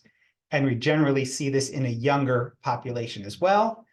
Not exactly sure why. Two thoughts on the age are: one, younger athletes are more likely to engage in sports, athletics with hard projectiles or bodily contact. And the other is that chest wall in younger athletes is not quite as firm or developed as in our older athletes. And commotio cordis is typically caused by hard projectiles or a high energy impact or a combination of the two. So if we look at the bottom right-hand corner of our screen, this is a study from just last year in sports medicine, looking at the different sports where we see commotio cordis and what the incidence is. So by far, the most common incidence that we see it in is baseball. That's this blue here, about 51% of the time. 11% of the incidence was our softball athletes, followed by football, ice hockey, lacrosse. Then less commonly, we get soccer and some of the other sports mixed in here as well. It's not surprising that we see that. If you look at these sports, these are sports that either have contact, like football, hockey, lacrosse, or they have hard projectiles, baseball, softball, lacrosse, hockey, etc. When I think about commotio cordis, I really think about lemony snicket. Seems funny, but the reason is commotio cordis is truly a series of unfortunate events. It's getting hit in just the right spot, just the right time, with just the right amount of force. So we worry about the timing of impact, location of impact, the velocity of impact, how hard that object is that impacted the chest, and the size of that object as well. So all these unfortunate events come together and they cause ventricular fibrillation. So let's talk about the timing for a second. It's really the timing of impact on the chest wall during the cardiac cycle. So if you look to the right of the screen, we see it's the early ventricular repolarization. That's the upslope of the T wave. So this big red vertical box that we see. And it is a really small window for this to happen. It's about a 20 to 40 millisecond window during early ventricular repolarization where the heart is susceptible to commotio cordis and ventricular fibrillation. And it's not just the timing, but it's the location. That hit, that impact has to be directly over the cardiac silhouette. Even beyond that, it's the velocity. Kind of that sweet spot that we talk about for commotio cordis is about 40 miles per hour. What some of the studies have shown, animal studies, of course, is that under about 20 miles per hour, we don't typically see commotio cordis. As we start stepping up that speed, 25 miles per hour and higher, it incrementally increases the risk of commotio cordis once we get to about 40 miles per hour. Once we're up beyond 40 miles per hour, that incidence of commotio cordis decreases. And what we see instead, we see other types of cardiac trauma, such as myocardial rupture and cardiac contusions. Also important for the pathophysiology behind commotio cordis is both the hardness and the size of what's hitting the chest. So it's typically harder, smaller spheres that do it, which often explains why that big preponderance in baseball is what we see. So the most common situation that we'll find with commotio cordis is a hard object impacting the precordium, followed by collapse of the individual within a few seconds. So we see clinically, when you're on the sidelines, you're going to see sudden collapse after chest impact. Typically, about 5 to 8 seconds after that impact, we'll have an immediate loss of consciousness. And when we go to evaluate the athlete, we'll see no pulse and no breathing. So again, I think it's really important. I do want to show that clip of Damar Hamlin again, because it's of critical importance that we, the medical professionals, are able to recognize when an event happens, because that's the first step in treating it. So let's take another 20, 25 seconds. Let's watch that clip. Pay attention to Damar Hamlin number 3 here, and I'll talk you through a little bit as well. So we'll wait for the other angle. We can see that a little bit better. So we see the impact to the chest. Not what any of us want to see, and everybody's around him, and 3, just hope that he's going to be 4, okay. 5, 6. About 6 seconds So later, we'll take another break he's down. here He's in unconscious. Cincinnati. No pulse felt. He's not breathing. Like we mentioned before, the medical team did a great job recognizing this, getting to him, and starting resuscitation. What do we do once it's recognized, right? So once we have a patient who has commotio cordis on the field, in the gym, wherever it may be, we successfully resuscitate them. The next most important thing is obviously getting them to the hospital, stabilizing them, and we do a very comprehensive evaluation to exclude any underlying heart disease. Commotio cordis really is a diagnosis of exclusion. We have to make sure there's nothing else going on. And in the next slide or two, we'll talk about why that's important. Some of the things we look for that could have precipitated a cardiac arrest during athletics are hypertrophic cardiomyopathy, an anomalous coronary artery, arrhythmogenic right ventricular cardiomyopathy. Some of the ion channelopathies, these are things like long QT syndrome and Brugada syndrome, and catecholaminergic polymorphic ventricular tachycardia. These are some of the big things we look for to make sure there's nothing underlying going on. The testing that we'll often do are EKGs and ambulatory rhythm monitoring. We'll put that athlete on a treadmill or a bike, stress the heart, do a stress test, watch that EKG while we get that heart rate up. We'll do an echocardiogram and oftentimes a cardiac MRI as well. So when we manage commotio cordis, the first thing we have to do is recognize it. You have to be familiar with it to know what's going on and how to treat it. So once we do recognize it, we're going to start immediate CPR. We'll go through our BLS and ACLS protocols. We want an AED on field, on site, because the vast majority of time, commotio cordis from a rhythm standpoint is ventricular fibrillation. And really the only way to get an athlete out of this dangerous rhythm is to defibrillate. And then we're going to move, once they're successfully resuscitated with their CPR and defibrillation, we'll move to our post-arrest care. Like we mentioned, that's where we get them to the hospital and evaluate for any underlying heart disease. The good thing is that commotio cordis is very unlikely to recur. We don't have great data to really determine if certain individuals are predisposed to commotio cordis. We think likely not. There have been a couple of animal studies that showed some animals may have a susceptibility to it. And there was one potential case report in a person, in a human, where he may have had 2 episodes of commotio cordis. It's a little bit of a gray zone, but the best way to think about it is it's very unlikely to recur. And this is particularly why it's important we make sure there's no underlying cardiac issues that could have caused that cardiac arrest. Because if we do have underlying issues, we will be much more likely to have a recurrence with athletics than if it's commotio cordis itself. The next question is, can I get back to playing? Can I get back to sports? For this, we really need a very individualized approach. And if there are no other underlying cardiac issues, and we've made a full recovery from the commotio cordis, it's not unreasonable to get back to athletics, get participating again. Is there anything we can do to prevent commotio cordis? Yes and no. The research here is mixed. Some of the things that we could do is, from a coaching standpoint, we can instruct our players to turn away from projectiles. Saw this firsthand with my younger son. He's on his travel baseball team, and every time that inside pitch would come, he was turning into the pitch. He had to be taught, turn away, get that chest away from the pitch. One thing that has been effective in reducing the incidence of commotio cordis with our younger baseball athletes, we use those safety balls, which are softer balls. And this has truly reduced the incidence of commotio cordis in that age group. We have protective gear we could use. However, the data here is also limited. We have chest wall protectors, but they haven't really been clearly shown to be preventative of commotio cordis.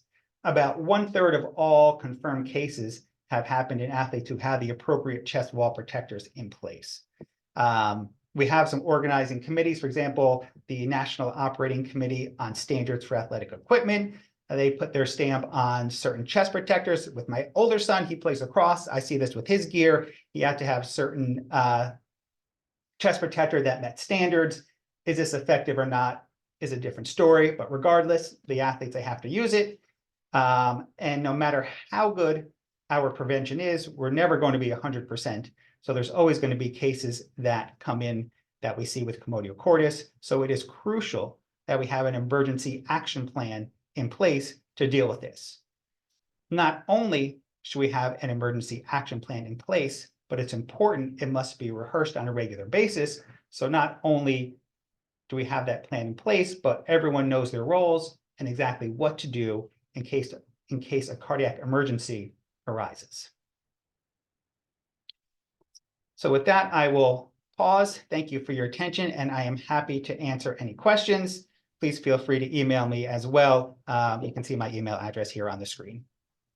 Thanks, Dr. Lander. Definitely a scary topic, not something we want to ever have to encounter, but certainly I think something we all think about. I was actually in my living room watching that game. I think you for sure know, but a lot of folks that know me well know that I'm a big Buffalo Bills fan. So, you know, getting to see that live was just, I remember my face, just an element of shock, but also thinking, man, he couldn't be in a better place in that stadium with all those medical professionals and all those resources for that to occur. So pretty big win on that end.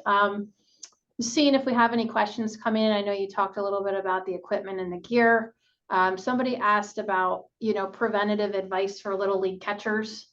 I don't know if you have any, or if that kind of links back to your slide that you just so there's not great advice. Unfortunately, it's obviously wearing that protective padding, that catcher's gear. Again, that padding, there's no great science behind it. There are studies that are undergoing looking at it more, and it's really just protecting the chest as best as we can. Okay. And a lot of that stuff that you were talking about, the shirts that have the padding for baseball and football and stuff, that's the stuff you were saying isn't evidence-based yet. Like, we don't know if it's really going to protect them enough at this point. It's a bit of a gray zone. I can mention about 1/3 of confirmed cases of commotio cordis, athletes have had that protective gear in place. And in the animal studies that they've done, there hasn't been great data showing that it is of benefit. I mean, when you think about it, it makes theoretically or logistically, it makes sense. It should help. We have some padding, some extra protection there. I would say the jury's still out on that one. Right, and your one slide where you showed all the sports, you said baseball was the most, obviously. Is that just from like 90-mile-per-hour pitches, or like did they have any reason why baseball was so high? So again, no great data there, but the thought behind it is kind of twofold. So one, not seeing it in our older athletes, we see it more in the younger athletes. Because remember, once those speeds of that projectile get above that 40-mile-per-hour mark, we're more likely to see other cardiac damage like cardiac contusions and myocardial rupture, less likely commotio cordis. It's with those younger athletes. Think about Little League, for example, where we see those 40-mile-per-hour pitches or those throws from short to first right around 40 miles per hour. So it's this, remember, it's the speed of the object, and it's also much more likely to occur from hard, dense objects like a baseball. That's the thinking why it's happening more in baseball than some of the other sports. Really interesting. Thank you so much for putting that together. Appreciate your My time. pleasure. Thank you, guys. All right, take care.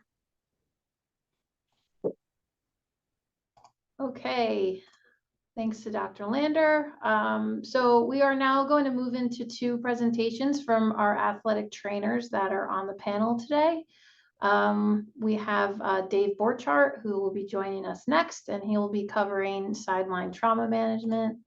Oh, there you are, Dave. I was going to say, make sure you turn on your camera for me. Dr. Lander, can you stop screen sharing for me if you're still with us? Okay, thank you. All right, Dave, if you want to queue up your slides. So Dave is currently the Director of Combined Sports Health Services for Athletic Training, Physical Therapy, and Sports Nutrition for the Rutgers Scarlet Knights. He earned his bachelor's degree in exercise science with an emphasis in athletic training from the University of Iowa, and his master's degree in exercise science at Wichita State University. Dave has over 20 years of experience providing athletic training services at the collegiate level. And before arriving to Rutgers, Dave spent 10 years as an assistant athletic trainer at the University of Southern California and 4 years at Temple as an associate director of athletic training. Dave, I've known you for so many years. I didn't know that all about you. We really should talk more. You're on mute.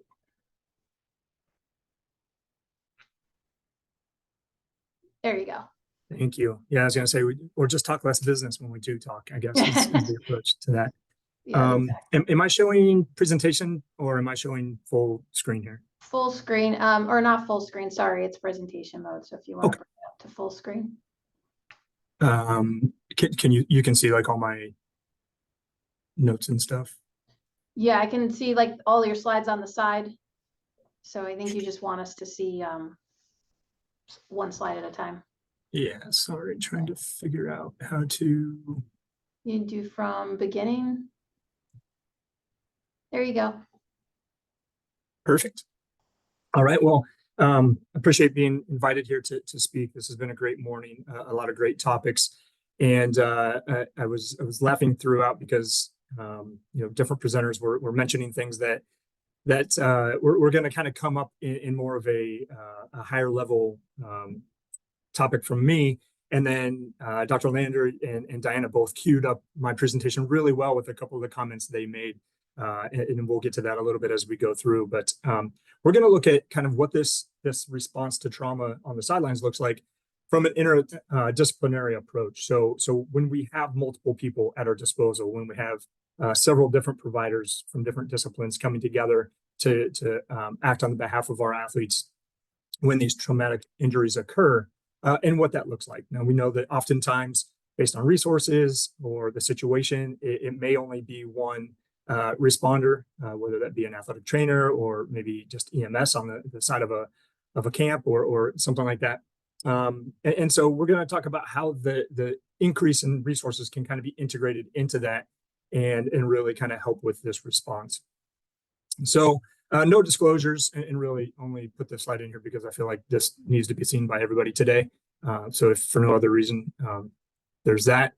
Quick overview, we're going to talk about, again, the interdisciplinary healthcare approach and what that looks like, and then the components of effective communication and collaboration between those individuals. And then ultimately, time permitting, we'll get into what that actually looks like in the response of a sports trauma. So quickly first, just to kind of set the scene, when I talk about sideline management, we're really talking about just being on site during an injury, right? So not the clinic or the hospital or the office-based care that many of our providers will provide as well, but when we're actually there at the scene of the injury for that. And so taking a look at the objectives of that, this isn't meant to go over anything too basically, but just as a reminder of kind of what are the objectives that we have in front of us when we're responding to a trauma, whether that just be a musculoskeletal injury all the way up to an emergency response. What is it that we're looking to do when we respond to this on-field trauma? And that's important because that's going to help us build out that care team that's needed. And so if it isn't something that requires additional resources, additional personnel, then it doesn't need to be activated as such, and an individual responder would probably be sufficient to man that response on their own. But when needed, it's nice to have those resources for that. So what does successful collaboration look like for our providers? These are the four kind of areas that I've broken this down into. Coordination and organization, mainly being that work that's being done ahead of time. It's the setup of this program, the setup of this team, the kind of looking at what resources you have, what you have at your disposal, and then coordinating all that to be able to work collectively as needed in the response to one of these traumas. With that, obviously, communication runs throughout this, both from that planning section all the way through the actual response and beyond. Clear and concise communication. Closed loop communication is very well described in healthcare and the importance that it has. And so using that communication for that, we may be using hand signals. We may be using electronic devices, radios, earpieces, maybe video review. And as we get more sophisticated with what we have at our disposal, more and more of us have that readily available in the palm of our hands or on a tablet on the sideline to be able to actually look at something very quickly and see what the mechanism was. That can be very helpful. Maybe the eye in the sky or independent medical, providing us with additional information and communicating that to us. Role delineation is really important. So again, we're talking about a response with multiple providers. And so where now one person may have been doing all of the roles necessary, you now have people that are stepping in.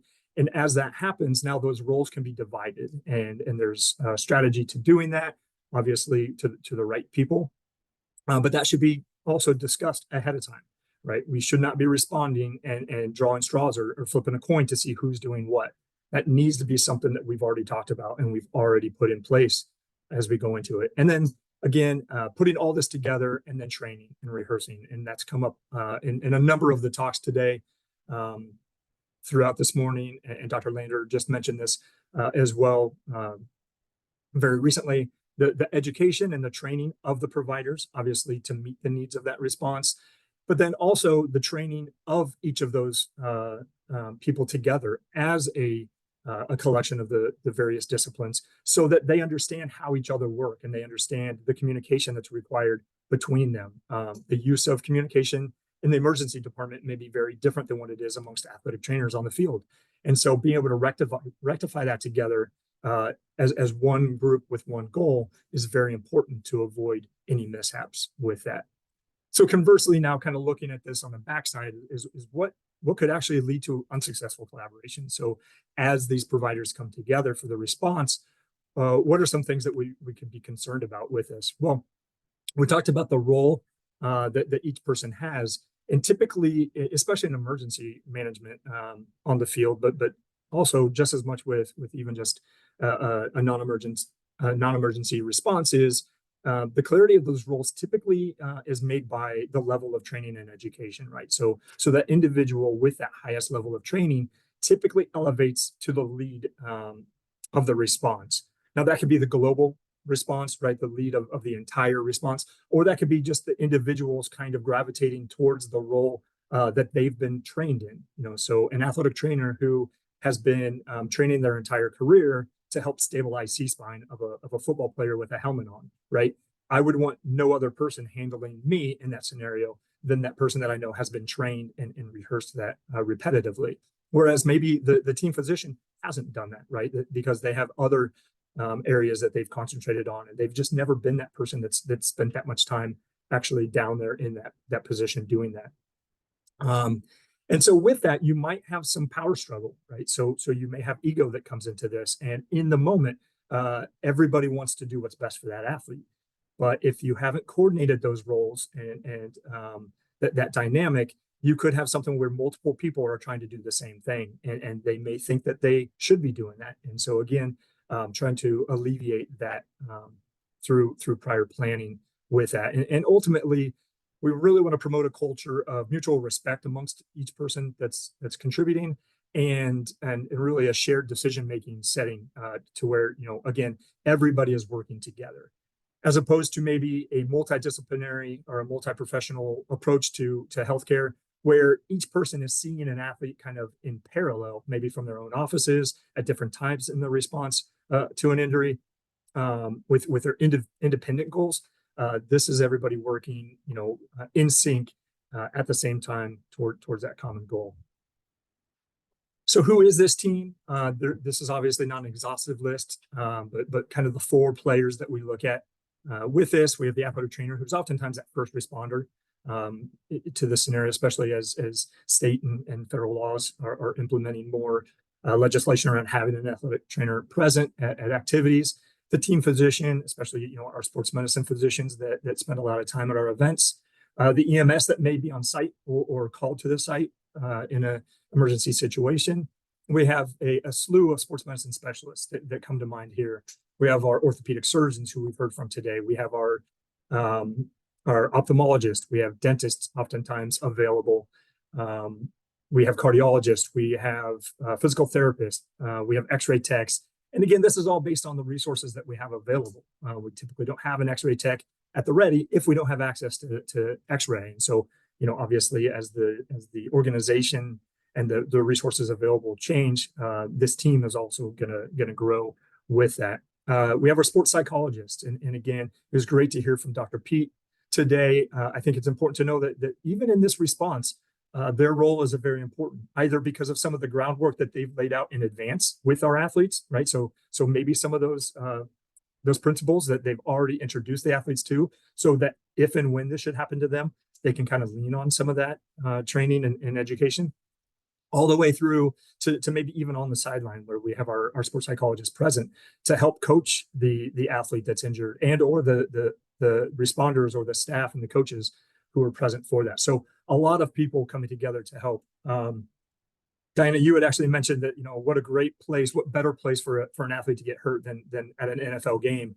And that's actually been remarked several times in interviews and in different write-ups, people commenting on that's probably true, where at an NFL game, there's upwards of 27 healthcare professionals or medical professionals there to kind of serve the needs of the athletes on the field. So, for all of you athletic trainers who are alone on the field, you can spend the rest of the day dreaming of what that would be like to have 26 other medical providers there with you, and just how great that would be for one of these responses. So now, kind of looking at this, what is this approach, right? So we have all these people, and we talked about coordinating them and how we coordinate them. And one of the best ways to look at this is very well described, especially in EMS worlds where CPR is needed, emergency departments and such, is the pit crew approach. And this picture kind of tells the story completely. If you look at this, it really illustrates kind of all the components of a good interdisciplinary healthcare approach that we're kind of walk through with us. So the pit crew model is based on efficiency. It's based on coordination. Again, kind of derived several decades ago or adapted to healthcare for that high performance CPR and kind of making sure that occurs in a very efficient and complete manner to organize those people that are involved. I'll have a slide that comes up here shortly where we kind of compare what that looks like with different models with that. But as we walk through this, we can kind of see things happening here, right? It's a very systems-based approach. So we have some people who are experts in tire management. We have some people who are working with the gasoline and the fuel. Some people who may be there just for the needs of the driver and taking care of what they need. you got one person manning the pump, while one person, manages the jacks and all these different things that happen with different equipment. So various systems happening. Each of these people has a role, right? I don't think they came to this pit questioning who was going to do the tires when the car rolled in, right? They knew ahead of time. And so, like we talked about, that organization and coordination of this was done in advance for this. They're strategically placed. They're not in a single file line waiting for each person to do their job. They're placed where they need to be with the appropriate equipment in hand. And they're working very efficiently and effectively in concert, where as one person does their part, the next person steps in. They're ready and they know when they're needed and when to get out of the way to allow some other intervention to happen with this. So hopefully, as I've kind of described that, you can kind of see in your mind what that would look like in a healthcare response. And again, mostly for more of a emergency response where we may see this, but really in any other response. It's important to know that as we integrate additional providers, right, that it's very easy now to kind of interject them into the system. So with a new or a intervention that is found to be necessary, we can call that in, and it kind of fits in because there was already a plan in place. But none of these things happen without frequent practice, right? So we can have the right people in the right places with the right equipment and the right sequencing of events. But if we haven't practiced all of that, it doesn't necessarily come together the way it needs to. And so again, that training and that practice is very important towards the success of this, whether it be in the pit crew, at a formula race, or in a healthcare response for that. So interdisciplinary professionals working together towards a common goal, right? That's what we're looking at. So here is just a quick kind of look at what this looks like from, okay, we have our primary triangle of providers. So imagine that this is maybe, the lead athletic trainer responding with a team physician and maybe another athletic trainer. And then what happens when the EMS arrives or when additional providers come to the scene, how maybe they take on another role and provide that care. We talked about planning, we talked about organization. All of this comes from a lot of inter-association guidelines, from consensus statements. I think it's fitting to talk about that because most of the time these are done, again, in an inter-association manner. So we have people from different disciplines coming together and talking about these topics from a number of perspectives, and then publishing, what their findings are and what their statements are for that. And this is what we use to build out our own EAPs, to build out our own clinical management guidelines that we're using to help with this response. And so, taking a look at those and making sure that we're incorporating the different perspectives from the different disciplines in that is important for that.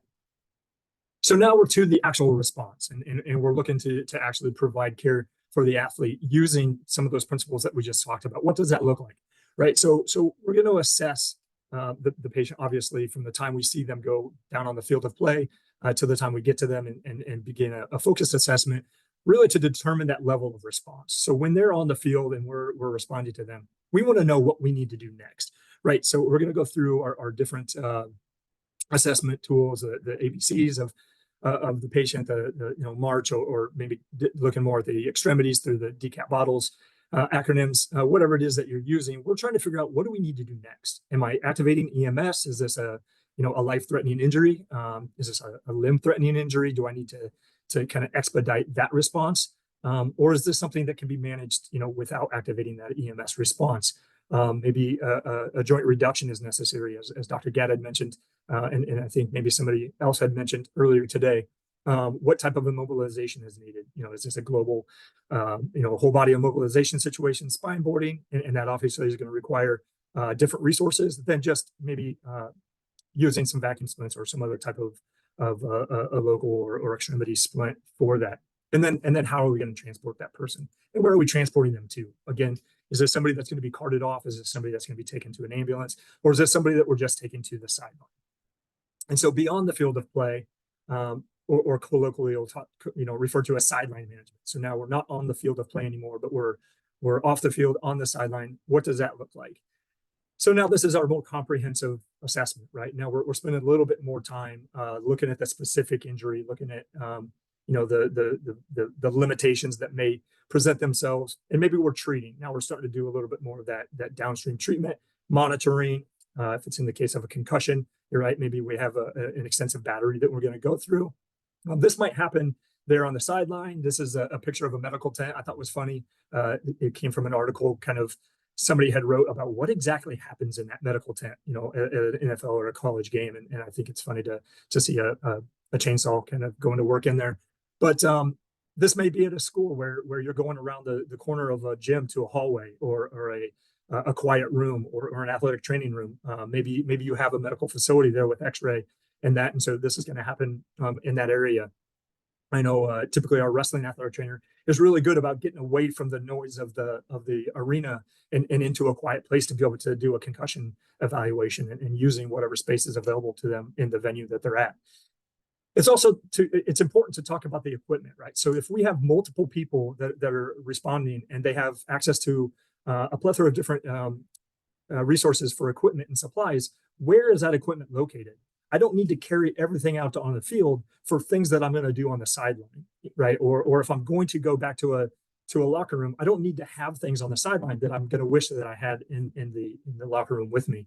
So instead of carrying all that around with me, thinking in advance where this aspect of the response is going to occur, so that I can equip that area with the things that are needed for that. And so again, can this person return to play in this moment? Is going to be a comprehensive evaluation by maybe several different providers. So this is where a lot of times we'll see those sports medicine specialists come to play, the dental emergency coming in, the cardiologist maybe coming to do a more focused evaluation or whatever that may be on the sideline. So in conclusion, as we kind of look at this system, right, we're talking about an effective utilization of our interdisciplinary resources and this healthcare approach, really with the ultimate goal of returning our athletes faster, better outcomes, perhaps better performance down the road from this. Doing this requires coordination and planning. We talked about clear and concise communication to make this effective. And then ongoing education, training, rehearsal, and review of the system. I think it's important to talk about not just reviewing this and rehearsing this so that we can execute it, but then also reviewing and rehearsing after the fact so that we can optimize it and make changes as needed based on the kind of the outcome or the feedback of that response from there. So a shout out to all of our providers. You know, obviously we're called to action when oftentimes it's the athlete's worst moment, right? Sometimes these athletes look back at this trauma and they recognize it as maybe the worst moment of their life to that time or beyond, right? And it can have life-changing effects to that. And so we're called to action at that moment. And it's important that we have these systems in place to be able to optimize that care. And it's been done very successfully. We have models that show that, some of them as close to heart as here on our own fields at Rutgers. And so again, kudos to all of you who do this day in and day out. Some references used in this presentation, and if we have time, I will take any questions that you may have. Dave, great job. Good points. Definitely organization is key. Making sure everybody in an emergent situation or, you know, a traumatic situation knows their role, I think, and rehearsing those roles like Dr. Lander also mentioned with your EAPs. And I think that's kind of every place that we all want to be on the sideline just to make sure we're ready in case something happens. So all really good points.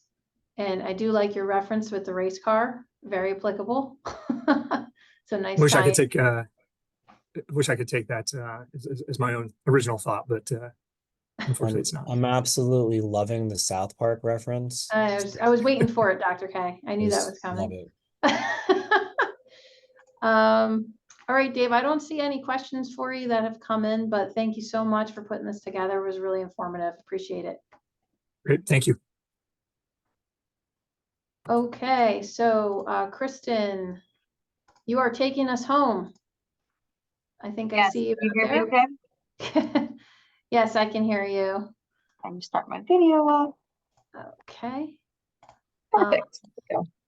All right, so Kristen, you're here to talk to us about trauma preparedness outside of your home base. Yes, correct. All right, awesome. Well, thank you for joining us today. I see you currently serve as manager of athletic training at JAG Physical Therapy in Bridgewater. Prior to JAG Physical Therapy, you completed your Houston Methodist Athletic Training residency in Houston, Texas, which specializes in hands-on techniques and progressive rehab plans for high school athletes. You've also served as the head athletic trainer for Klein Oak High School in Spring, Texas, leading a team of 3 athletic trainers and over 20 student aides, and now currently lead a team of 17 athletic trainers throughout the tri-state area with JAG. So thank you so much for being here. If you'd like to queue up your slides, you should be able to share for us.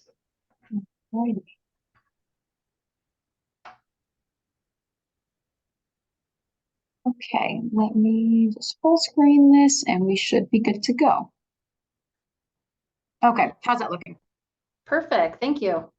Perfect. Okay, great. Thank you so much for having me on. To all the speakers that went ahead of me, thank you so much. Everybody's point has been really great and kind of integral in tying it back to David and I's presentation.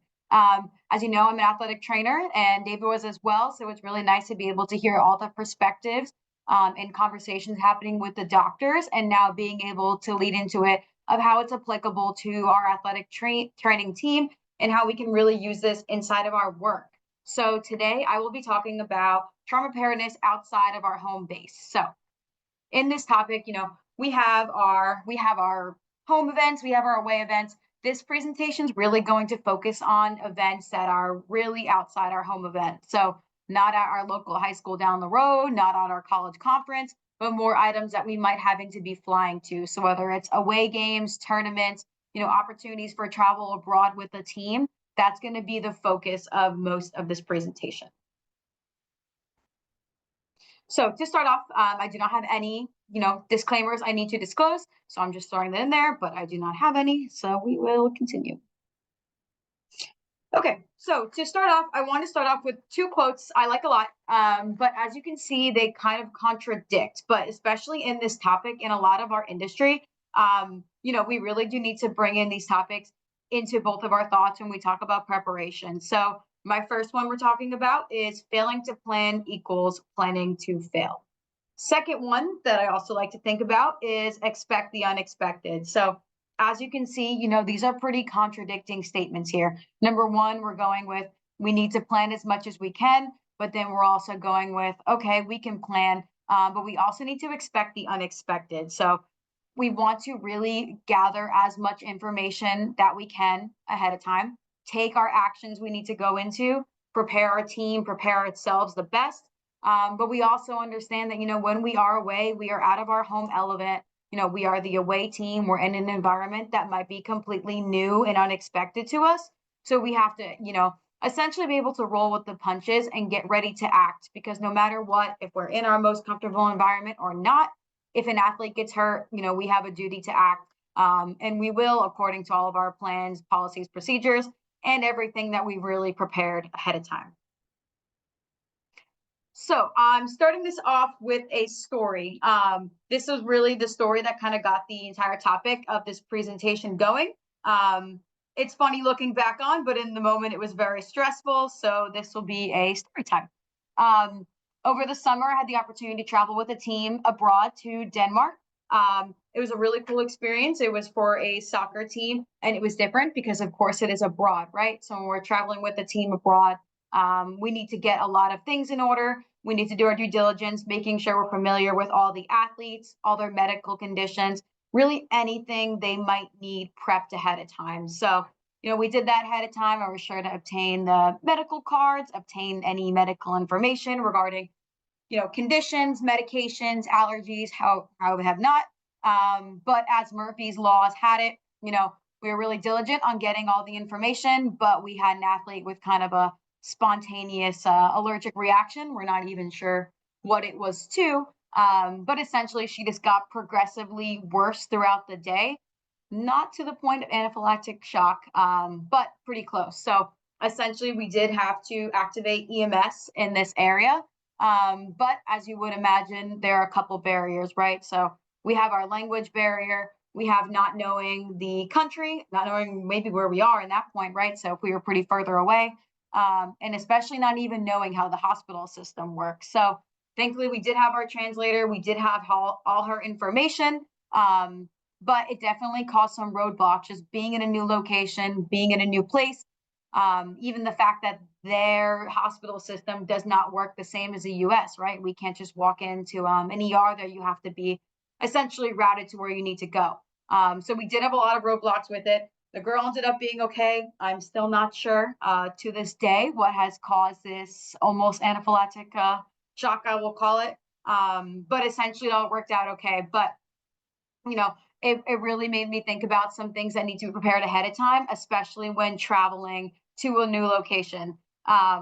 Thankfully, we did get sent off to a really beautiful town on the right. There's a picture of Aarhus. It's a kind of outside of, it's Denmark, closer to Germany, but it was really pretty after. So I got to take a good picture of the downtown.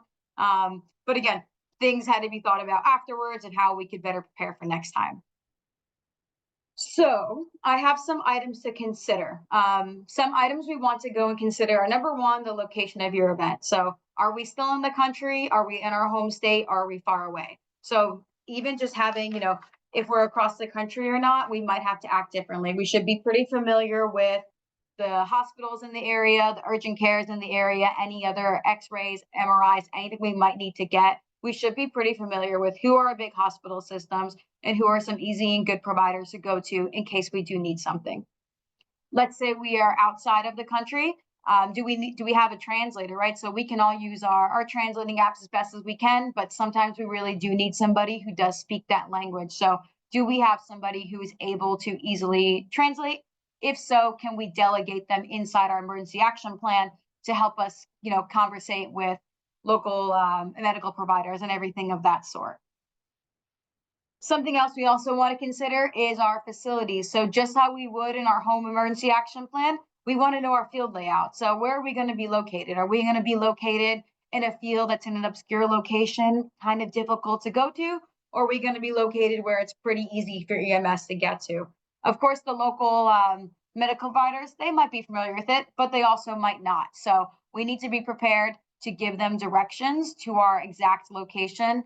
That way we can go and provide the best medical care we can and as quickly as we can. Another note I had is our equipment available. So this can kind of become an issue when we are traveling. So depending on, number one, the type of team you are traveling with, how many medical providers you are traveling with, you might have a limited capacity of how much equipment you can actually bring. So, if we're traveling with one of our larger teams, we have a whole equipment staff, kind of easy to bring our stuff, right? But if we're our only athletic trainer or our only medical provider, how are we going to be able to bring everything we need? So sometimes we need to pick and choose the items we actually need to bring of what's going to be the most important. So is our AED going to be directly at the field, or we need to bring it there? One thing that David brought up was, the presence of spine boarding. So if we're going to be our only medical provider, do we really need to bring that spine board considering we're the only person there? So considering all these events of who's going to be there, what equipment is going to be there, and how can we really best delegate what will be the most important for us to bring. On a similar note, medical care. Again, what other health providers are going to be there? Is it going to be only athletic trainers? Are there going to be doctors? Are there going to be physical therapists, EMTs? We need to know ahead of time of who's going to be there. That way we can kind of delegate our plans as best as we can.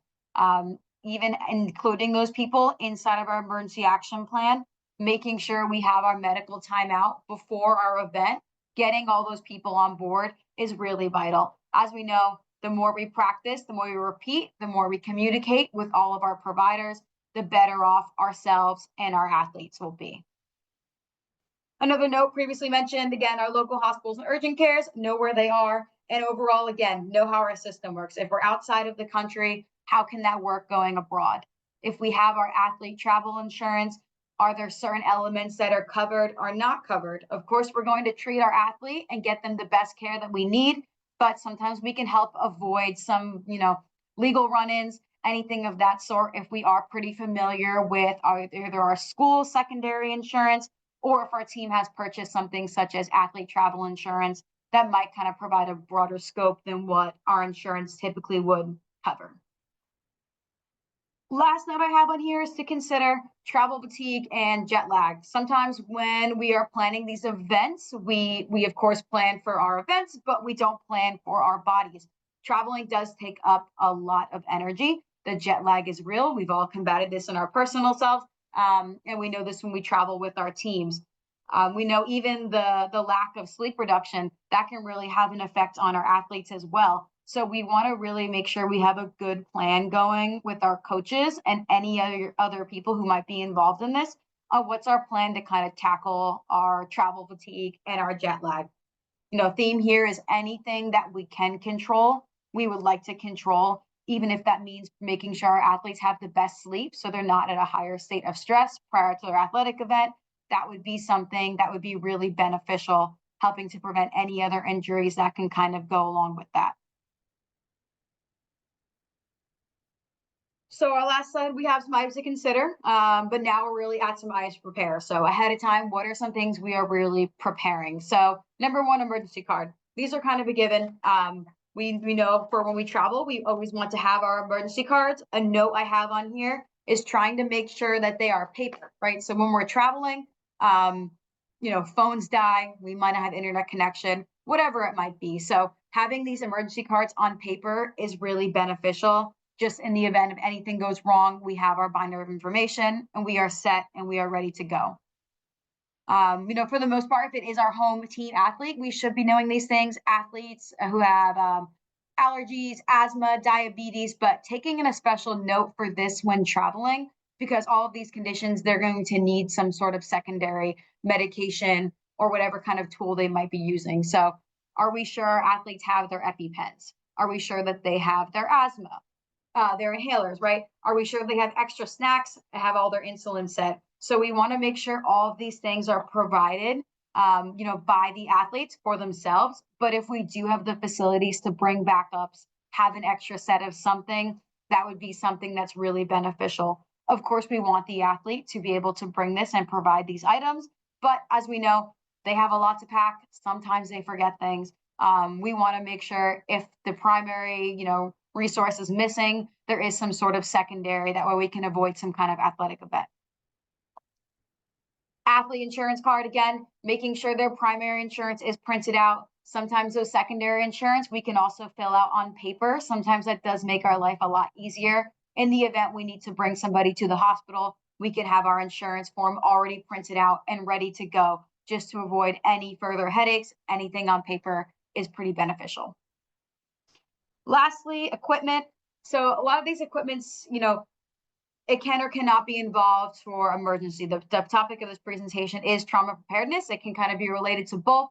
But again, depending on how much you have space you have to pack and even people you have to pack, we might need to be picky and choosy with our equipment. So one note I have is our kit. So making sure we pack our kit appropriately.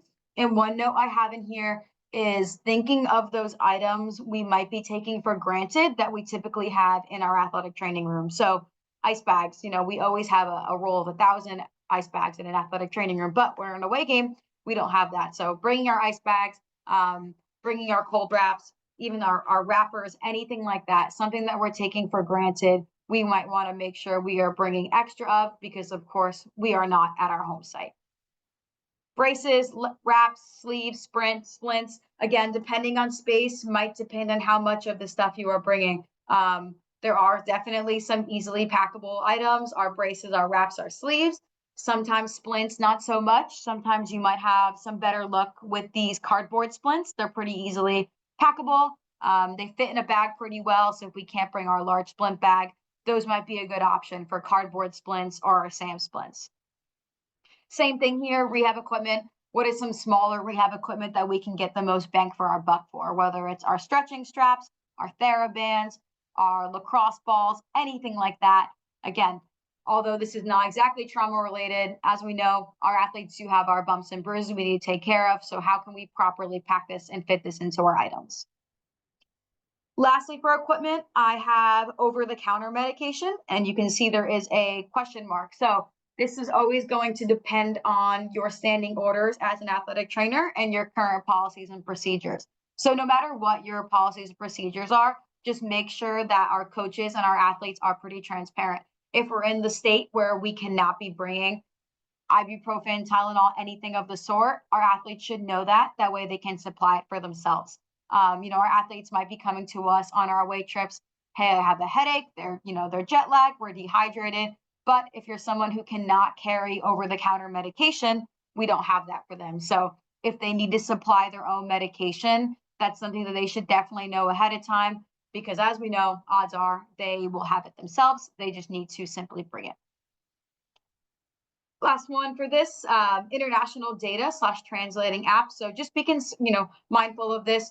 Google Translate is actually a really great translating app. You can take a picture of something and it will translate it back to English, which is a really cool feature. Every single language is on there. You can also speak into it, which is great too, and it will come out the other end the language that we need it to. So pre-downloading those apps that we need, maybe using something such as WhatsApp, will really allow us to be able to communicate with those who we need to at the correct times. So kind of finally, our actions to take. So number one, we're going to pack early, just as if you were packing for yourself. The earlier you pack, you start thinking of things you really start to need, and then everything is packed accordingly. Another item is we want to definitely make sure we communicate with our home facility. This was going to depend on the type of event happening. Is it a tournament style play? Is it just going to be our athletic team versus another athletic team? But if we can get in contact with our home facility, whether it's the medical providers, our facility people, anything of that regard, getting in communication with them ahead of time, even just to ensure that we have their contact information, that can be really beneficial. Of course, obtaining their EAP, that is the goal ahead of time. If they already have everything read out, hopefully we can just slot ourselves in there, right? But if we don't have it available, we can at least have their information with a line of communication with their medical staff, their facility staff, anybody else who might need to be involved. Another group of people we definitely want to involve is going to be our coaches and our current staff. So they are most likely going to be involved if we have an emergency action plan, especially if we do not have any other medical providers needed. So we want to lean on them. We definitely want to delegate them, and we want to discuss role delineation. We say for this, we want to try to keep our policies and procedures as similar as we can if it was an athletic event. That way there is no confusion if it's I'm doing this during a home event versus I'm doing this versus an away event. We want to try to keep it as similar as we can to our home athletic event, but just going over that ahead of time inside of a new rotation. Take 5-10 minutes of your time, try to gather everybody up, making sure we all understand, this is our field location, here's your job, here's what you're going to do, and then go from there. As we know, practice makes perfect. The most we can practice ahead of time, the better off we will be. Back to my original point of doing research. Again, be familiar with the area, be familiar with the norms, common hospitals, medical providers, anything we might need to use. And finally, we know this again from our own personal lives, but properly secure. There is nothing worse than having important items or liquids inside of our carry-on that we need to secure into our main baggage, whether it's medicine, maybe our scissors, anything like that. We don't want to lose our $50 scissors here. So we want to make sure anything we are moving over is going to be safe and sound so we can properly get to our destination. Sometimes we forget about these little things, but as we know, once we check that bag, it is gone. So we want to make sure we can properly secure everything, make sure we get nothing taken away here. So in summary, we're filled with quotes today here. I like this quote. So planning is bringing the future into the present so that you can do something about it now. So essentially, we want to put our present self into our future self's shoes. So we want to think, me traveling to this site, what am I going to need? What are all the possibilities that go into? This thought can kind of bring a lot of anxiety, right? But it helps us be best prepared. So thinking about everything that can go wrong, all the resources that we might need, and how can we properly prepare to help our future self feel more comfortable about getting involved in this event. So that is everything that I have there. I think we have a couple minutes if anybody has any questions. Thank you, Kristen. Great job. Definitely you and Dave really complemented each other nicely on that full scope athletic training, what to think about, how to be prepared. We appreciate you, putting that together for us today. I know we have a large amount of athletic trainers in the audience, so it was really nice to have you guys connect with them. I'm going to just check, see if we got any questions here. Do you have a site you found to check the rules for taking over-the-counter meds? Can you just take a few days in a pill box in your carry-on? Yes, so most of that's going to come from our standing orders. So I would definitely recommend going through your standing orders from your physician and reading through it. Usually there will be something about it in there. If it is not, that's something you can communicate from your standing physician on a point of. I know it definitely differs by state. When I was in Texas, we were allowed to, give medicines to our high school athletes, but in New Jersey here we can't. So make sure you check in with your supervising physicians. They should be able to give you the best answer for your specific situation. Awesome. Thank you so much, Kristen. Appreciate your time. Thank you. All right, so that concludes our half-day symposium today for 4.5 professional credits. I do want to pass the mic to Dr. K to close us out, and I want to thank all of you today for joining us, and please continue to join us for these programs. I know a lot of you are frequent flyers, so we look forward to seeing you at the next event. Dr. K, you want to bring us home here? Great, thank you. Thank you to everyone joining us today. Hope you enjoyed it. Please don't hesitate to give us feedback. We need it to keep on improving the program. Thank you to all the providers, athletic trainers, everyone who was able to present today, and for all your hard work and time in preparing for this event.